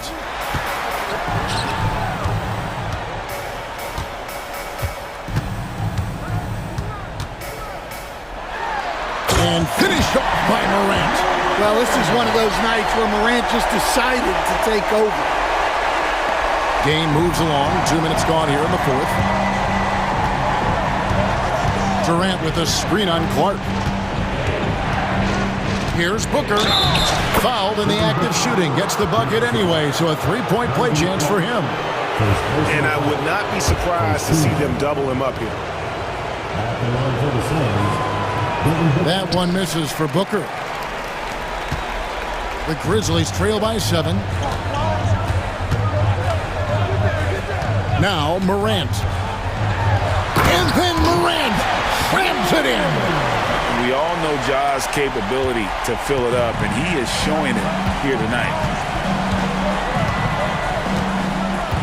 Booker looking around. Pass to Richards. Tries the spin move. No good from Booker. And there's the foul. It'll go on Nick Richards. That'll be his second foul of the game. The Grizzlies have gotten every shot they've taken so far in the fourth quarter to go win. That's 5 in a row to start the quarter. Booker against Morant. Jackson passes to Morant. And stolen by Booker. 2 minutes remaining in the game.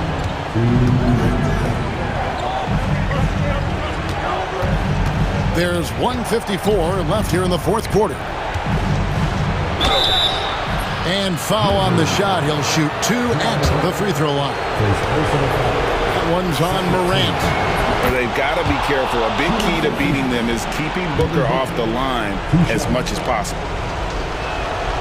And he hits both free throws here. So now it's a 7-point game. And that will add to a healthy lead after that trip to the free throw line. Outside for Jackson. Morant against Booker.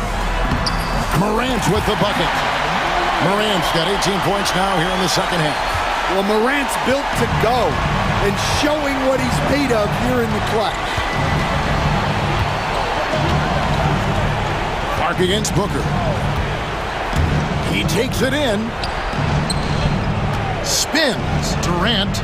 And the jam by Kevin Durant.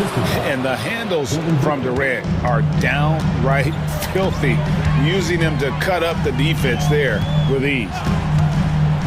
Here's Morant. And finished off by Morant. And this is why Morant gets paid the big bucks, to knock down clutch shots like this.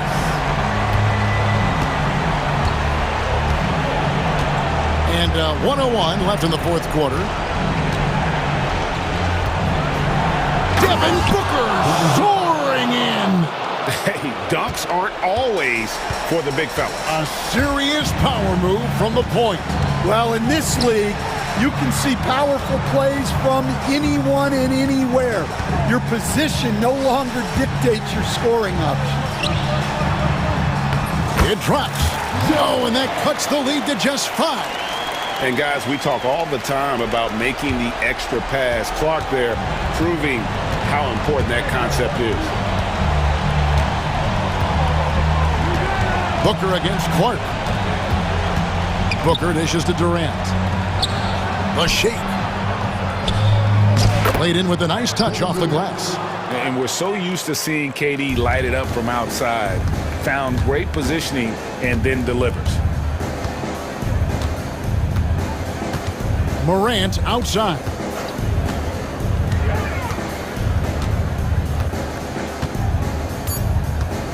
Driving to the basket.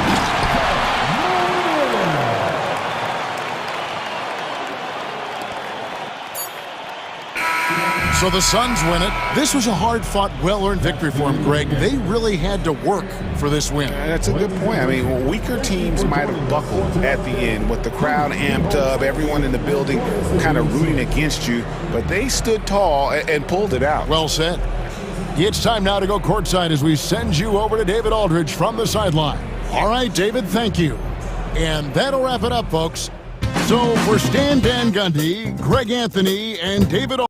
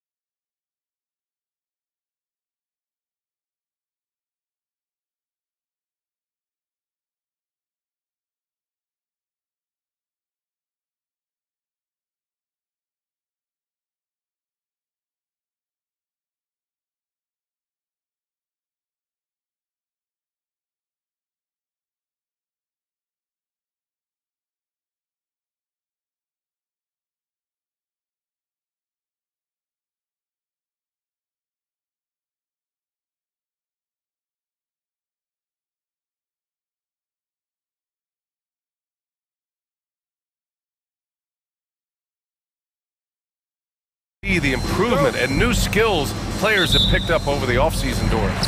BA, it really is, because yes, do the players take a brief respite? Unequivocally. You've got to get your body right and get your mind back and rejuvenated. But the fact is, for most NBA players, this is a 365-day commitment. They are working on shooting, conditioning, skill development. There is very little time off for these guys. And here's Memphis's starting group. Manning the backcourt, we'll see Morant and Payne. Brandon Clark out there with Jackson, and it's Edey in at the pivot spot, manning the middle. Now here's Morant. Jackson for three. Pure from three-point range. And you know, his team wants Jackson Jr. to keep taking these threes, knowing it'll help open up this offense even more. I'll tell you, that vertical ability he has puts him in select company in NBA power forwards. May not have great size, but boy, he plays bigger than it. Morant. So it'll be 2 free throws. He was fouled in the act of shooting. Come on, this kid is electric. Morant draws a lot of fouls with the way he plays. Memphis shooting their first free throws. First trip to the line in this one. And Morant drops them both. You want to contest this guy's shot, but you absolutely don't want to send him to the line. He will make you pay. The shot by Holiday, no good. Well, certainly not the best defensive effort, but this guy can't make them pay for their laziness. Morant into the lane, and then Morant with the dunk! And the bounce that Morant possesses is unlike anyone else at his position. The kick out to White. Porzingis with a screen on Clark. Here's White. Oh, and that one, no question, powered it down. And just a great screen. And they got a high-powered finish out of it. And my question is, where was the help? Someone rotate over and challenge. And you know you're always going to see some highlights when Morant is on the court. I mean, he loves to use that incredible 44-inch vertical. Now here's White. Drives to the hoop. Yes, it's good. Just taking it right to the rim, and no one was there to greet him. And I think defensively, that is not the way you want to start. Giving up high percentage looks, that doesn't typically end well. Morant against Brown. Morant looking around. Kicks it out to Jackson. And the three off target. And you just can't afford to give up that kind of look very often. Doris, it seems like every year Tatum's name is right atop the MVP ballot. To me, Brian, it speaks not only to his talent, but also his consistency and the work ethic. The game is important to him. He's versatile. He's clutch. He's everything you want a star player. Shot's good by Morant. Morant's got his third bucket of the night. Talk about hitting the ground running. 4 for 5 to start.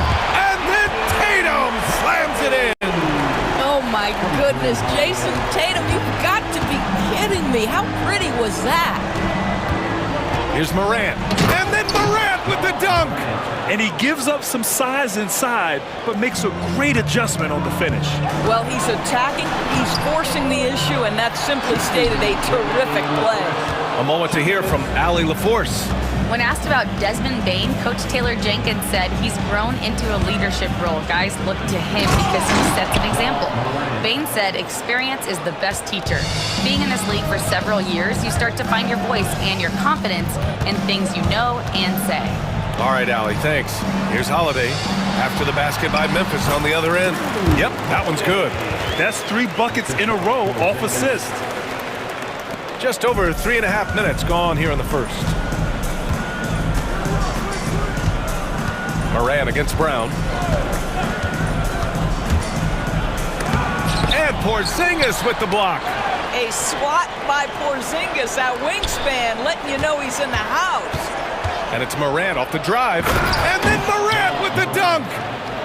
Slams it down with 2 hands. Man, they're really getting aggressive now. Here's Holiday. Gets it to go. That makes him 2 for 3 in this game.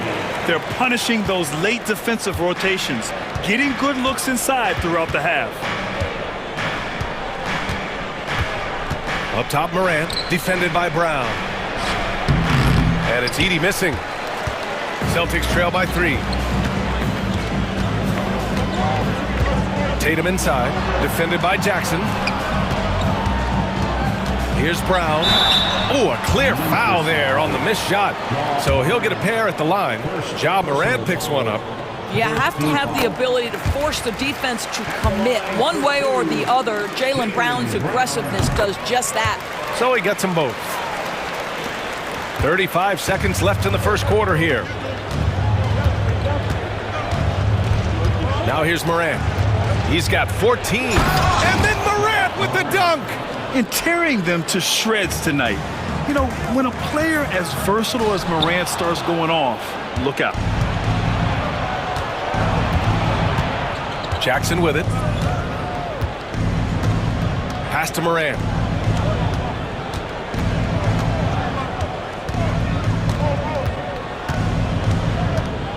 Jackson with a screen on Holiday. Morant, the pass to Jackson. And the dunk by Jackson. And the lead increases on a crazy offensive sequence.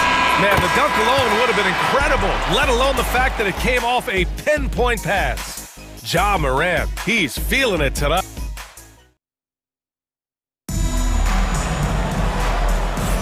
Some good action already in this one, but a fairly even matchup after this first quarter of play. And let's take a moment to get your take, guys, on the scoring so far for the Grizzlies. Well, great play down low. I mean, you expect the defense to adjust, collapse maybe, but that should open up things on the perimeter later in the game. The other thing they're doing is making plays off the bounce, and boy, once they get a step, they're getting all the way. The perimeter pairing, it's White and Brown. Tatum is the 4 with Porzingis at center, and it's Holiday in at the point guard position. That's the Boston 5. Now here's Morant. Holiday grabs the miss. Got to credit the defense. They found a way to stop him, and that's never an easy task. White, the pass to Tatum. The kick out to White. Oh, send it home, Derek White. Derek White saying it's not just the big fellas who've got some hops. I can put it down. Yes, sir. The drive by Morant. No, stopping him there. Jams it in, and he's fouled. An opportunity in a three-point play. Jaylen Brown picks one up. On the night, he's 2 for 2 at the stripe. The free throw drops for Morant.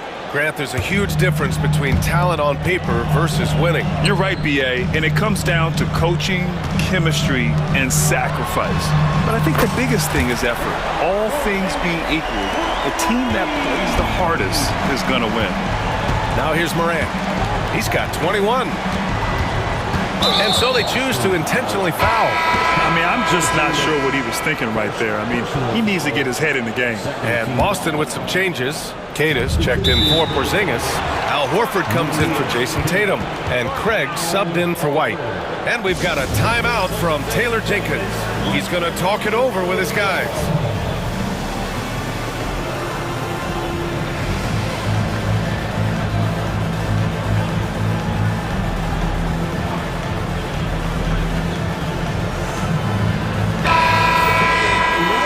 Pause in the action. Here we have the best rebounding teams from last year. The Celtics second. Boy, their rebounding last year was phenomenal. Great fundamentals, aggressive to the ball. That helped them pull down a lot of second chances. Jackson down low. Brown's there. Back to Aldama. Shot clock at 5. Jackson, the pass to Huff. And again, Memphis no good. Listen, we know the mid-range game is in this guy's arsenal, but you wonder, should he have moved it just one pass more? They now take the lead. Horford's got his first 2 points of the night. Boy, what a pass by Jaylen Brown. Probably one of his most improved areas. Jackson, right side. Here's Huff. That basket is good. Off the assist from Jackson. Huff's got his first 3 points of the game. Boston trailing. Brown looking around. Clark grabs the board. The Grizzlies have gone 3 of 5 since the beginning of the second. Big hit from outside. Jaylen Brown. You can see the work Jaylen Brown has put in to become a range shooter. Nice. Jackson on the wing. Yet to see a basket. Here's Aldama. Oh, and he brings it down with a two-handed jam. And in a game this close, they're going to challenge the call. Coach does not agree with it, and he wants them to take another look at the monitor. Shooting for Memphis, Santi Aldama. One shot. The play will be reviewed under NBA rules. 2 minutes are allowed to review the play. He was smart to adopt this challenge policy in 2019. You know, one thing this does for a coach is let his players know he's got their back. If they're adamant that the call was wrong, he'll back them up and make the refs take another look. And they've made their decision. The call will stand. And as much as it hurts to lose a challenge, I think Coach would challenge that call again if he could. He really disagreed with the foul, and he's still peeved.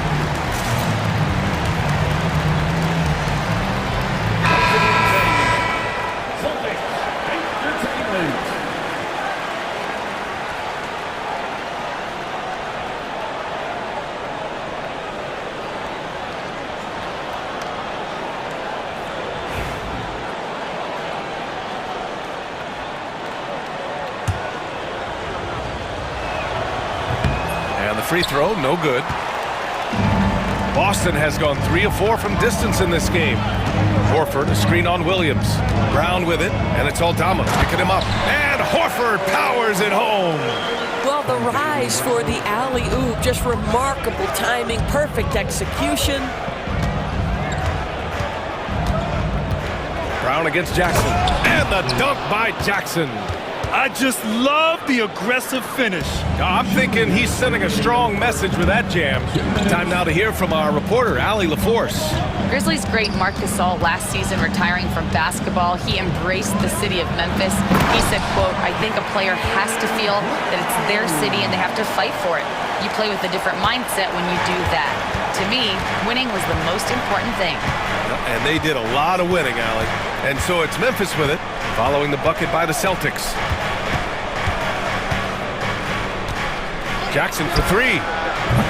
Queta pulls it in. Boston has gone 2 for 2 from the arc here in the second. Brown can't hit. And here's Jackson. He'll bring it up for the Grizzlies. Trailing by 2. After this game, they can look forward to L.A., where they'll match up against the Clippers. And that'll be game 4 of this 6-game stretch on the road.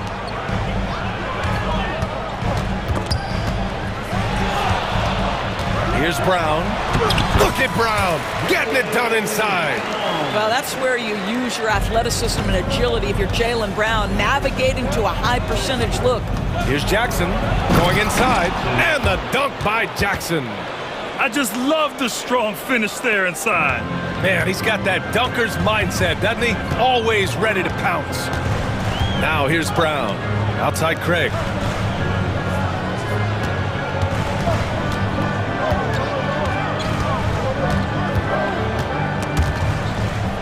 And stolen by Williams. Clark with it, now guarded by Brown. Williams passes to Clark. Jackson against Horford. Here's Aldama. Yes! And a nice assist from Jackson. Jackson's got 4 assists in the game. And an excellent job distributing the ball tonight. You can really see his feel for the game. And that's been his role pretty much from the opening tip. Get the ball to guys where they can score it. And count the basket. He was fouled, and he's going to the line for one more. And he's got his first opportunity at the line here tonight.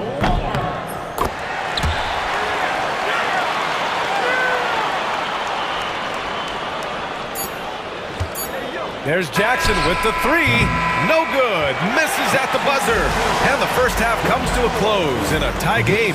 And we'll step away briefly, but gets you right back out there for the start of the third quarter, right after the break.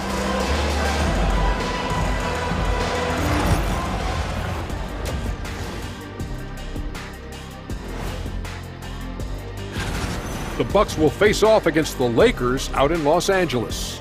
Start time is 10:30 Eastern, 7:30. And as we review this first half for the Celtics, still anybody's game. You love to see this kind of chemistry. It's like our chemistry on the set. And that's it for halftime.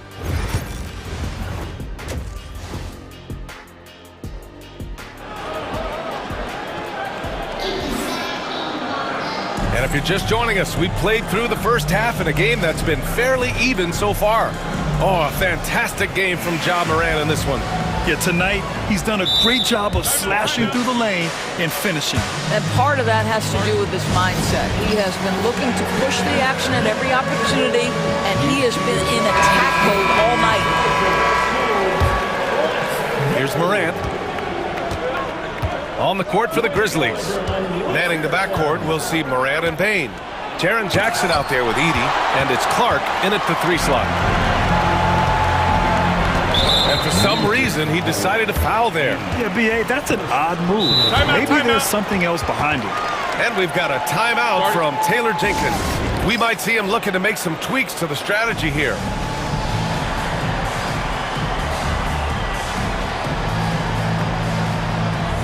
Bagley's checked in for Clark.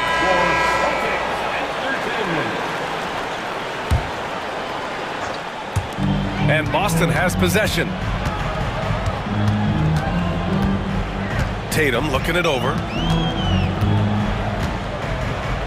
Pass to Pritchard. Jacks up a 3. And the rebound goes to the Grizzlies. Given his range, you'd expect him to capitalize on that opening. Here's Morant with the drive. And then Morant with the dunk. The quick feed of Morant. He's so dangerous when he's cutting to the rim. Jackson against Tatum to the middle. Here's Cornette. Ooh, excellent D there from Jackson. He's as surprised as we are. Most nights that bucket is automatic. Morant against White. Oh, Morant! Wow! Oh, putting on a show for the fans. Morant's skills making it look like a circus in here.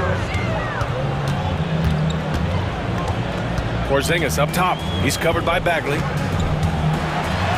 And that one's good. Porzingis has got 5. In a tight game, they wanted to make sure of that possession. Well, Doris, you watch Kristaps Porzingis at the defensive end. He changes a lot of shots. Whoa! I mean, just an agile move by Morant down low, working around the contact and getting it to go. Jackson against Tatum. Cornette sets a screen. Pulls up on the wing. Pass to Porzingis. Outside White. No good from outside. Not how they hoped to start this half. 1 for 5, brick after brick. Let's start building the building. Here's Morant. Morant with the close range bucket. Yeah, their defense is starting to wear down. That's 3 straight buckets at the rim. Celtics trail by 6. Here's White. It's rebounded by Memphis. Seems like this offense is being executed the way it was designed. Yeah, I'm sure Coach couldn't be happier with the results. Here's Morant. And then Morant with the jam! Love the energy here in the third. Trying to take control now of this contest. You know, possessions like that will help them feel good going into that final quarter. Cornette hits the layup after the sweet pump fake to freeze the D. That's an excellent decision. Playing in the pick and roll, just understanding where the windows are, delivers it right in the pocket. Here's Morant. Oh, Ja Morant, spring-loaded. Everything is dropping for them. Just a terrific third period run. And I think it's been all about their offensive efficiency, shooting the lights out in this quarter. Memphis leading by 6. 1:41 left in the third quarter here. Here's Morant. It's hauled in by White. The Celtics have gone cold here in this third quarter. Just 3 of 9. Here's Tatum driving inside. Oh, Tatum slams it home. Don't sleep on Jason Tatum's athleticism. This guy attacks the basket with ferocity. And here's Morant. 33 points for him. Morant using his speed. And then Morant with the dunk. And he just driving the stake in him there. He's a guy who just never lets up. Well, you love that he wants to wear out the defense. What a catalyst for his team. Incredible. for three. Porzingis sinks the tray. Porzingis has got 7 now in this quarter. Wow, he looks like a completely different player in this half. He's found his rhythm. From deep, Morant. That shot off the mark. The battle of the boards has been something to watch. Outside White. Down low. Here's Porzingis. Oh, Porzingis getting it done inside. After some misses in the first, he's making up for it now. White against Morant.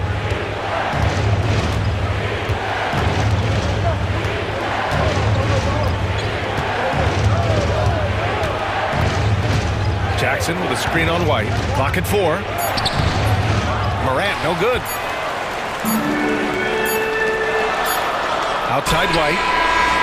Oh, he got it up in time, but it wouldn't fall for him. Ja Morant, he's feeling it. And a worthy candidate tonight as we take a look at our State Farm assist of the game. And I'll tell you what, this was a no-brainer tonight. Take a look at the precision on this feed. Couldn't place it any better. And when you're the beneficiary of a pass that good, you better deliver, and he did just that. We've reached the fourth quarter in what has been a very competitive game. Should be an exciting finish. At small and power forward, it's Tatum and Porzingis. Derek White out there with Peyton Pritchard. And it's Cornette in at the 5. That's who's in the game for the Celtics. Porzingis, big strides. Oh, it's Porzingis with the jam. You get the sense his teammates recognize Kristaps Porzingis is in rhythm. Let's keep feeding him. Outside Morant. To the paint. Here's Edie. Good, and the setup by Morant. Morant's got 3 assists tonight, and neither side able to take control of this game. Yeah, at this rate, it's going to come down to a photo finish. Pass to White. And we played through about a minute here in the fourth. Here's Cornette. Using his post moves to get the 2 points. You like how Derek White scans the floor, always aware of where the opportunities are. Nicely done. Jaylen Brown, he's checked in for Boston. Drew Holiday comes in for Pritchard. And timeout called by Taylor Jenkins. He wants to make sure everyone is aligned, given the situation right now.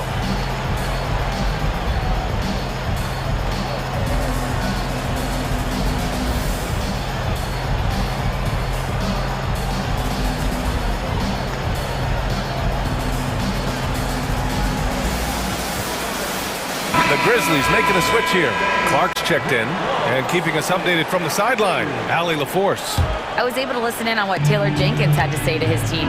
He told his guys not to lose hope, saying to them, "It's a long game, fellas, and we're in this one, but I need each one of you to step up your intensity right now." Let's see if Coach's message resonates, guys. Appreciate the report, Allie. And you have to love it. The floor general taking things into his own hands. Just the aggression they're looking for, man. Boy, and not just the aggression, the ability to get to the rim, but how about the finish with intention? Oh. Here's Jackson. And he banks in the layup. And now a 3-point Memphis lead. Yeah, that's how Jackson's most effective, playing aggressive around the basket. Shot from 12. And it's Tatum missing. And so Morant will bring it up for Memphis. Oh, what a performance offensively. They're really rolling at that end. Excellent game plan. Morant hammers it down hard. Woo! When you finish like that, you deserve to brag. Impressive, no question. How about that from your point guard, gentlemen? Playing big at the rim, okay? Outside Tatum, let's go with a 3. The rebound by Jackson. He didn't make them pay for that weak defense, but they just can't rely on him to miss those kind of shots. Here's Morant. Oh, there's Morant with the slam. And they're putting together another quality possession. They're taking control of this game. You know, a few more possessions like that one, and they can put the finishing touches on this game. They just have to have effective trips like that one. Tatum drills the three. Jason Tatum under duress of the shot clock. Big moment, no problem. Pass to Edie. Outside Bain. Jackson, the screen. Bain, the pass to Jackson. And he can't answer back. The three-pointer offline. Celtics trail by 4. The three, Porzingis. The offensive rebound. Tatum. Porzingis sets a screen. Holiday drives in. Outside Porzingis.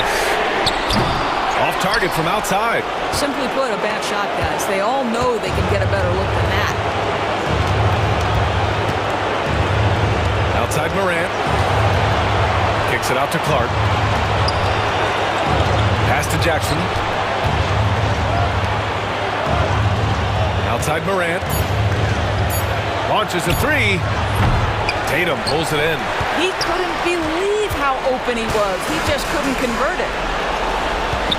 And they go to the intentional foul. You don't want to stop the clock right there. I'm not quite sure what he was thinking. 59 seconds left in the fourth quarter here. Here's Holiday. Oh, the stuff! And it's going to be out of bounds. Boston will have another go. Here's Brown. From the inbound. Oh, and a dunk by Brown! And the stakes were high right there. What a bucket. I'll tell you, that changes things, doesn't it? Good job, young fella. What a game. Moran against Brown. Outside Morant, 6 to shoot. Oh, he cocks it back and throws it down right on Porzingis. Oh, you know Morant wants it. And guess what? He got it. 7-second difference between the shot clock and the game clock. Porzingis with a screen on Jackson. Tatum with room to shoot. Misses the jumper.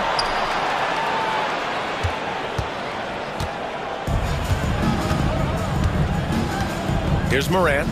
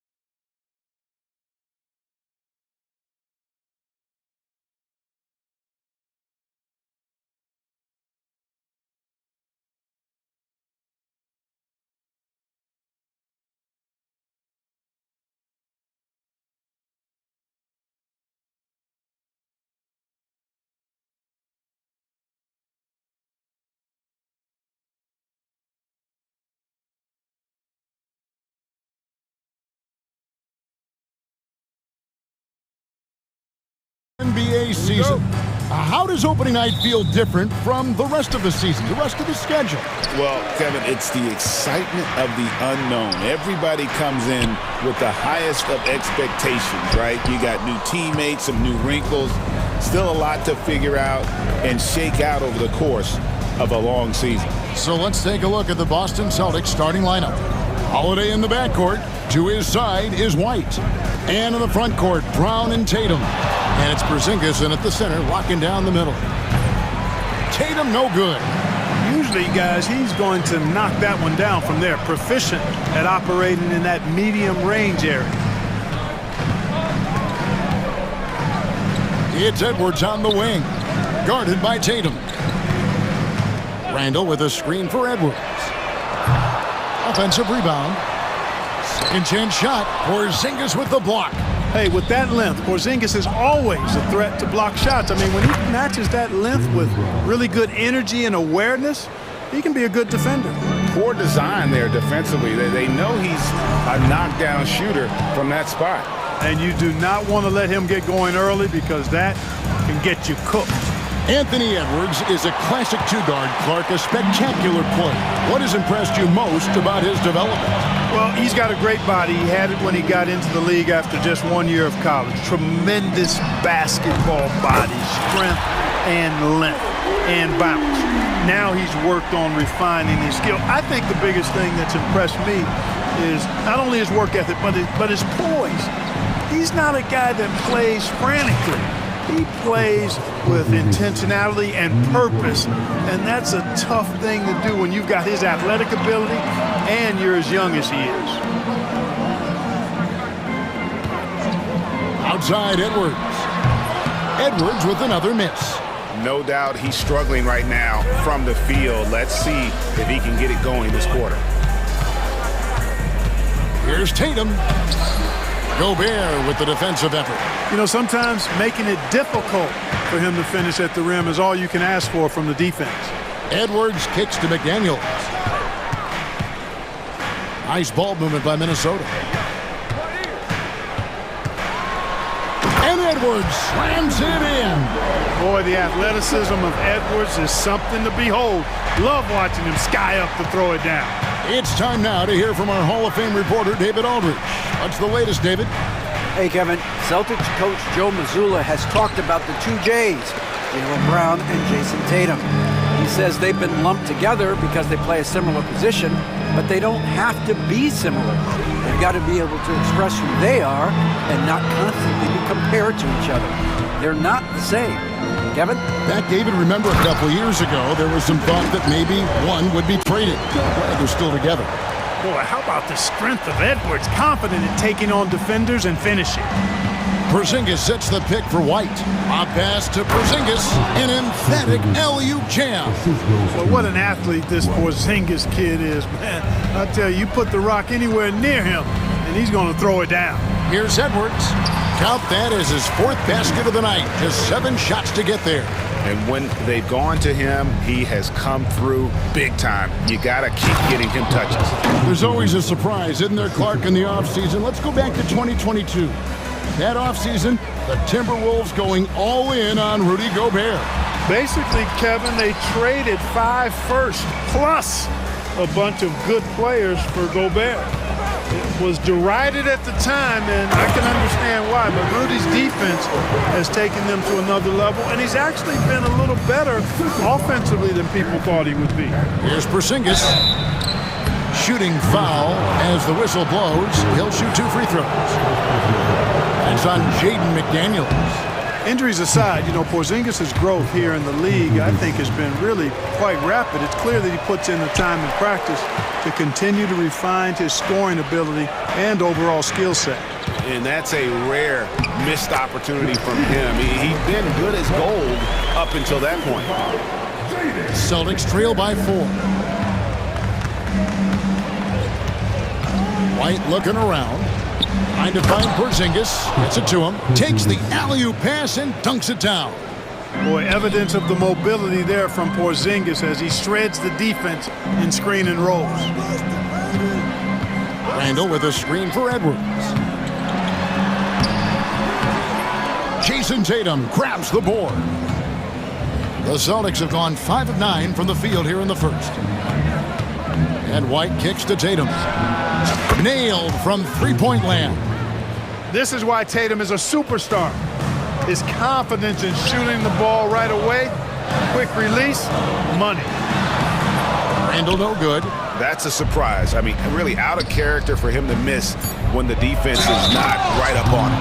Now flying high and throwing it down with the one hand. One of his favorite moves right there, guys. Does it as well as anybody, fellas. Tremendous skill while in the air. A big-time effort for Porzingis, providing a lot of energy for the Boston Celtics. He finishes with 9 points in the quarter. The D is having all sorts of problems with him. And we'll be back with you shortly.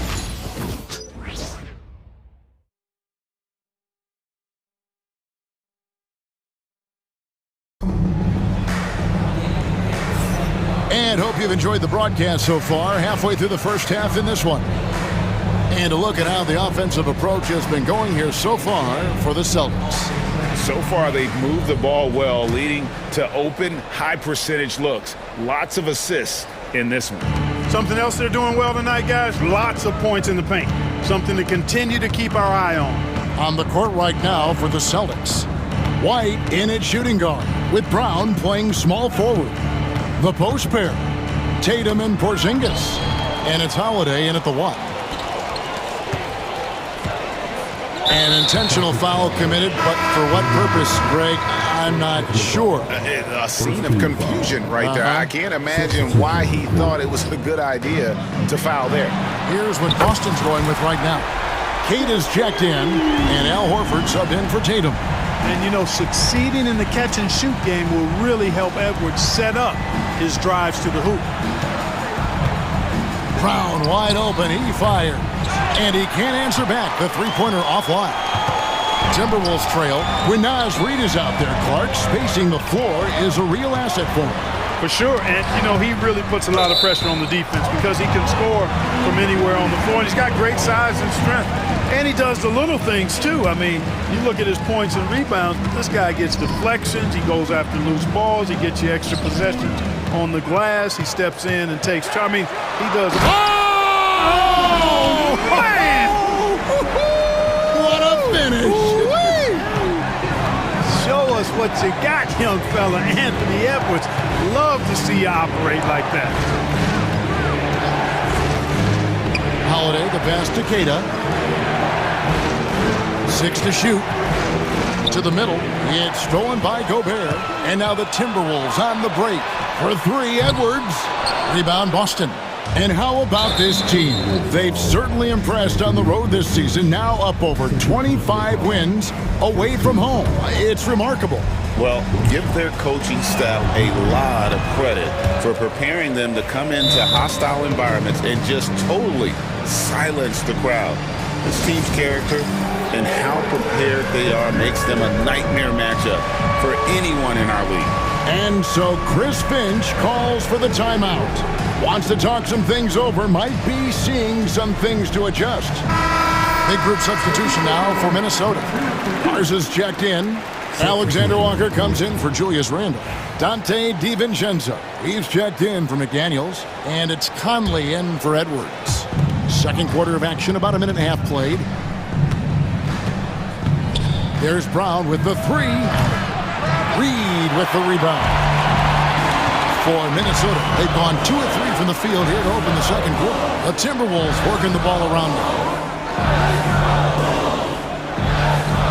Outside Conley, driving in. Doesn't go that time. Boston trailing. Brown with the bounce pass. Keita the pass to Brown. And here's Holiday. With the rise of positionless basketball, Clark, this has to be the most difficult era to be a center.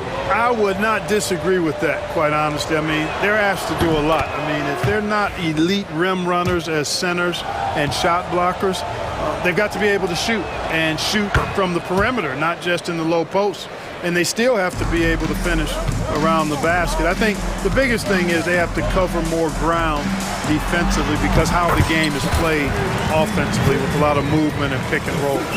Just focusing on the task at hand, that's all you can do.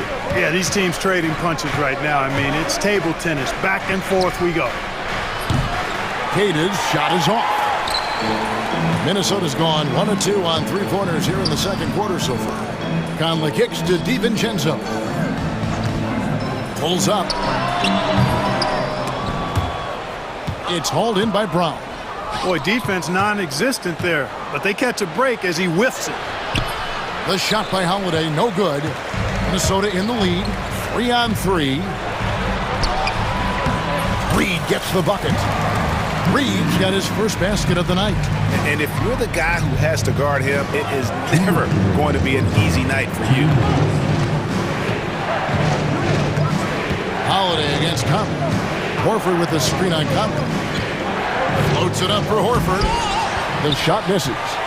Yeah, and that was lining up to be a huge alley-oop, but they just couldn't quite connect. And you know, guys, always a tough catch on the lob. Placement and timing have to be close to perfect. The shot's good from Alexander Walker. And it just seems that every pass they make is leading to a score. Just great ball movement. And almost 4 minutes gone here in the second quarter of play. Here's Brown with the drive. Count it. Brown's got his second basket of the game. And Brown really is at his best when he takes it inside. I mean, the defense has no idea what to do with it. Conley against Holiday. Conley gets the bucket. Conley's got the lead up to 6 now for the Timberwolves. And this has been a great job of just getting into the middle of that defense and really scoring effectively from the paint. Brown outside. Floats it up for Horford. Up high to stuff the alley-oop. Al Horford going upstairs to dominate on that power throwdown. On the wing, DiVincenzo. He's covered by Brown. Picked him clean. We've got a 9-second difference between the shot clock and the game clock. Here's Craig. And the layup's good off the glass. And now just a 2-point Minnesota lead. And they keep hammering away at him inside, forcing the ball into the paint. DiVincenzo out to the wing. Reed finds Conley. To the wing on the left. Pass to DiVincenzo. Pocket 6. Jacks up a 3. The shot missing. And some good action through the first 2 quarters as we reach halftime. Timberwolves lead by 2. And a chance now to send it over to David Aldridge, standing by courtside. David. Thanks very much. Jason, still a close one. What do you think happened there in the first half? Feeling all right. We got to do a much better job defensively. We're not where we need to be, especially on defensive end, so we got to pick it up second half. Yeah, we'll see if you're more connected in the second half. Thanks. Back to you guys. Okay, David, much appreciated. And now time for halftime, so we'll be back in just a bit to get the third quarter underway.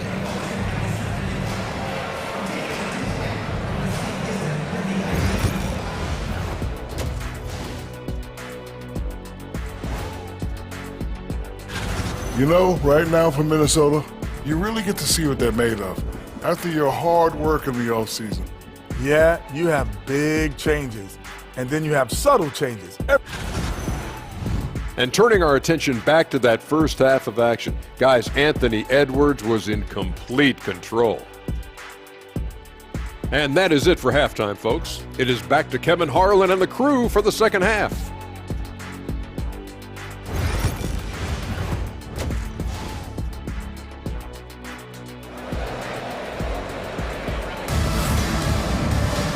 We've got second half action for you, and if the next couple quarters are similar to the first, this one could go down to the last possession. You know, Anthony Edwards has been exceptional here, guys. Man, how about the amount he's contributing in the scoring column through 2 quarters? He has been terrific. And you know what? They've come at him a few different ways defensively, and nothing has slowed him down. And as we get into this third quarter, as we've seen so far, neither team able to create much separation on the scoreboard yet. Rudy Gobert is out there with Julius Randle. Then it's Jaden McDaniels. Then there's Anthony Edwards. And it's Alexander Walker in at the 2. That's Chris Finch's 5 as we get into the second half. Here's Edwards. It's deflected, and so it looks like the Timberwolves will retain possession here.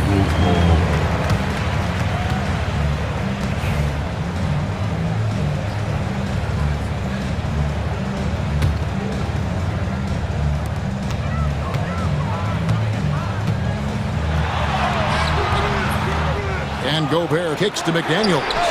It's good from long range. And the Timberwolves lead by 3. If you want the title of 3-and-D player, you've got to make threes. McDaniels has really worked on that shot. Brown the pass to Horford. Nice ball movement by Boston. A wide open look here for Craig. A three-pointer, no good. Minnesota leading by 3. Special K, we know the trade for Rudy Gobert took some time to click, but now it's looking like a great move. Well, you know, figuring out how to play 2 bigs in this day and age with the way the game is played, pretty tricky, a slippery slope. And they stayed with it, to their credit, the Minnesota Timberwolves. And once they got it sorted out, Gobert was a force with his defense and his scoring out of the pick and roll. And I think one of the things undervalued in Gobert's improvement is the addition of Mike Conley. They've got a tremendous relationship, and I think Mike Conley's presence has been a real asset for Gobert as well. Minnesota's gotten fewer than half of their three-pointers to go down tonight. They're 4 for 9. Alexander Walker with the ball. Brown on him. The drive by Gobert. And the shot goes down. Gobert's got his second bucket tonight. Blowing right through the contact. A powerful drive that time by Gobert. Edwards against Howard. The shot from the low post is good. Really, really good at recognizing the gaps and getting the ball to the rim. Here's Alexander Walker. He's covered by Brown. Alexander Walker with the ball. 5 points in the game. The shot's good. And boy, did he ever sell the pump fake. Worked to absolute perfection. And that's an intentional foul. Really no idea why you're fouling in a situation like that. You know, maybe there's some bad blood between those two. Yeah, but that's no excuse for that kind of foul. I mean, that might be an explanation for it, but certainly doesn't justify it. And even then, it's just not a good play. And we've got a timeout called from Chris Finch. He wants to talk to his guys.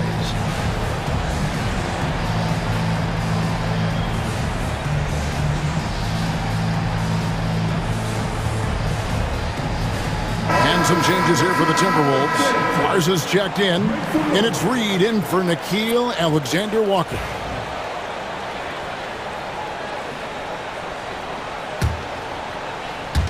Boston with the ball. It's a 5-point game. Out to White. Here's Pritchard. Again, the miss by the Celtics. For Minnesota, they've gone 3 of 6 in the third quarter, 50% from the field. Boston's gone 0 of 2 from deep to start things here in the second half. A touch over 2.5 minutes of basketball played here in the third quarter. Drains it from beyond the arc. A total defensive collapse. I mean, no reason to allow him that kind of space from behind the arc. And they had some botched coverage that turned into no coverage. White left side.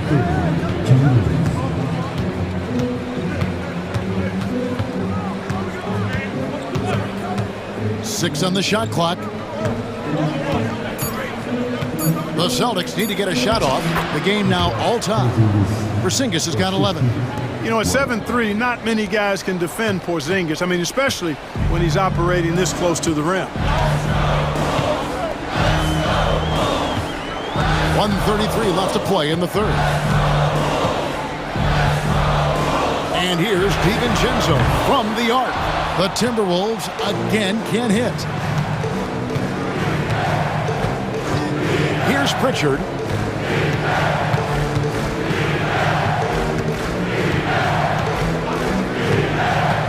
the lead. Rebounded by the Timberwolves. Reeves got his 4th rebound with that last one here tonight. DiVincenzo against White. DiVincenzo passes to Randall. Throws it down as the official calls the foul. It may be a 3-point play. That one on White. Terrific body control by Randall. And one machine. And a closer look here at the scoring breakdown for the Timberwolves. They've shown no let-up. Penetration, knife it inside. The defense has to tighten it up if they want to slow this team down. And the thing I've seen that I've really been impressed by is they've gotten everybody involved. Unselfishly making that extra pass, getting that ball to the right guy at the right time for the good shot. White finds Porzingis, throws down the alley-oop slam. Nights like this tonight, I mean, that's why you pay Porzingis max money at times. He simply just carries the offense. Here's DiVincenzo. Just the kind of play they need in a game this close. You know, that's the kind of aggression they want from their floor leader. And it just forces the defense to pay more attention to him, guys, which we know can open up things for others. Here's McDaniels. Randall outside. White against DiVincenzo. Shoots from the elbow. Will not go. This is off the front iron.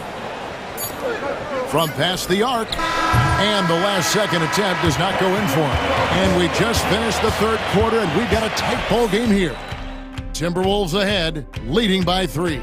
And coming up as soon as we return from break, the 4th quarter gets underway. And while we can now, let's take a look at today's State Farm assist of the game. And how about the floor generalship right here? I mean, showing us why they're always in good hands when he's the man in charge. Well, clearly he's the guy that stirs the drink for him, and that's how he does it, with his dynamite passing skills. Well, what a terrific game it's been so far, with this 4th quarter sure to bring more pressure-packed basketball. And a look at the 5 for the Celtics to start the 4th quarter. The forward. Oh! My goodness. You got to have guts and hops to pull off a dunk like that. Randall got a lot of both. He lobs it up. Knocked away. Cornette kicks to Porzingis.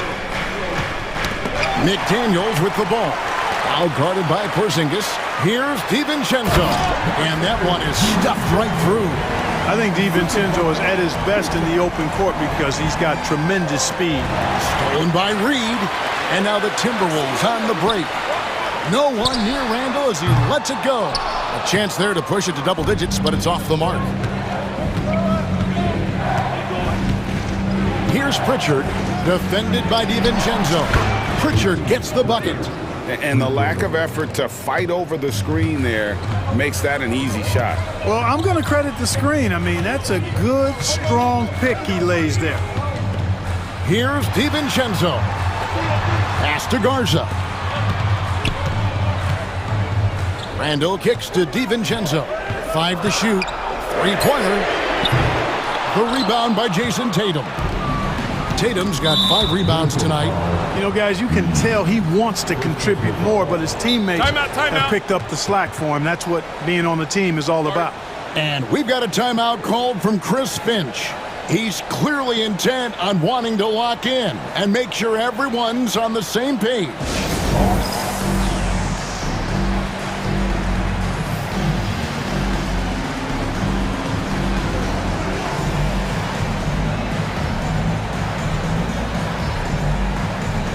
Gobert, who's checked in for the Timberwolves. Edwards comes in for Dante DiVincenzo.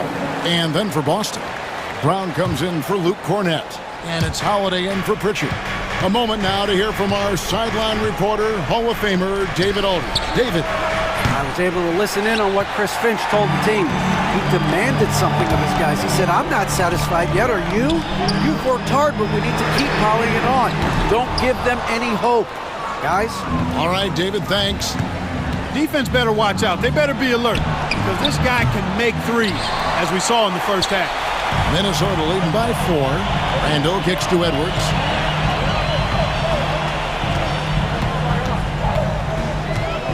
And there's the whistle. 3-second violation.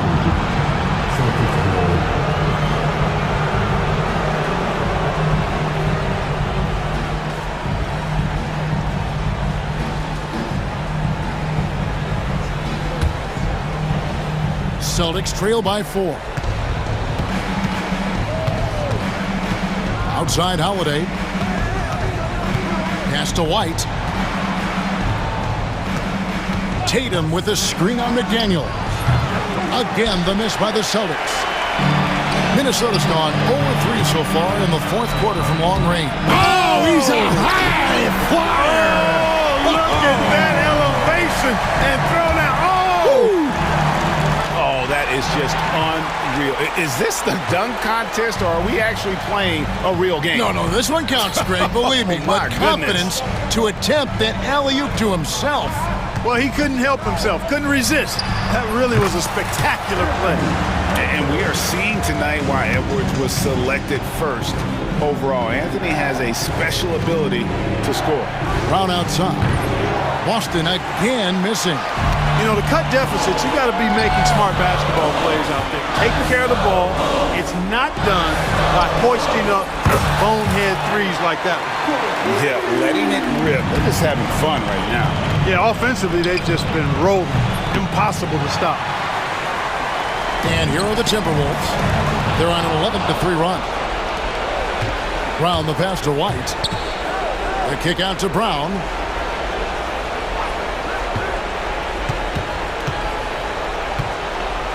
Porzingis sets the pick for Brown.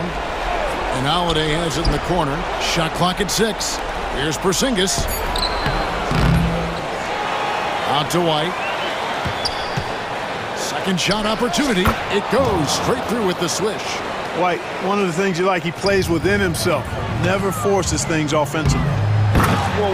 The solo alley-oop? That's not something we see too often. Timed perfectly. Caught the defense totally off guard. Tell you what, the coach's heart was in his throat and he was in shock and awe. But now he's got a big smile on his face. And at this point, just sort of running through the paces, as it appears it'll be a nice win here for Minnesota. Their inside game was what secured them to win tonight. They had their way in the paint, and those are all high percentage shots, but the defense couldn't stop them from getting down low. And it'll go down as their first official win of the new year. And finally making the adjustments necessary to get a win in this 3-game series. Unfortunately for them, though, they'll still finish the year with a losing record of 1-2 against the Celtics. And you know, looking back at all the contributions tonight, it was a really phenomenal all-around game for Anthony Edwards. Boy, from a scoring standpoint, he was absolutely sensational. Made the game look easy tonight.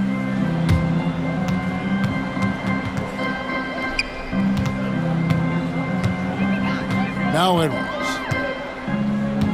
Has to go Bear. And it goes out of bounds. That one's off Holiday. And always a bit of risk on those long passes. Lucky the D couldn't come up with it there.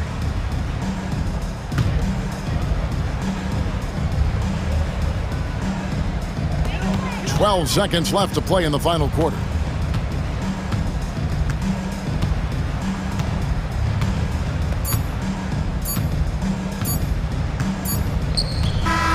So it's Minnesota winning this one easily. Some good competition, but the hometown advantage. And thank you, David.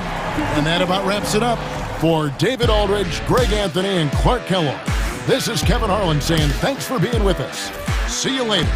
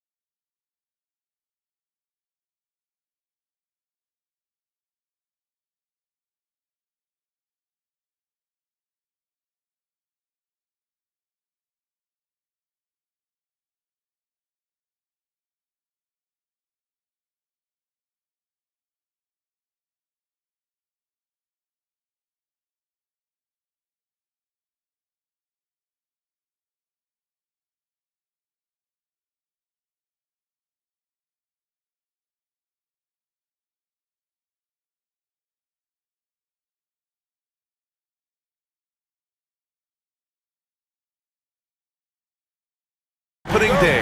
Absolutely, Brian. Everybody's undefeated, everybody's optimistic, and everybody is eager to get going, whether you're playing or the guy on the sidelines drawing up plays. Let's check out Minnesota's starting lineup. They've got Rudy Gobert, Julius Randle out there with Nickeil Alexander-Walker. Then there's Edwards, and it's McDaniels in at the 2. Now here's Alexander-Walker. And here's Edwards. Inside, and stolen by Irving. Here's Exum, pass to Lively. It's Thompson, high post. The 3, drains the triple. With perfect mechanics, too. Klay Thompson's jumper is a work of art, an all-time shooter. Edwards looking for an opening. Soft touch off the glass. And setting the tempo with an assertive move. Like, where was the defense on that play? Well, when you are the aggressor this early, it is intimidating. Now here's Edwards. We saw him with 29 points in his last game. Here's Randle. And it's Randle with the jam. Wow, Julius Randle. We could feel the floor shaking on that one. And Nickeil Alexander-Walker has built a role around defense and activity, Coach. Yeah, Brian, he's started to understand that not everyone can be that superstar scorer, and he's carved out a role around hustle, but still capable of knocking down shots within the flow of the offense. And the whistle blows. It's going to be on Anthony Edwards. That's his first foul. And great job to establish position and square up. And here are the Mavericks now. Outside Irving. To the inside. Here's Davis. And good. Coming on the assist by Irving. Savvy play call by Irving. Moving the pieces around with a pick and roll to set up a shooter. And Edwards slams it in. Wow, this is how explosive Edwards can be. He finishes with such force at the rim. Outside for Davis. Back to Irving. Davis a screen. Irving the pass to Davis. Back to Irving. 5 to shoot. Fires the 3. Alexander-Walker grabs the board. And I'm surprised that didn't go down. I mean, I'm sure he is too. Just over 2.5 minutes played here in the first. Edwards finds McDaniels. Randle against Thompson. And he goes in for the dunk. Oh, Randle put some extra on that slam, entertaining the fans and the broadcasters. 2 minutes remaining in the first. Lively with a screen on Edwards. And he lobs it up. And stolen by Edwards. McDaniels from long range. On target from range. And a look at how the hustle game has been going for Minnesota. Well, so far they've done a great job of reading the offense and repeatedly putting themselves in the right place to interrupt the play and force turnovers. And they've done a tremendous job just creating havoc defensively. Active hands have led to tons of turnovers that they've capitalized on. Here's Edwards after the basket by Dallas. Fires for 3. And again, it's Minnesota with a 3. Their defense has to do a better job of smothering those shooters. Edwards against Irving. Exum outside. And 1:01 left in the first quarter here. Good D by Gobert. Edwards against Irving. Shot on the wing.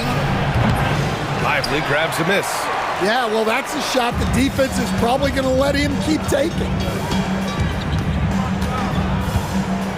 Irving with it. No points so far. Lively with a screen on Edwards. Irving the pass to Lively. And a slam dunk by Lively. Yeah, coming off the pick, Kyrie makes the unselfish play. Now Edwards. He's got 7. We've got 22 seconds left now in the first quarter. And he finishes. That makes him 4 out of 5.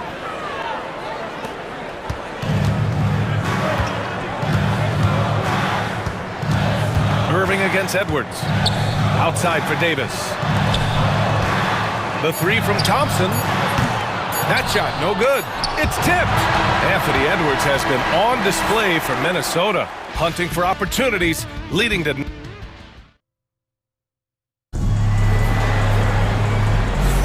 Hope you've enjoyed the broadcast so far. Halfway through the first half in this one. And before we move on, what do you guys think about what we've seen from the Timberwolves? Well, you have to love their activity level at the defensive end, racking up those steals. Yeah, this defensive game plan is working very well, putting constant pressure on the offense and forcing a lot of mistakes. Davis out there with Klay Thompson. Then it's Kyrie Irving. Then it's Daniel Gafford. And it's Christie in at shooting guard. That's the lineup out there for the Mavericks. And the shot's good by Irving. A huge part of Kyrie's game. He's so good at capitalizing from outside. Grant, we all know how good Kyrie Irving is, but he's especially lethal in the fourth quarter. And his clutch moments go far beyond his series winner in the 2016 finals. He thrives in high-pressure moments and has done so his whole career. Gafford finds Thompson. Outside Davis. Back to Thompson. Shoots over Reed. Thompson's shot is off. Oh, you gotta finish at the rim right there. You hate seeing those opportunities go to waste. Yep, that one goes. A developing part of McDaniel's game that could elevate him to the next level. Outside Irving. Inside. Oh, got a piece of it. Stolen by Reed. And now the T-Wolves on the break. And down it goes. Jam that one home. What a two-way play. Just tremendous. Yeah, the steal was slick. The slam topped it off. And that is why you want to run off turnovers. Get down the floor before the defense is set. Stan, you've coached so many rookies over the years. What are some key things you'd like to see from a player coming into the league? Well, look, you've got to have the guy, Brian, that's ready to compete at that level and has to bring that every night. From there, it's just all about learning. There's going to be mistakes, but you want guys who can learn and improve at a consistent rate. Is it true that defense is the fastest way into the coach's heart? Well, it's certainly a way to gain confidence, that's for sure. 4 on the clock. Here's DiVincenzo. Rebound collected by Anthony Davis. Mavericks trail by 6.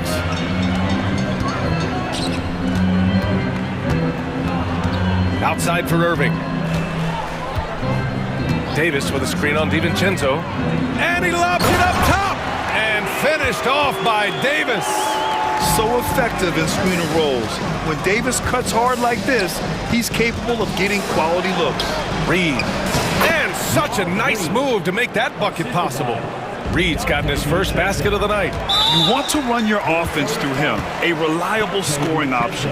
You don't want to stop the clock right there. I'm not quite sure what he was thinking. And Chris Finch calls timeout here. And we might see some changes. Coach potentially looking to adjust.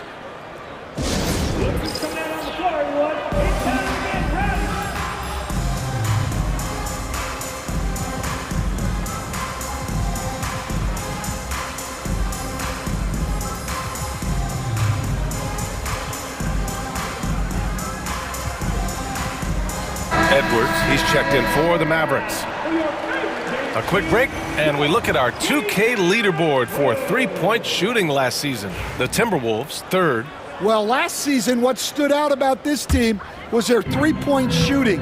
They shot a very high percentage from distance. And that one's good. Irving's got 7 points for the quarter. Well, it took him a while to get his legs under him. He didn't do much in the first quarter, but now he's off and running. Irving against Conley. from behind the arc. Gets the three ball to go. Conley's got his first bucket of the game, and he's on the board for three. Well, those go down for him in his sleep. Pass to Christie. Out to Thompson. Edwards a screen on Randall.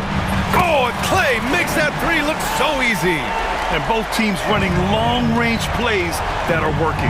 Well, you know it's become a three-point shooting league. Teams shooting a steady diet from outside.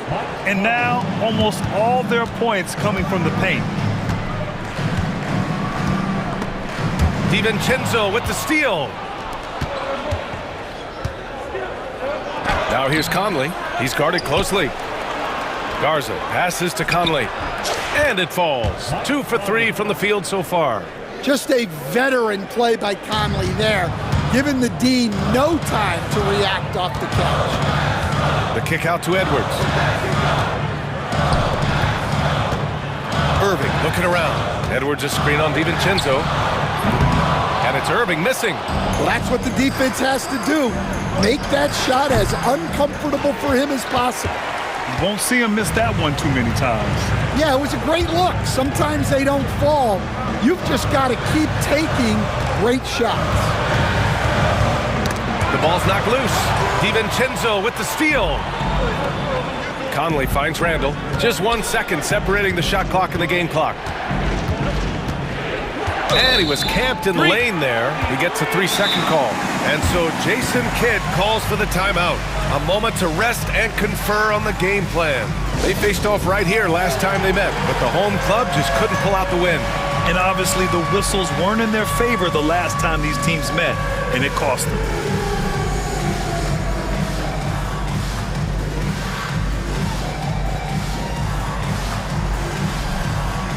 The Timberwolves making a switch here. Substitution on the court. Mavericks trail by 8. If you can, use up the clock en route to the last shot. Yeah, but if you get an open look, you got to think about taking it no matter how much time is left on the clock. Christie's shot is off.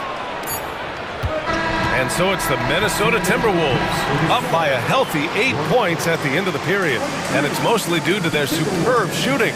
They've wasted very few possessions. We'll be right back.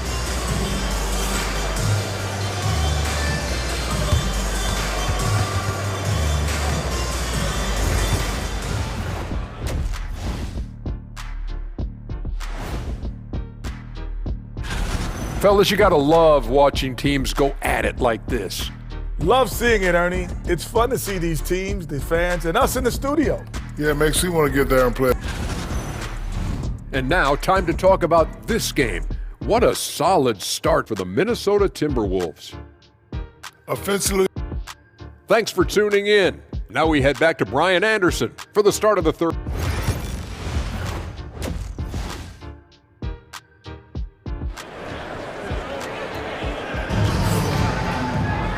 And we played through the first half. Plenty of basketball left in this one. Boy, you gotta like what we're seeing from Anthony Edwards. The numbers say it all. He spent the first half playing efficient ball. Yeah, it's not like he's getting everything at the rim.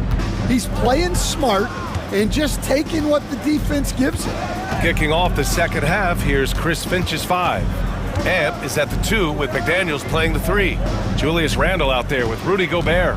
And it's DiVincenzo in at the point. And here's Edwards outside, and he drains it. A solid 5 for 6 now. Well, it doesn't matter where he is on the court. If Edwards likes a look, he's going to take it. Irving, the pass to Exum.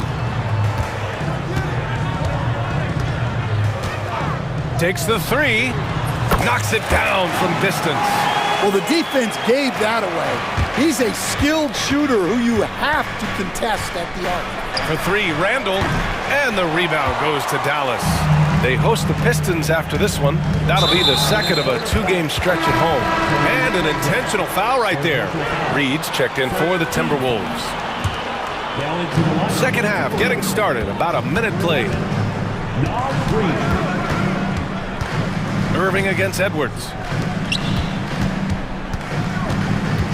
Thompson right side. 6 on the shot clock. Oh, there There's the alley. Stolen by Reed. Irving against Edwards. Oh, Gobert rocking the rim. I mean, could this be any easier for Gobert? The rim is right there for him. Irving against Edwards. Oh, he took a hard foul on the shot. So he'll head to the line to shoot a pair. It's on Anthony Edwards. Hey, if you can't block it, sending him to the line could be the next best thing. And he makes the first. And Stan, the league questioning the use of load management. I know you've wondered if it could even hurt conditioning. There's no question, Brian. Look, since the age of load management has come into the NBA, injuries are up, not down. I think players have been deconditioned, and that's even before you get into the need of guys playing together more to gain a rhythm and an on-court chemistry. You know, like actually playing basketball together. A novel idea. And he comes up with a bucket. Letting Randall get inside with the ball was a bad mistake. His finishing ability got him to the bucket. Edwards against Irving. That shot missing. The Timberwolves lead by 10. Here's Randall. There's the drive, and it's Randall with the jam. Yeah, Randall's so powerful on the take. Really tough for a defender to get in front. You know, a reliable veteran like Julius Randle is so valuable. He provides a foundation for everyone else to play off of because they know he'll be there to score and help out. He makes it easier for other players to succeed around him. Back to Daniels. Over to the left wing. Pass to Reed. Outside McDaniels. Stolen by Davis. Irving with it. He's picked up by Edwards. 2 minutes remaining in the third. 2 minutes. Three-pointer. Kept alive. On the wing, Thompson. Lively with a screen on McDaniels. Clock at 6. Thompson passes to Lively. Well, sharp interior passing is so important. The best way to create high percentage buckets. Here's Edwards. He's got 12. Here he goes. Edwards, so good inside. They have no answer defensively inside. Irving up top, guarded by Edwards. High post Davis, working on Reed. Here's Irving. Davis a screen, and here's Thompson for 3. Nails it from beyond the arc. Thompson's got 9. Defense wants to guard Thompson close so he can cleverly shake them off with a pick to get a shot. And so they foul intentionally. And we've got a timeout from Jason Kidd. He wants to make sure everybody's on the same page. Protecting the rim has to be their top objective right now. Well, if you're just going to let them score inside at will, you might as well pack your bags.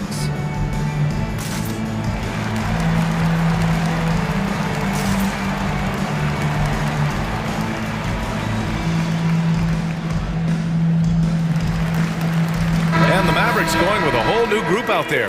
And the Timberwolves will go for a different look here. Garza's checked in for Gobert. Alexander Walker comes in for Randall.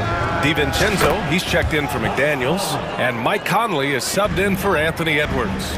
Well, look, Conley's known as a great passer, but he's also a fantastic three-point shooter. Gafford with a screen on DiVincenzo. Back to Gafford. Oh, the lead pass was in the perfect spot to set up the layup. Gafford's got his first 2 points. Yeah, that's what they want to see. He has to start asserting himself. They need him to take command of this game. Conley against Dinwiddie. Right side, DiVincenzo. Lets the 3 fly. And again, it's Minnesota with a 3. Here in the second half, they've just found better shots. Yeah, they've looked really in sync after the break. Getting the shots they want and converting them. He takes it in. Here's Christie. And he's going to the line for 2. The official saw contact while he was going up. Man, the defender really went after him. It's both from the stripe. I'm sure they don't want to send him to the line. That has to be in their scouting report. Now here's Conley.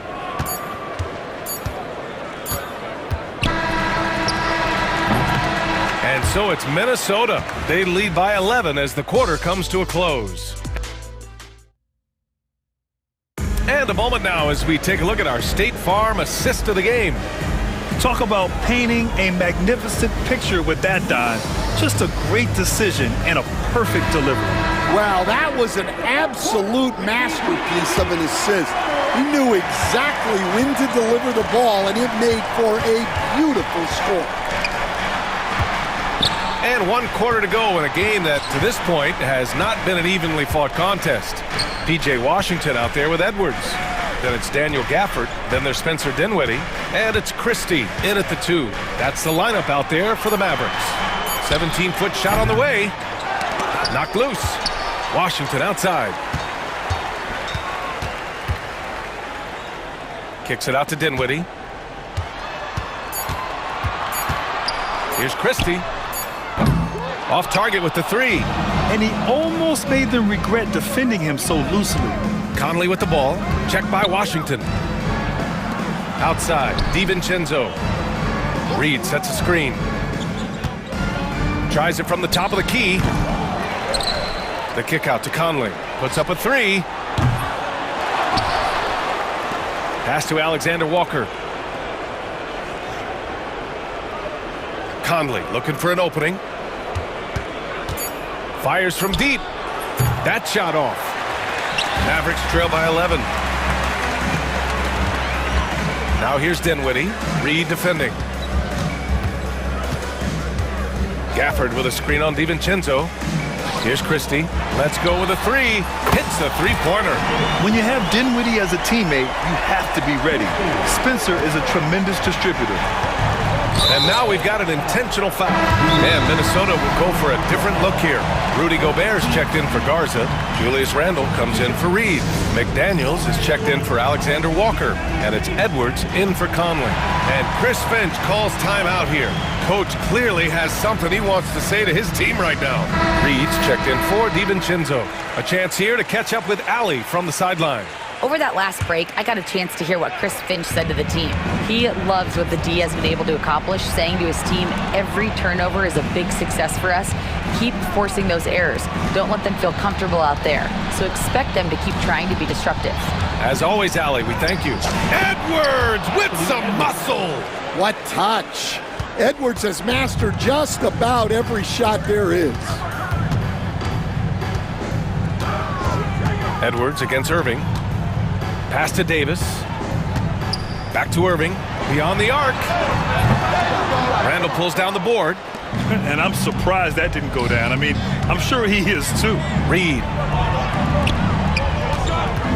Here's Edwards. Oh, and makes it with the kiss. And it's a 12-point Minnesota lead. They've been a little soft with their defense on the interior. Irving against Edwards. And he's going, oh, Davis finishing off the lob. And you love how effortless Davis makes this look. Rising up for an alley-oop like it's nothing. Here's Edwards. And Edwards slams it in. Well, it seems like he's making everything. Nothing makes a coach happier than seeing your offense click. Here's Irving. Reed with the rebound. Reed's got his 4th rebound in this one. Here's McDaniels. Outside Reed. And here's Edwards. Randle outside. Outside Edwards. Oh, Edwards! Money on the triple! And we all know about Stan the analyst and Stan the coach. But when you played in college, what was your game like, Stan? Hey, Brian, I had the game that would get you beat as a coach. I will say my greatest strength was this. I was never once accused of overpassing. The black hole. That is Stan Van Gundy. And here's Thompson for 3. They get the rebound. Exum outside. Screen by Lively. Exum shot is off. The Timberwolves lead by 15. And the distance between the point totals for these teams tells the whole story. Just a fantastic effort, and you have to give it up for the Timberwolves. Man, they were in... Wow! Leaving nothing to chance. This run shutting the door on them. Yeah, this run has poured a bucket of water on any ember of a potential comeback. Well, you can tell he thinks he should have had that one even harder on him when he's got a good look like that and it doesn't go down. And the ball out of play. The Mavericks will have it.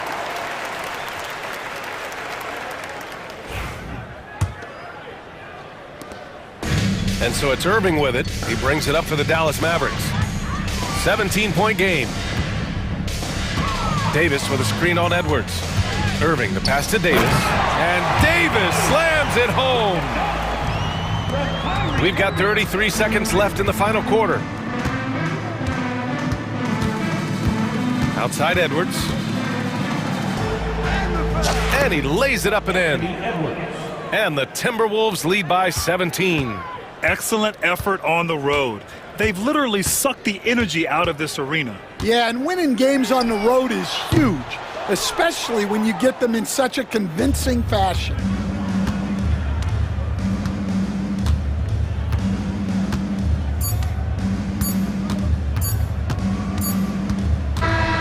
So we see the Timberwolves taking the W here. This one wasn't even close. The hometown crowd was waiting for a miracle that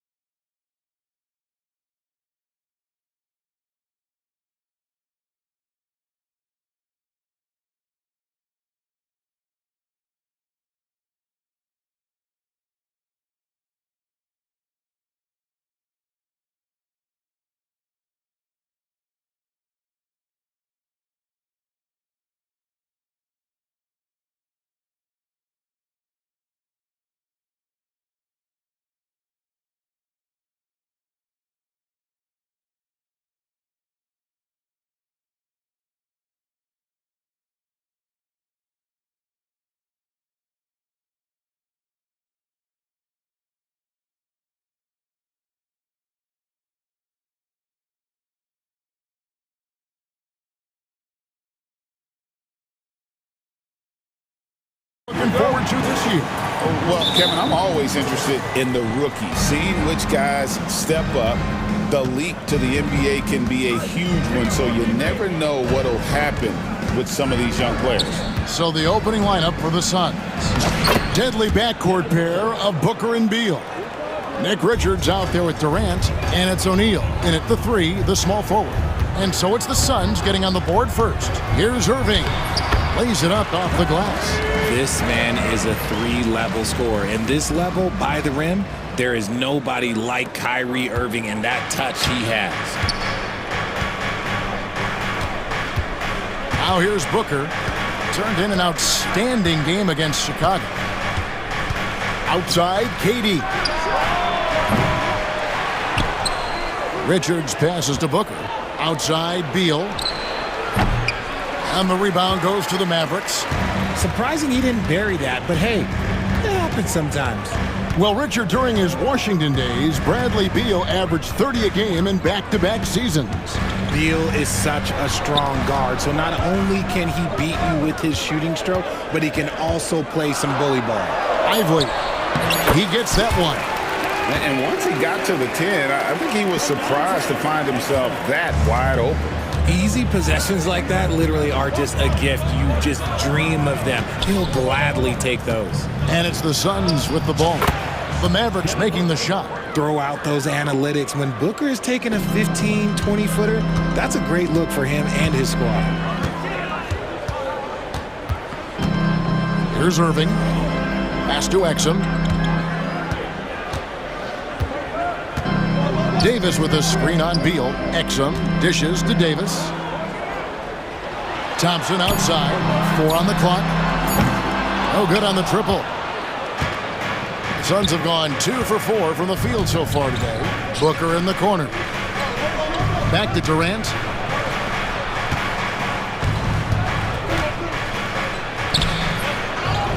Kicks it out to Booker.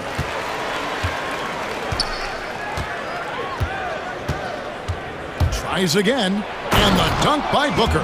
That's just too easy for D-Book. You can't give him an opening like that. Irving surveying the floor. To the inside. Lively the pass to Irving.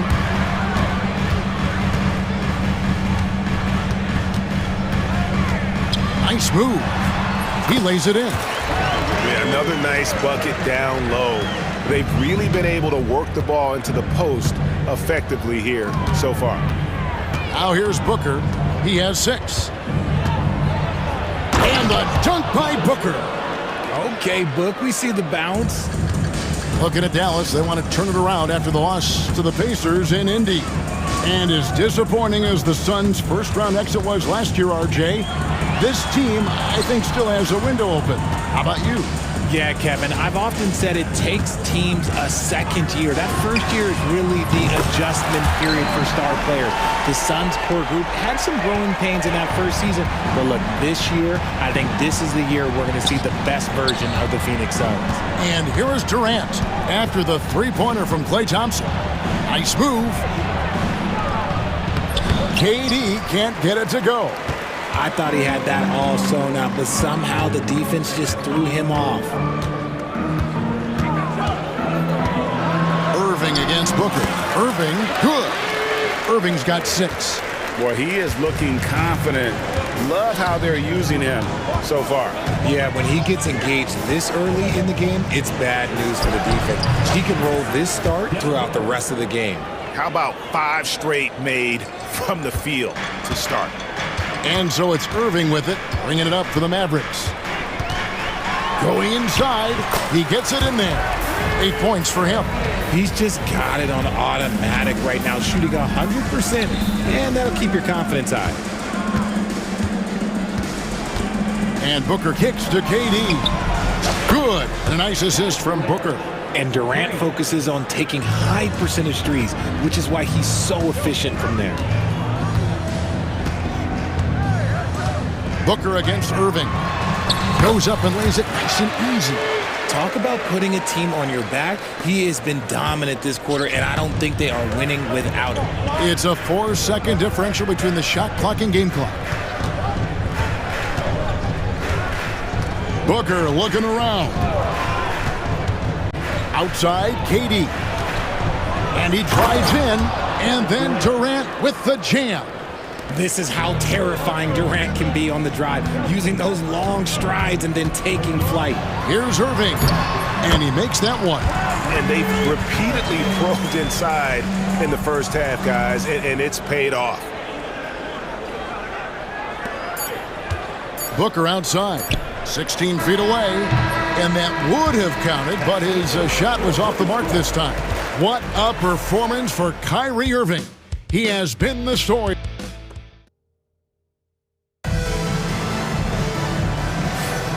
We welcome you back to Noche Latina. Becoming an annual tradition is always here on 2K Sports and always exciting. Hey guys, what do you think about the offensive approach we've seen so far for Dallas? They've started the game the right way, penetrating the defense and attacking the rim. They're just not settling. And on top of that, they've been asserting themselves offensively, getting a good chunk of their points from inside. On Phoenix, looking who they've got on the floor. Deadly backcourt pair of Booker and Beal. Durant is out there with Plumlee, and it's done in at the three. Got a good look there, but just not able to hit from the mid-range. And coming in is a floor-spacing two-guard. How impressive is it, RJ, that Devin Booker is holding down the point? And it's not just the rate of assists. He's limiting his turnovers in great fashion, too, despite his high usage. And it's the Mavericks with the ball. And at home for the next game, it'll be Detroit pulling into town. That'll be the latter half of this two-game homestand. Out to Thompson. Back to Irving.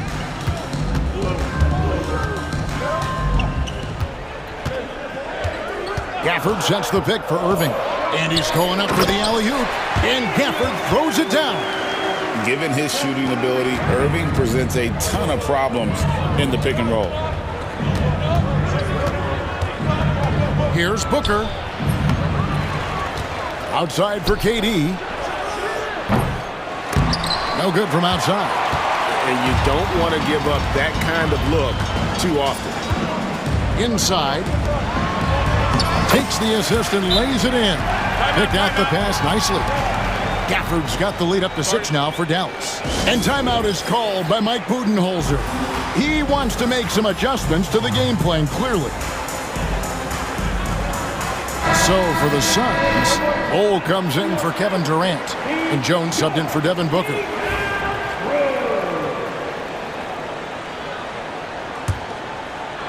And we're now about a minute and a half into the second quarter. Jones against Irving.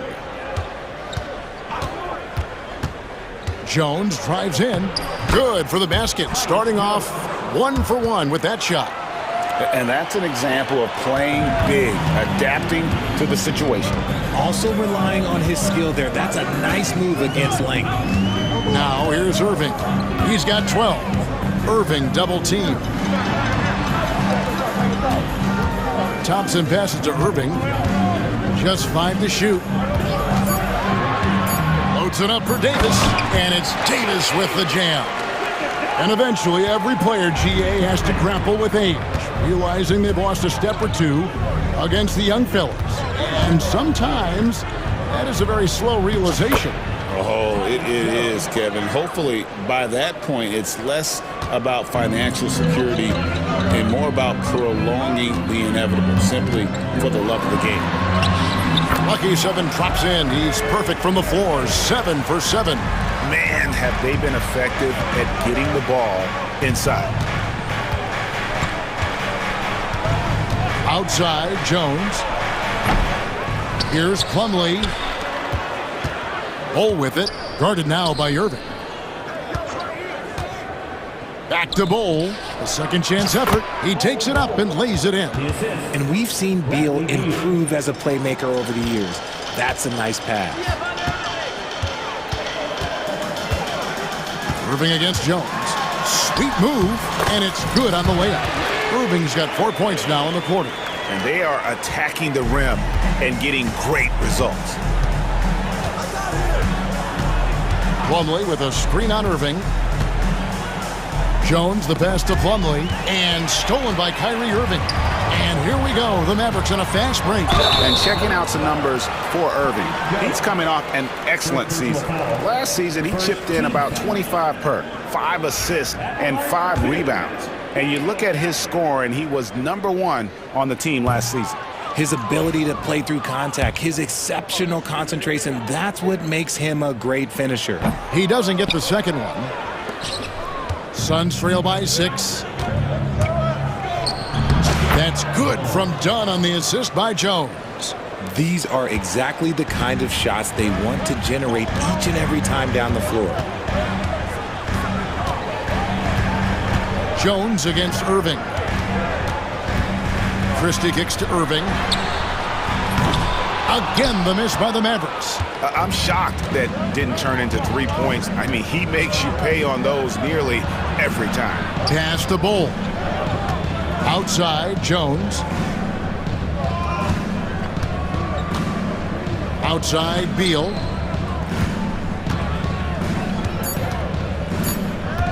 From outside the arc. Good on the three-point shot. Now just a 1-point Maverick lead. It's the confidence of Beal. He lets it fly from range when he really likes the look. Irving attacking, and he lays it straight in. Irving's got 18 points in the game. And man, is he in a zone right now. Seems like he can't miss. And now we've got the intentional foul. We're not sure what that was about. I mean, talk about a brain cramp. And we've got a timeout called by Jason Kidd. He's ready to talk things through with the team.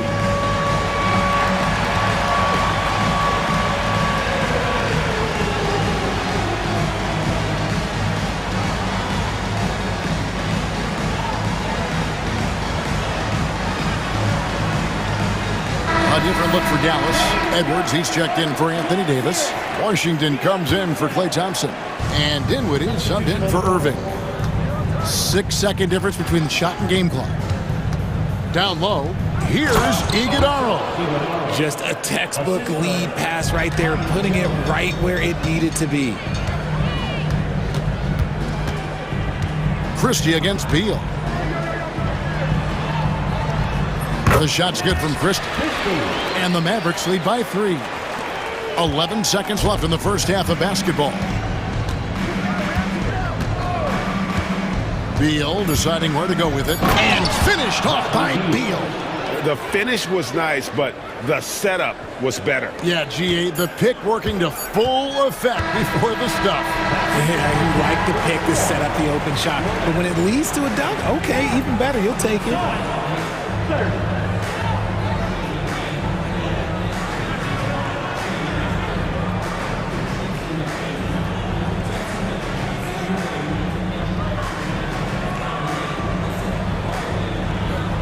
Thank you, David. And we'll be back for the third quarter of action following halftime.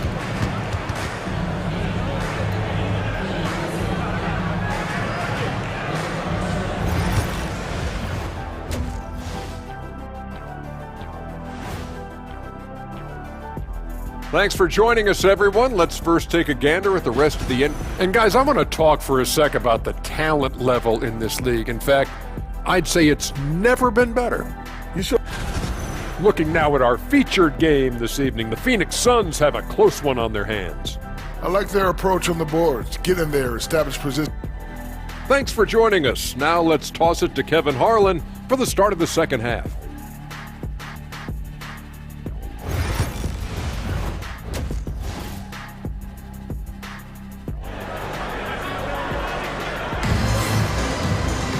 And after a fairly even first couple of quarters, the second half could turn out to be a great one as both teams try to gain an edge. You look at Kyrie Irving in this game, he has been everywhere. He's done a fantastic job of finding open space to operate within the first few quarters. I like how they came into this one with the game plan, and they're just going out and executing it. Terrific job. They've got Anthony Davis. Irving is out there with Dante Exum. And there's Klay Thompson. And it's Lively in at the center, filling out the middle. That's the lineup out there for the Mavericks. There is no on-off switch for Booker. He is always in attack mode. On offense, Devin Booker really does it all for his teams. He scores well and assists others.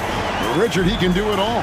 You love to see that from a superstar. Booker just wants points on the board. And if he can't get a shot, he'll get a look for someone else. They set the pick. And he lobs it up toward the rim. An emphatic alley-oop jam. Booker just keeps getting better at orchestrating the pick and roll, setting up his teammates out of those sets. Out to Thompson. Lively sets a screen for Thompson. No good on the three. The Suns leading. Durant sets a screen for Booker. Shoots from the elbow. And there's KD. That's good on the assist by Booker. 7 points for KD. Moving it around, 8 of their last 10 coming off assists. And with an update from the sideline, let's check in with David Aldridge. Kevin, thanks. Devin Booker is a 3-level scoring threat. He said, I'm just reading coverages and taking what the defense gives me. That's a mid-range jumper, which analytically people say isn't the highest percentage shot. But for myself, it's a good one. I've shot it pretty much my whole life. Kevin? And David, doesn't it show? Wow, he is something else. Hey, thank you. Yeah, but they're 3 of 4 to start the second half. Outside Irving.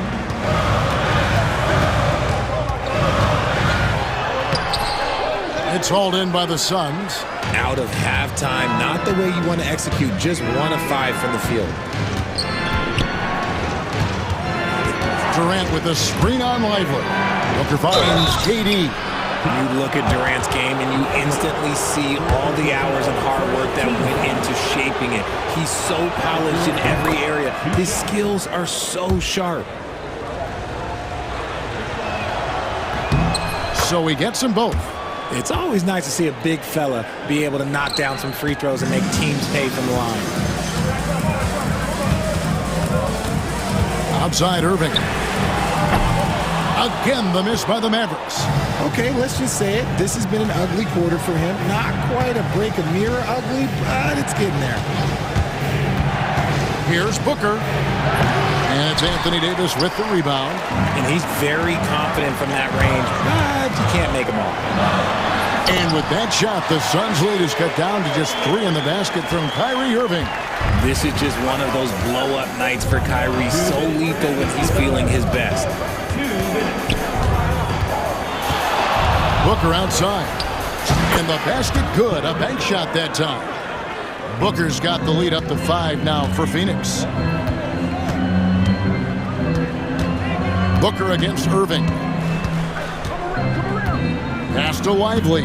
And here's Exum.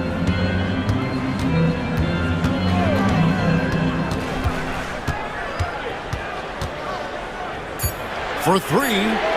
Sinks the three-pointer. And what kind of defense was that? You can't give up wide open threes like that. What do you do? Timeout. And Mike Budenholzer has called a timeout. He wants to check in with his team and regroup.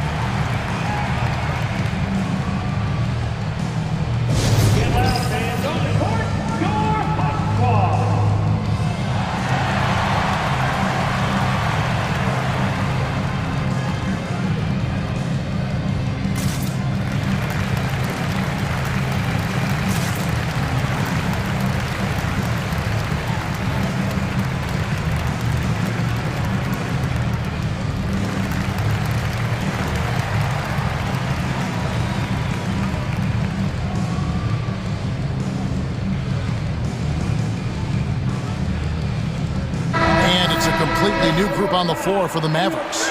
Phoenix making some changes.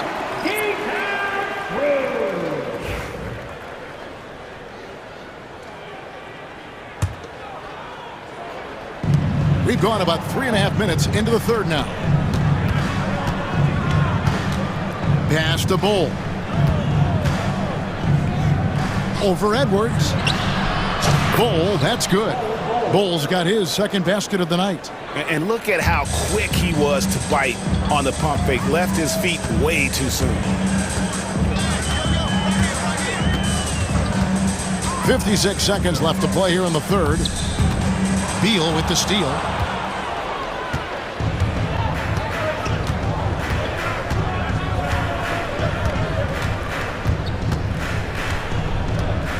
Done outside.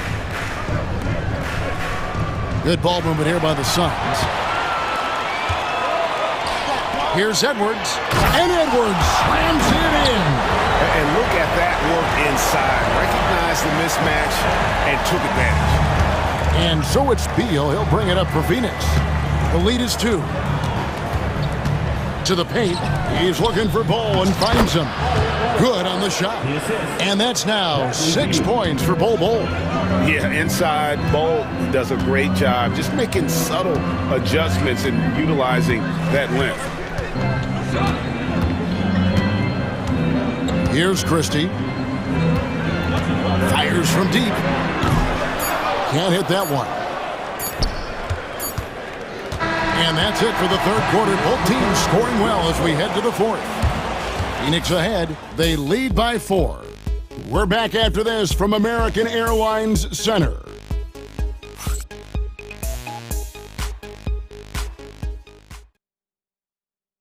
Now let's take a look at our assist of the game presented by State Farm.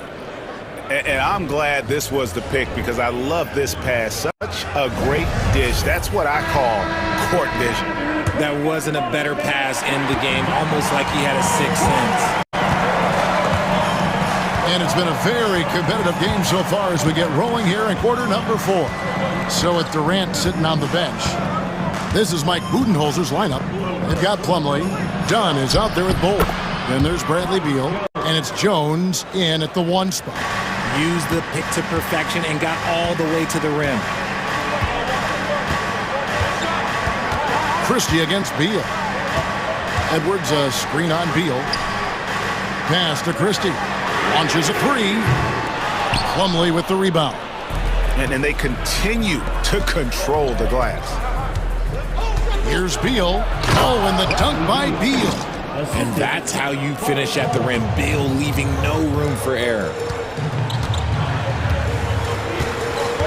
Christie against Beal. Here's Christie, and that one is good. And guys, all about hard work from this point on. They've worked hard to create that high-quality shot and then able to knock it down.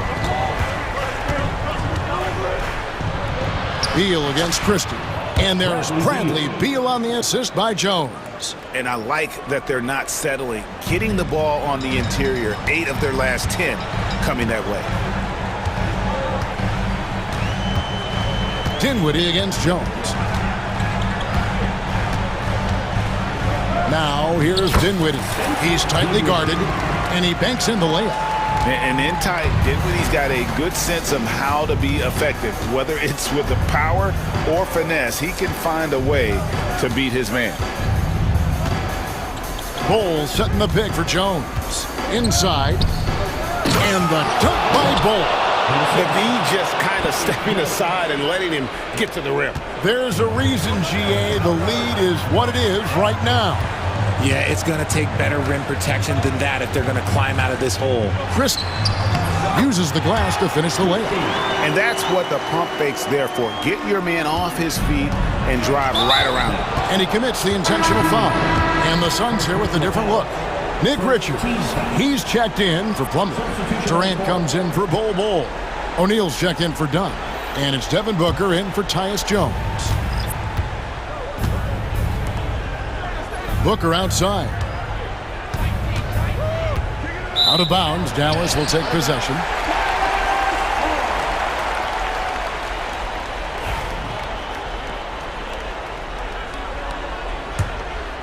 Mavericks trail by 6.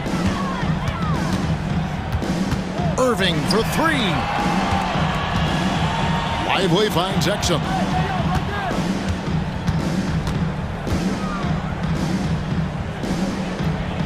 Pass to Irving. Clock at 6. The 3. Exum's shot is off. Suns leading by 6. We're in the final quarter of play here. 3 minutes in.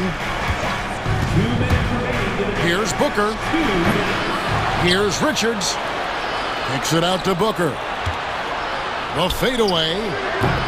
Shot is good off the back rim and in. Booker's got the lead up to 8 now for the Suns. Irving against Booker. Lively sets a screen for Irving. That 3 off the mark. That is not the shot they needed there. You gotta work it around and get a better look. Beal dishes to O'Neal. Shoots from the high post. No good. Shot missing. Dallas now running out of time. Exum passes to Thompson. Lets it go with a 3. Good! Thompson makes it look so easy. When it counts, you want to get the ball to Klay Thompson where he can do something special with it. Booker outside.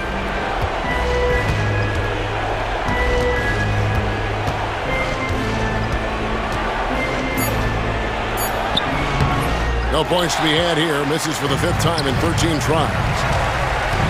On its way from Irving for 2. Phoenix grabs the miss. There's 45 seconds left in the 4th quarter. Now here's Booker. He's defended by Exum. And Richards has it in the corner. Booker outside. Dives for it. They grab their own miss.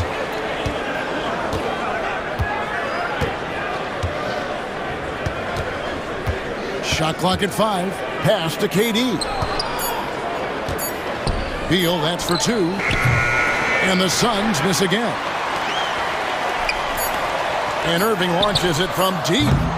From outside, off the mark. So the Suns win it. A truly gutsy performance away from home. You know, it really was. And Kevin, when this one was hanging in the balance late, they showed just what a tough-minded group they can be. And now we'll send it over to David Aldridge, who is standing by courtside. David. All right, DA, thanks again. Well, folks, that's going to do it for now. Alongside Richard Jefferson and Greg Anthony.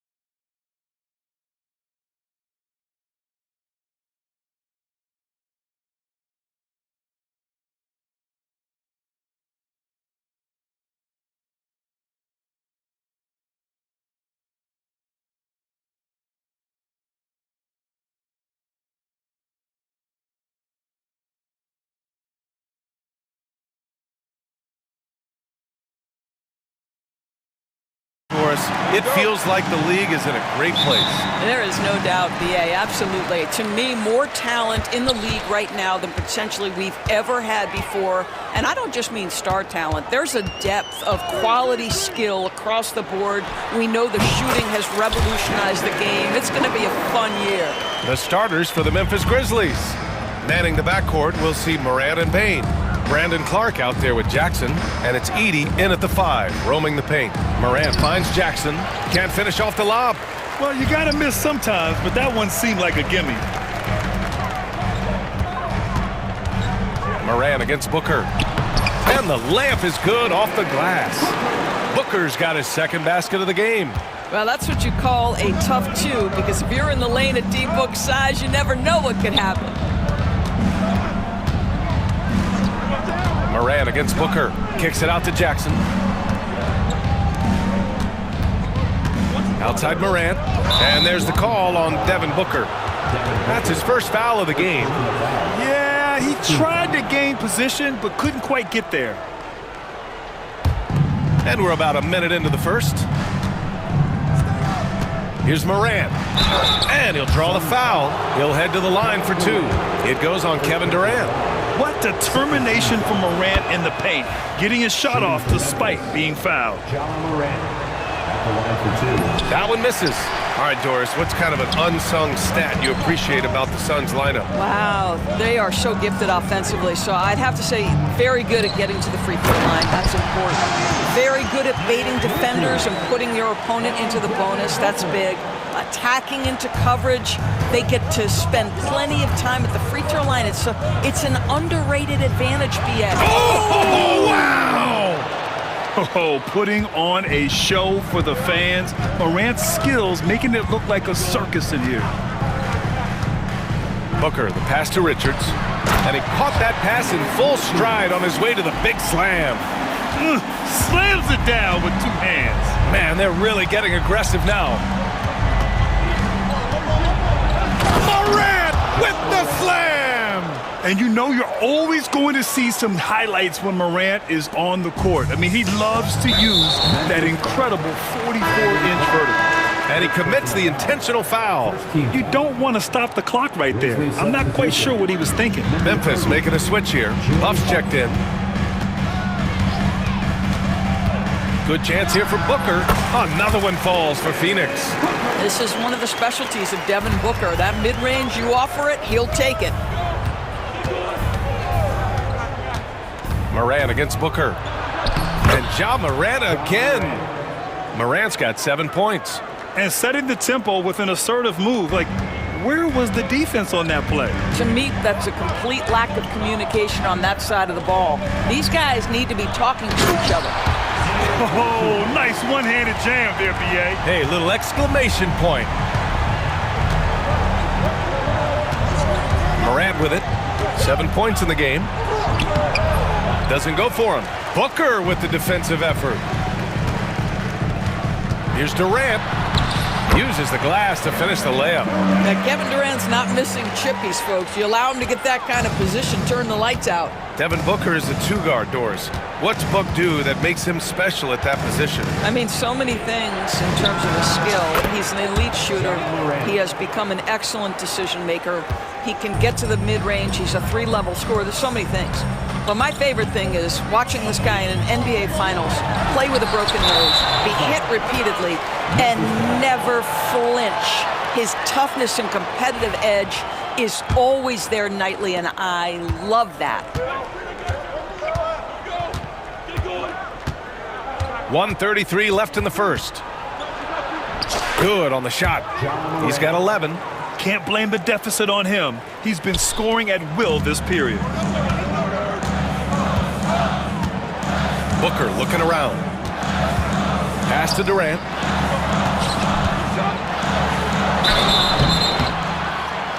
And so he draws the foul. And here comes the coach's challenge. He disagrees with the foul.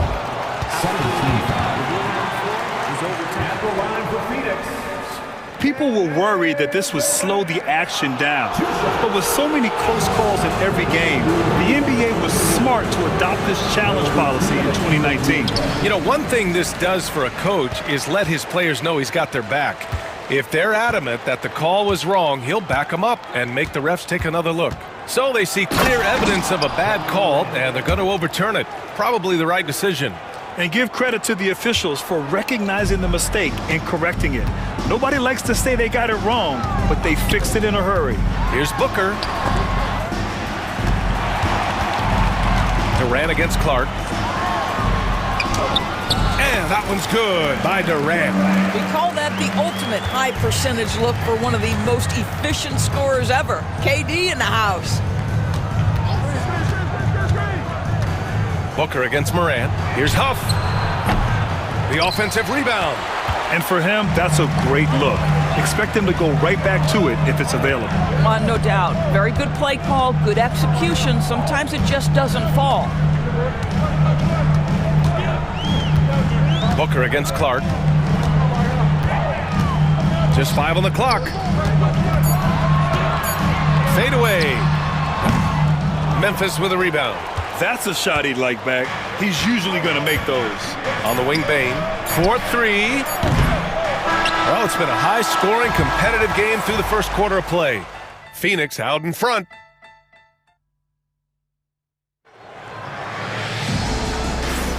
And this has been a fairly close game through the first quarter.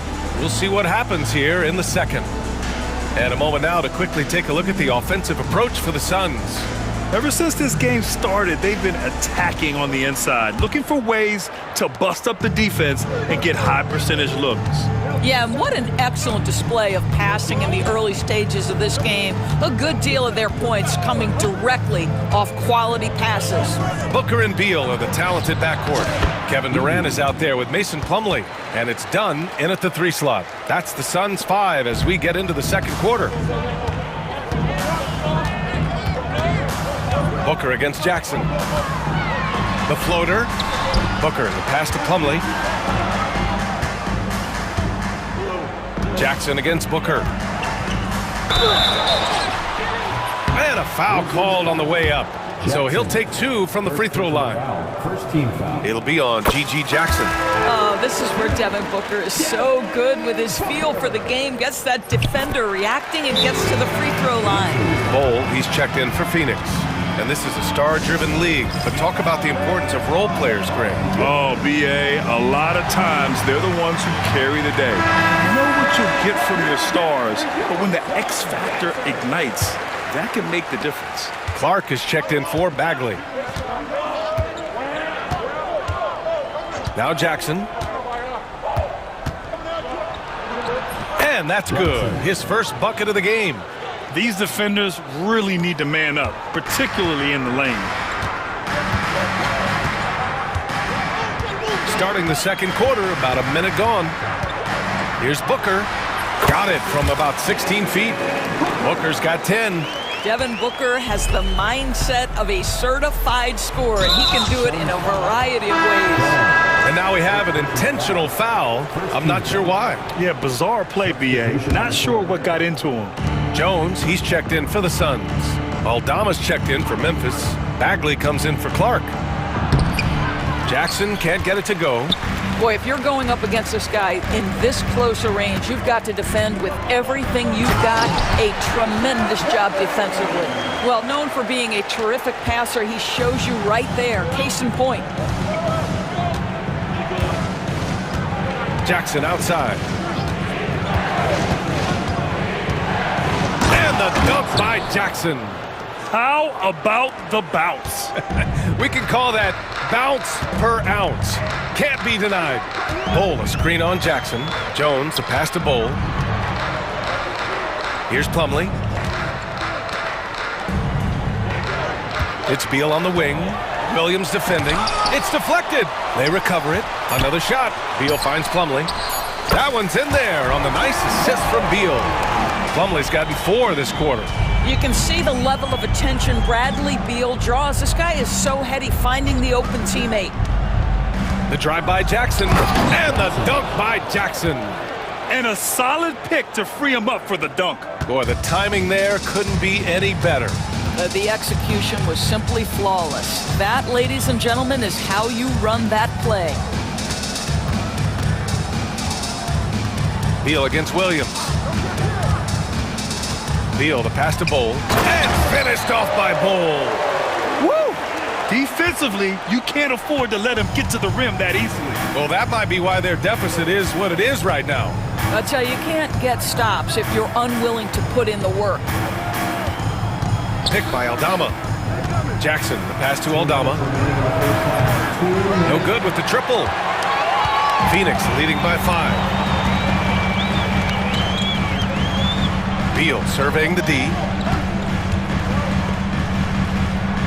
Pass to Jones. And stolen by Bagley. And up the court come the Grizzlies on the break. And the basket by Aldama.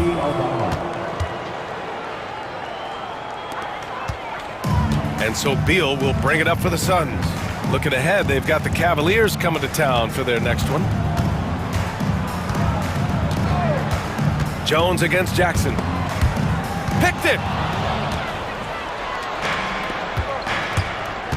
There's 1:17 left in the first half. Here's Aldama, and that one is hammered home! And that's gotta hurt. A turnover for a free run at the rim. And now we know who has the momentum. It's still close, though. These teams have been neck and neck. Let's see the response here. Bull, a screen on Jackson. Outside Bull. There's the triple. That one falls. Coming off Beal's feed. Beal's got 3 assists now in this one. This is the area of greatest improvement in Mr. Bradley Beal's game. How about the growth in his passing? Wow. To the left side wing. Jackson outside. Out to the wing. Just 5 to shoot. Aldama. He got a piece of it. Memphis needs to get off a shot. Second chance effort. Tries yet again. And he sinks the layup. That's 10 straight points they've given up in the painted area. Huh. For Phoenix, they've gotten 5 of their first 6 attempts to fall in the second. Williams against Beal. Outside Bull. And finished off by Bull. Oh, what ferocity on the throwdown. I just love when he goes up with purpose. Where was the D right there? The effort lacking big time. Yeah, and give him credit for taking advantage in a close game. Those are the types of plays that can swing things in your direction. And we're through the first half of play here in what's been a good one. Phoenix out in front. They're up by 2. And we'll be right back after halftime for the start of the third quarter. See you in just a bit.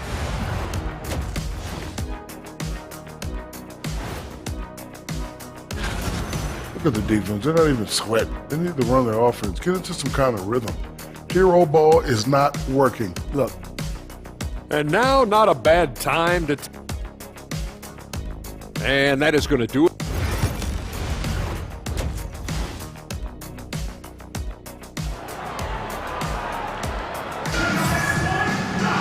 We've got second half action for you, and if the next couple of quarters are similar to the first, this one could go down to the last possession.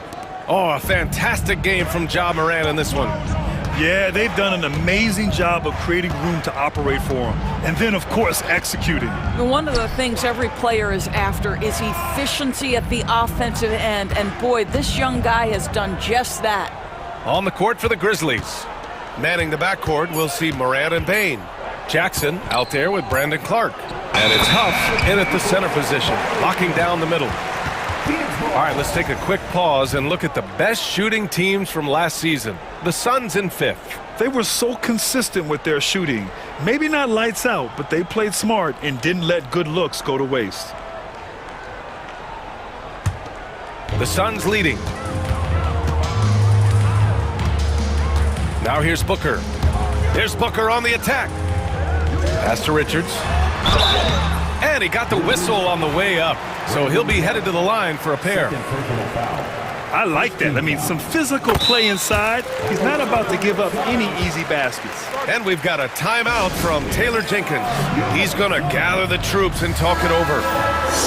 A chance here to assess what parts of the floor the attempts have been coming from as we look at the shot chart for the Grizzlies.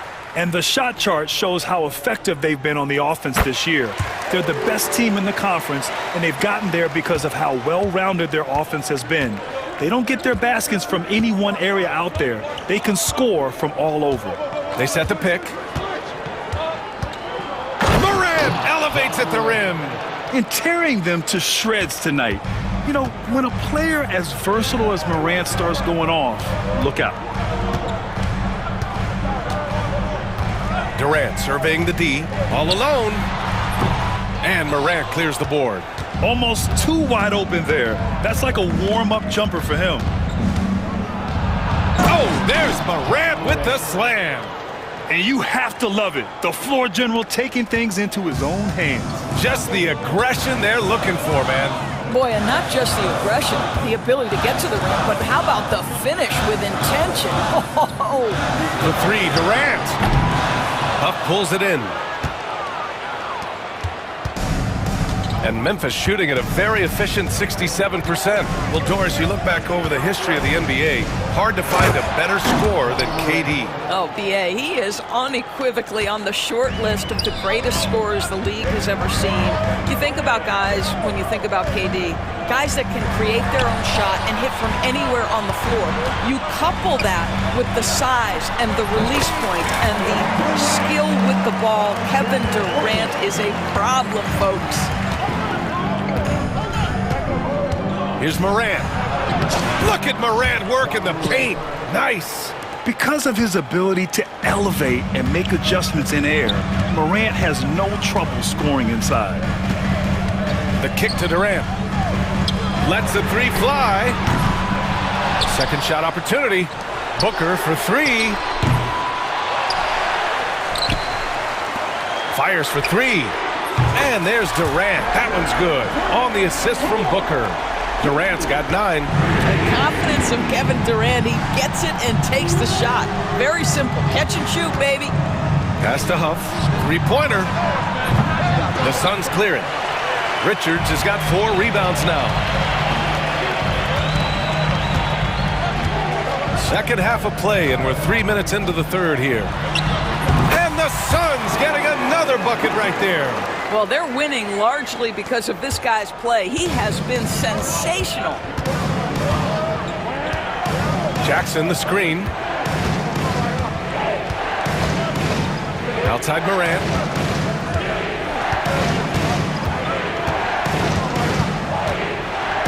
Five on the clock. Oh, there's Morant with the slam. I mean, just an agile move by Morant down low, working around the contact and getting it to go. Booker against Clark. Booker on the take. Clark grabs the board. Memphis trailing here. Here's Morant. And another basket for Memphis. And there's some nice chemistry on offense. They're just taking what the defense allows. Booker against Clark. Takes the three. They grab their own miss. For three, Durant. Yes, sir! KD for three. And looking to shoot as many threes as possible. This kind of confidence, impressive to see. And an intentional foul right there. And the Suns going with a whole new group out there. And we've got a timeout from Taylor Jenkins. A moment to rest and confer on the game plan.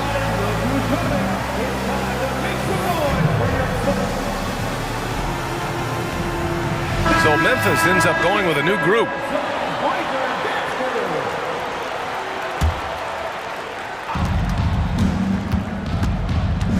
Jackson outside.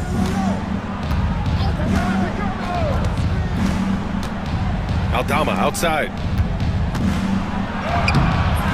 Can't hit from in close. For Phoenix, they've gotten only 4 of 10 shots to fall so far in the third. Beal against Bagley. And that one's good. Bold. And now it's a 4-point Phoenix lead. He drops yet another dime, just facilitating this offense like a maestro. Jackson down low, defended by Dunn. Aldama, no good. Here's Beal. No made baskets yet. Driving in. Another one falls for Phoenix. This guy is a pick-your-poison kind of player. Very hard defensively to cover all your bases with him. And so it's Phoenix with a 6-point lead at the close of the quarter. Great shot selection right now, keeping the game simple. And now we have a moment to reveal our State Farm assist of the game. Talk about painting a magnificent picture with that dime. Just a great decision and a perfect delivery. We call that putting it right in the pocket, and he knew what to do with it once it was there.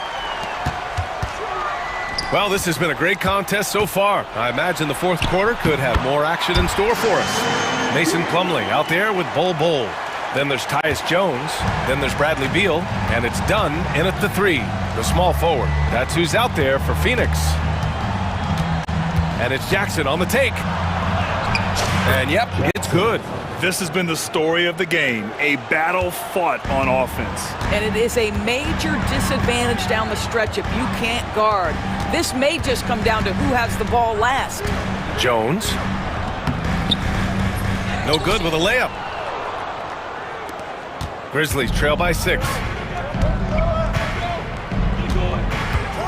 Fourth quarter just getting started. 1 minute in the books. Jackson gets the bucket. And you want him taking good shots at this point in the game. And that one was easy. Boy, when it's this close, you try not to give up these kinds of buckets. Boy, you got to do better defensively.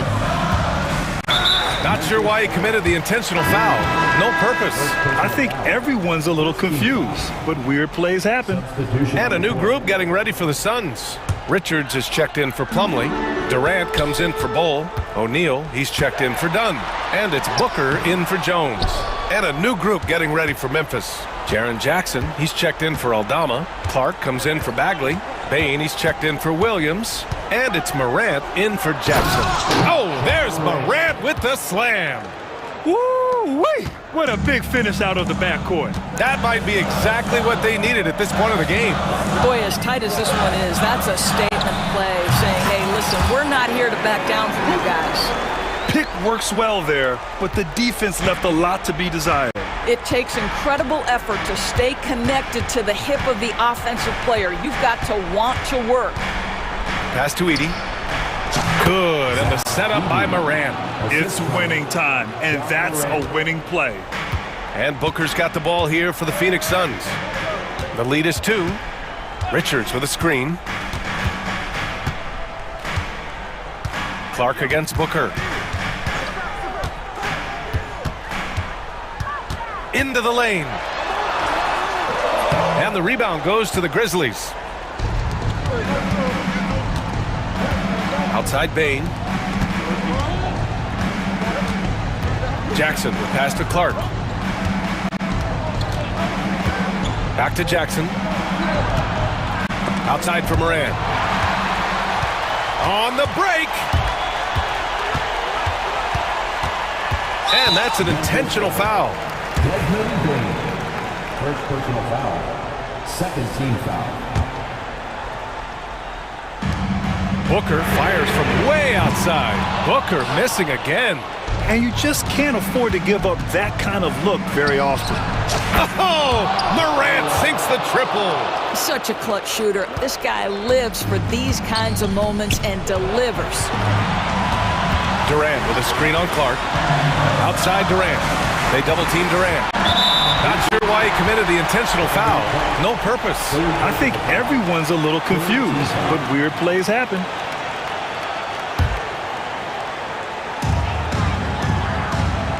Durant with a screen on Bain. Beal into the lane. And then Beal with the dunk. Oh, a timely one from Beal puts a smile on the coach's face.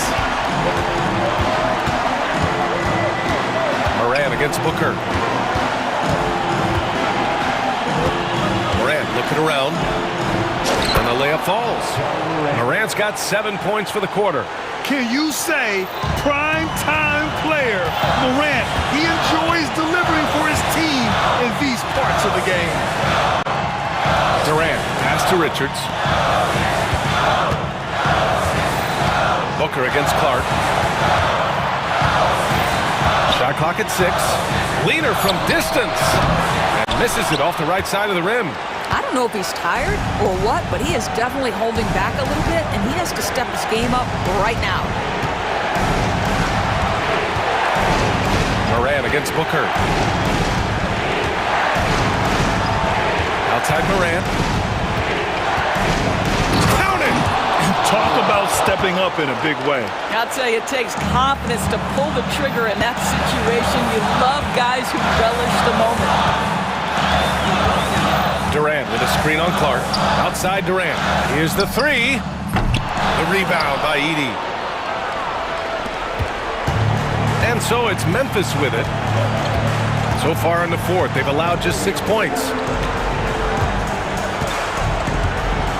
Outside Morant.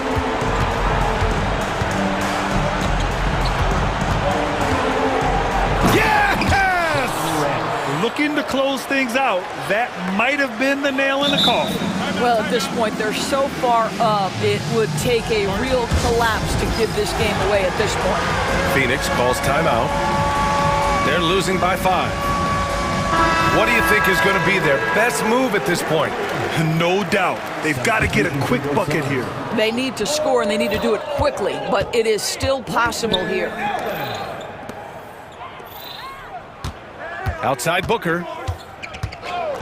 And looks like an illegal pick was set. That gets the ref's attention. You can get away with one once in a while, but it looked like he wasn't completely set on that pick. I don't think there's any question. There are so many rules that favor the offense these days. You've got to be able to equal things out when an illegal